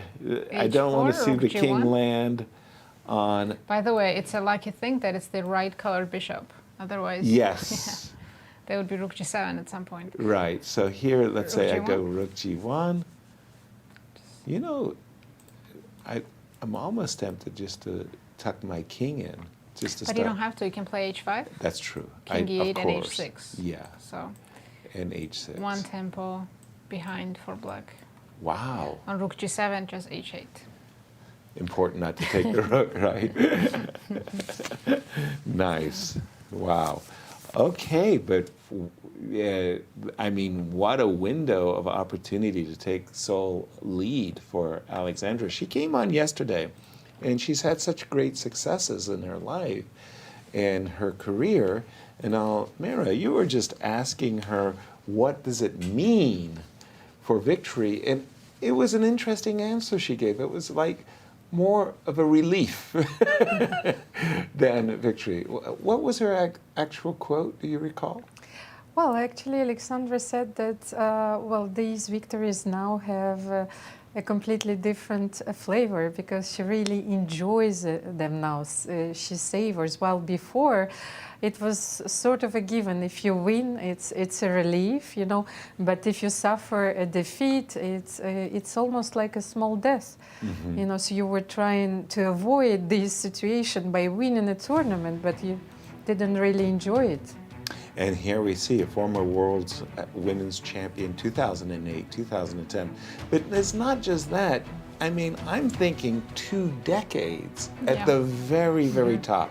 I mean, she's Very played few players every event she's won. Have maintained being a top player. Exactly. For 2 decades. Exactly. Yes, and she won the World Cup recently. So I'm Right. still amazed by every performance. 2021, yes.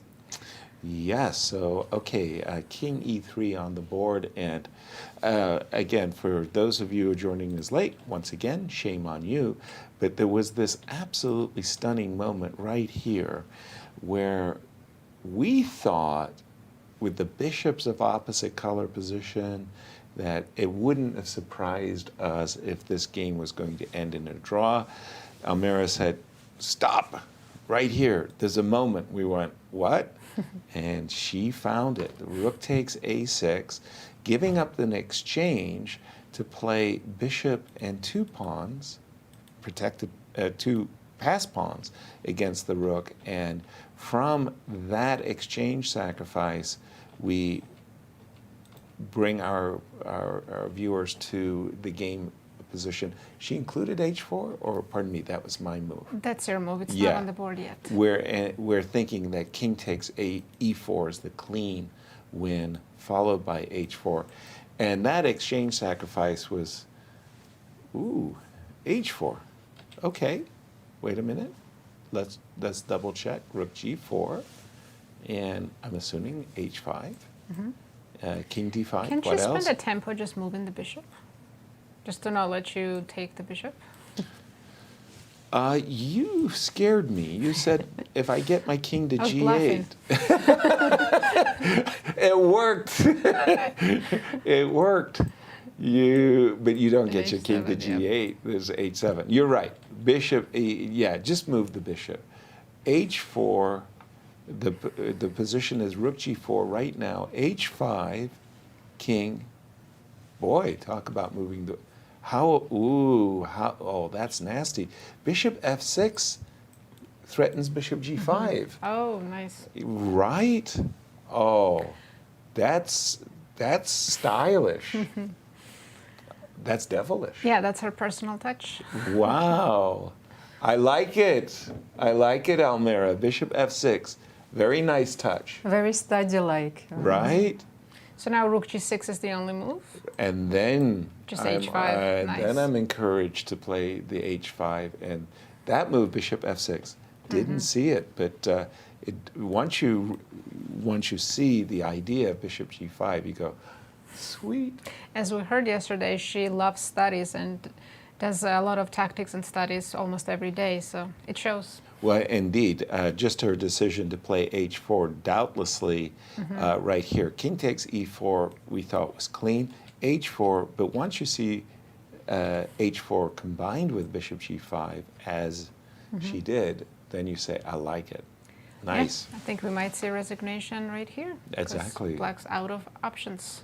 And if I'm reading the clocks correctly, almost out of time too, only 2 minutes. Right. 2 minutes left for Harika and 7 for Alexandra. Now, once again, for Alexandra, the two Indian ladies are two of the highest rated players in the field, right? I mean, definitely. Alexandra's right in the middle. Pardon me? Alexandra's right in the middle. She's the second, yes. Yeah, but for sure, Humpy's the highest rated player in the field, and we showed the live rating list what that meant. But once again, this is the ratings of the players.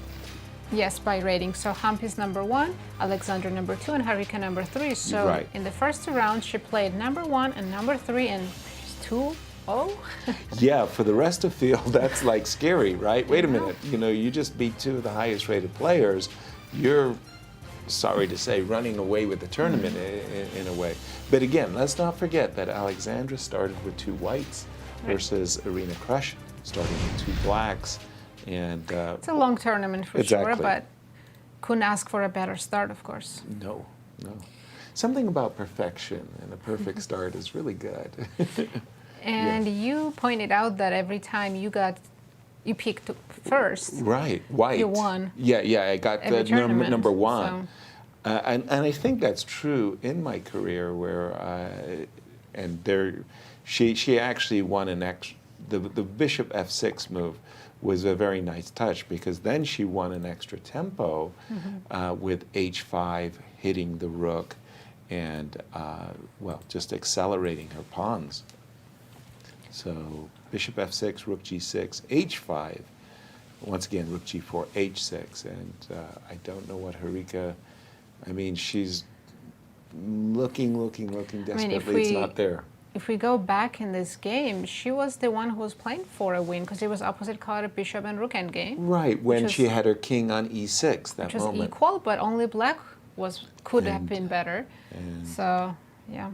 And there she extended her hand in congratulations. Great game by Alexandra. Yeah. Great end game. And we have 1 game remaining, and we do believe that, I mean, again, slow but steady progress.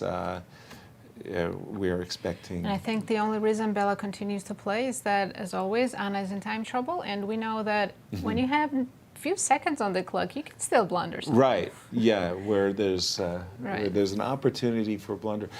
Speaking of blundering, would you play f5 check as black here? Definitely, because I don't want white to play f5. Right. Yeah. f5, and then I'll go b4. Okay. So f5 check. But. Did I just walk right into that? No. So after king h4, white king is stalemated. Right. So if I push b4, right. Do you get? But do I? Rook a6, and it's a draw, right? Well, it's not just a mad. all the checks on the 6th ring. Oh, never mind. It's not a stalemate, king right? goes, She did play f5 check. By the way. There's no really way to force a stalemate. Yeah, like please, oh no, please take the rook. But if you just avoid capturing the rook, there's no further checks. Check on f6 or check on g7. 1 move cheapo. 1 move cheapo. That's it. She has. No. Wait. Instead of rook a6, didn't she have rook takes a3? Just go 1 move back. She just played rook. There's rook a3. That would have been a draw. No. She stalemated her opponent, and oh no, rook takes. Oh, sorry, but that really is the cold shower. I mean, I don't know if it's a draw because black can play like rook b. No, it is because I can play rook b3 after. Oh my gosh, rook b3. Unbelievable. Oh no, but you're looking for the stalemate.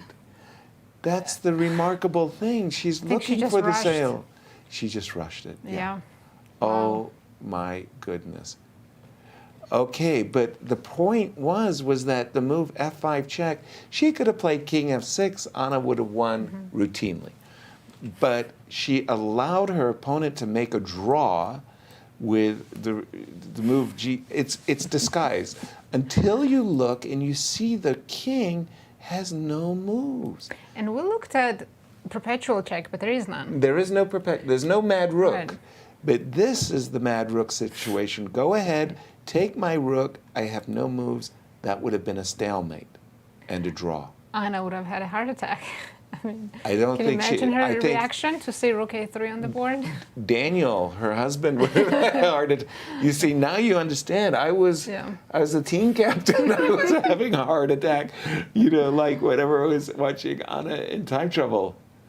And she had the plenty of time, and she rushed her move. It's just because she psychologically already resigned. Yeah, That's she's why. won the game. Yeah. Mentally. Sometimes you turn your mind off when you've already chalked up the I victory. mean, I had exact same situation, U.S. Women's Championship 2021. I'm completely lost. I'm with black. It's +5. Right. So I psychologically resigned, but I got myself in stalemate, and I had a draw. And then you didn't put it back. You didn't pull just- back and say, hey, wait a minute, my king's in stalemate. I just rushed and then resigned on the next move. And And then when a you moment get- later, as soon as I made the move, I realized I had a stalemate. Oh no. I wanted to flip them out.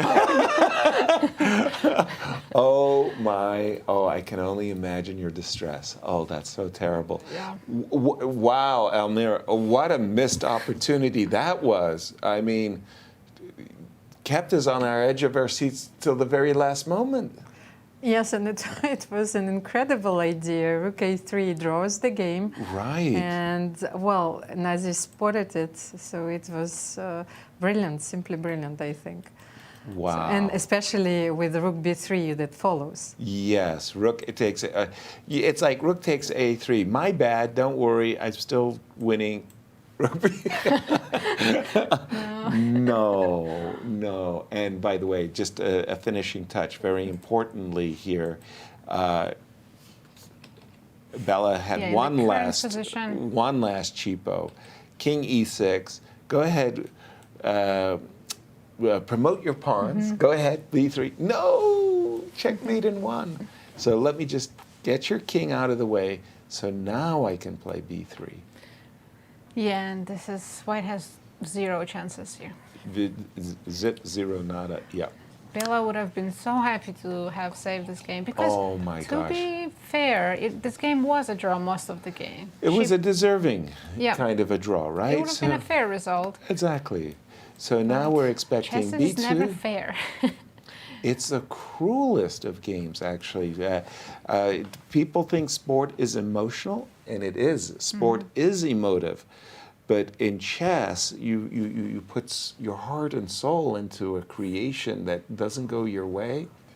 Oh, you're crushed. Yeah, it's soul crushing. And I think even authors have called it that for years and years. Rook e4 check, and wherever you go, I'm making a queen, and it's protecting my rook as well. And she knows it. Yeah. And it's just. We are setting up for an interview, but we'll wait for this game to finish. And there it is. Hearty hand clasp as Anna takes a victory. And when the two ladies, and you know people are going to assault them the moment they get up, did you see rook takes a3? And there's going to be a jaw-dropping I think discovery. it might be better for Bella to not know that she had that. Yeah, but she'll discover it in time. But Almira is with our soul leader. Welcome, Alexandra. It seems like, we are in Paris, you're at home, and you're coming to tea every day. So you just won your second game, an incredibly complicated game, and what a move, rook a6. Guide us through the game. Today, just a few key points. First of all, why didn't you take bishop e3? Why did you decide to play knight d6? Well, I didn't remember, of course, anything in the opening, and I just went for this opposite colored bishop endgame. I decided to play it safe, and I think the position was about equal. Probably, she could have played better. She missed some small tactical possibilities, like when she played rook b4 a little bit later on. Yeah, here, rook c3, rook b6, I think, is not, here, probably she wanted to just repeat the position, but I dared to play on. Yes, I played rook e3, and of course it's still pretty equal. And I hesitated for a very long time after bishop a6 whether to repeat the position or not here, because it was some kind of repetition, but I decided to play on.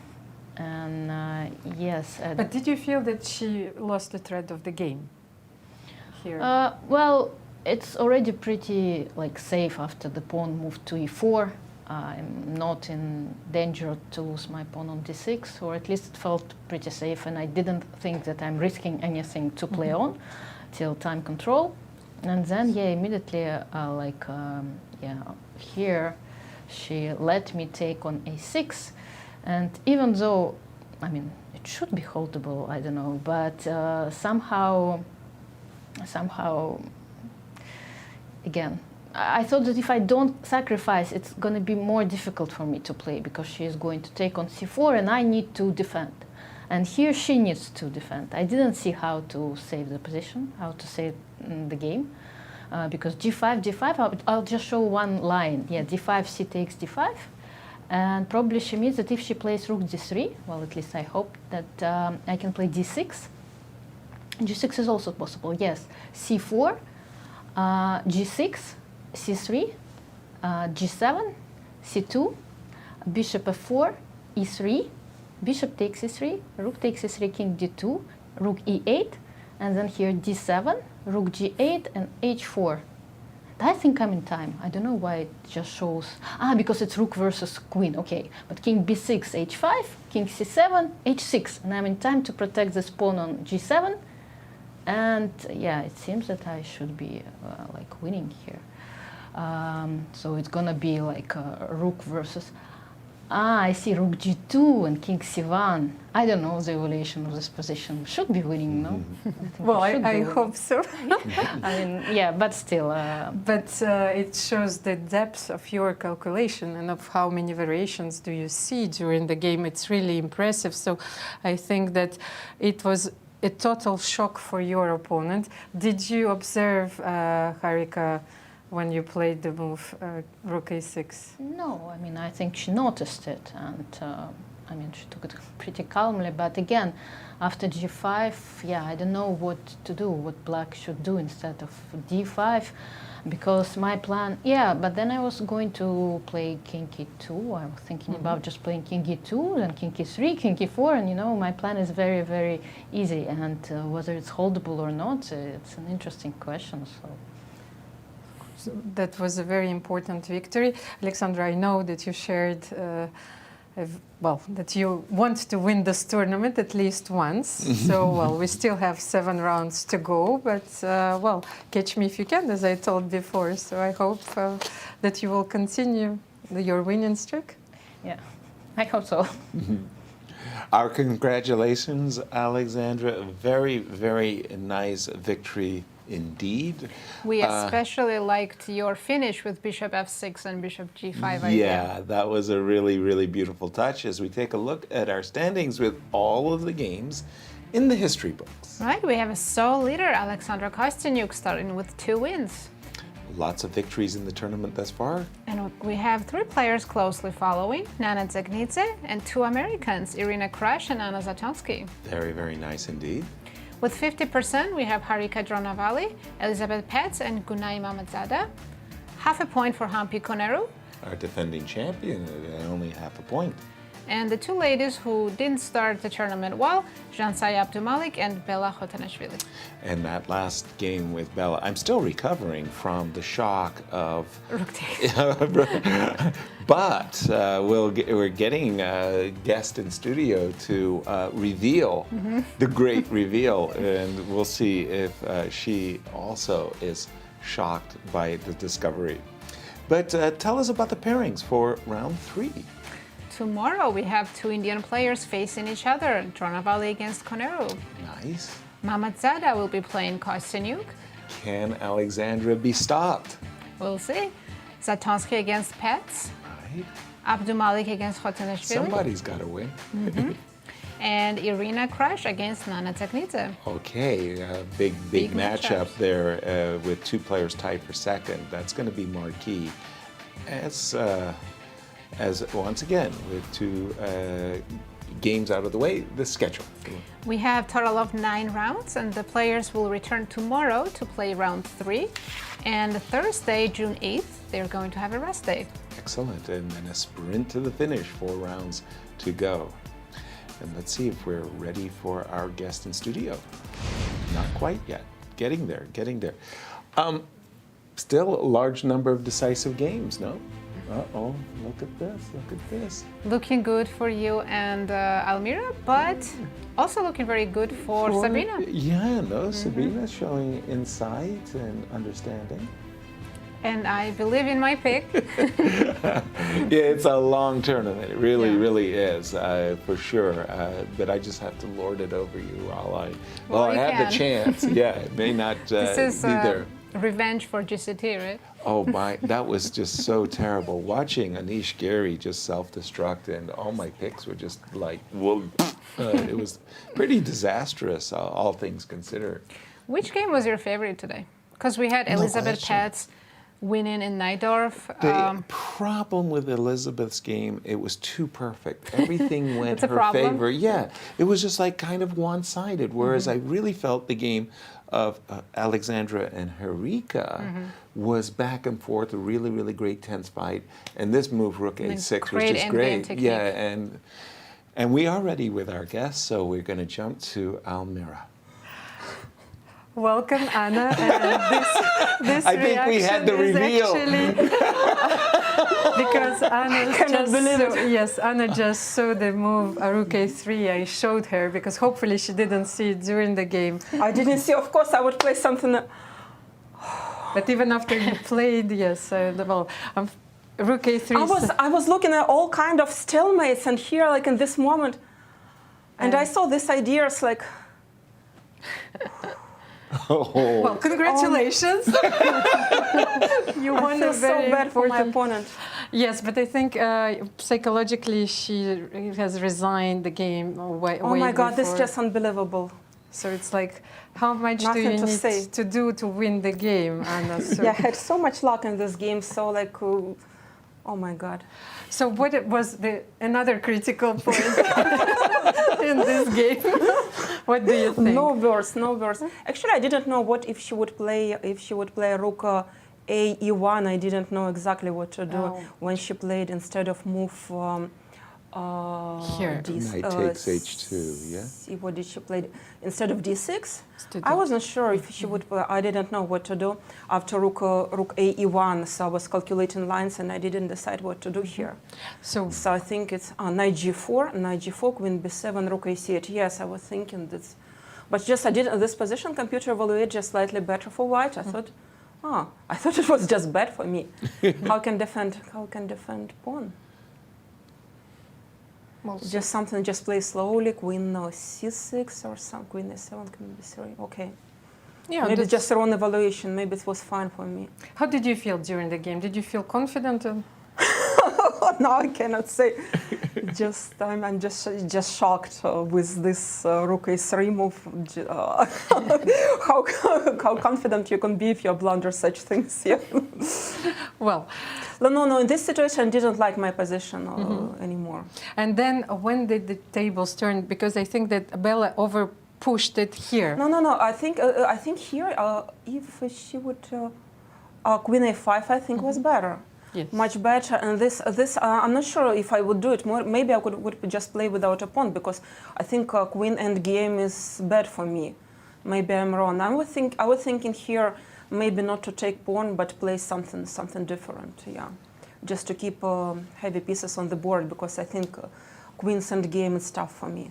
Yeah, we were trying to analyze this. Yeah, I think I didn't like it. I was thinking maybe, yes, I know I take a pawn, but I think it's White has very good chances to win this one. Okay, so you wanted to keep the heavy pieces yes, on playing the board. playing pawn down, but keeping piece on And the then board. I think another critical moment was when Bella played A4.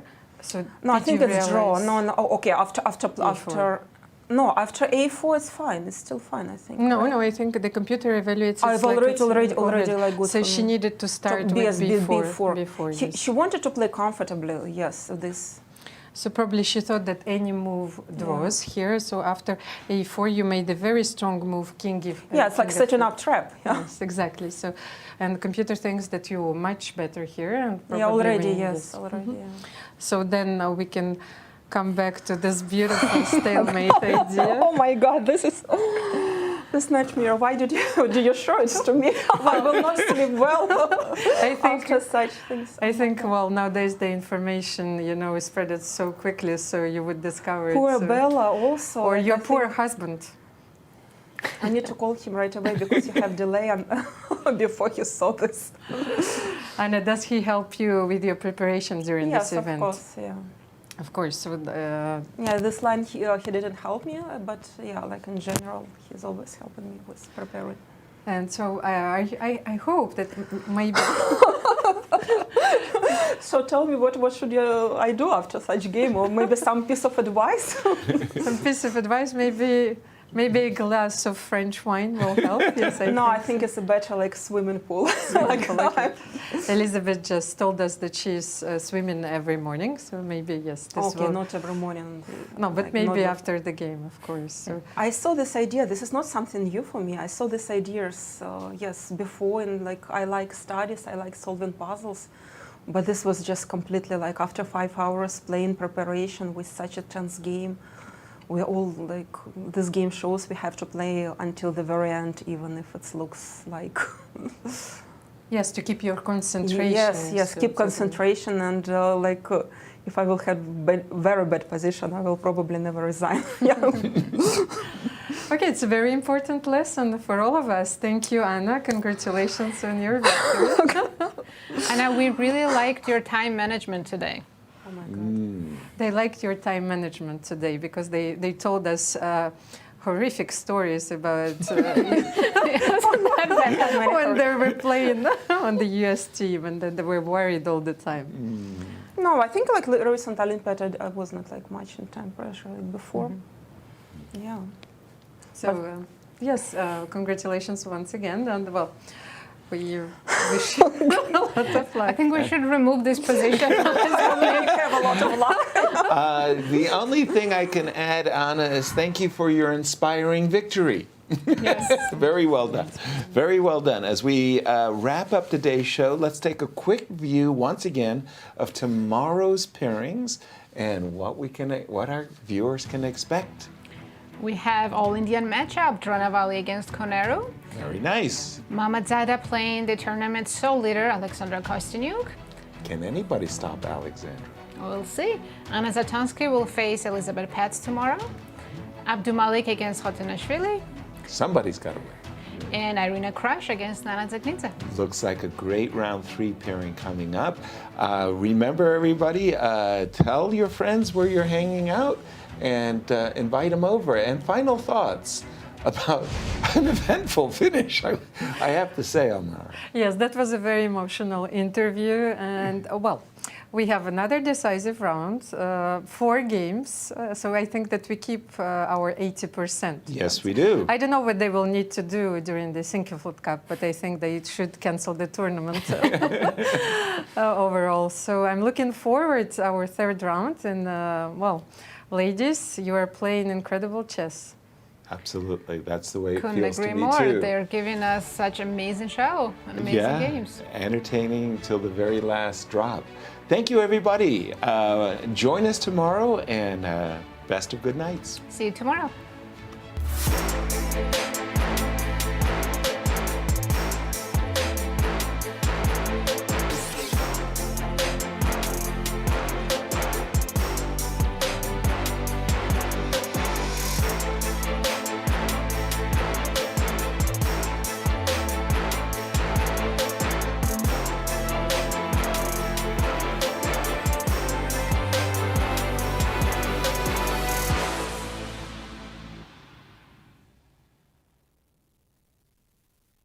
This has been a presentation of the St. Louis Chess Club.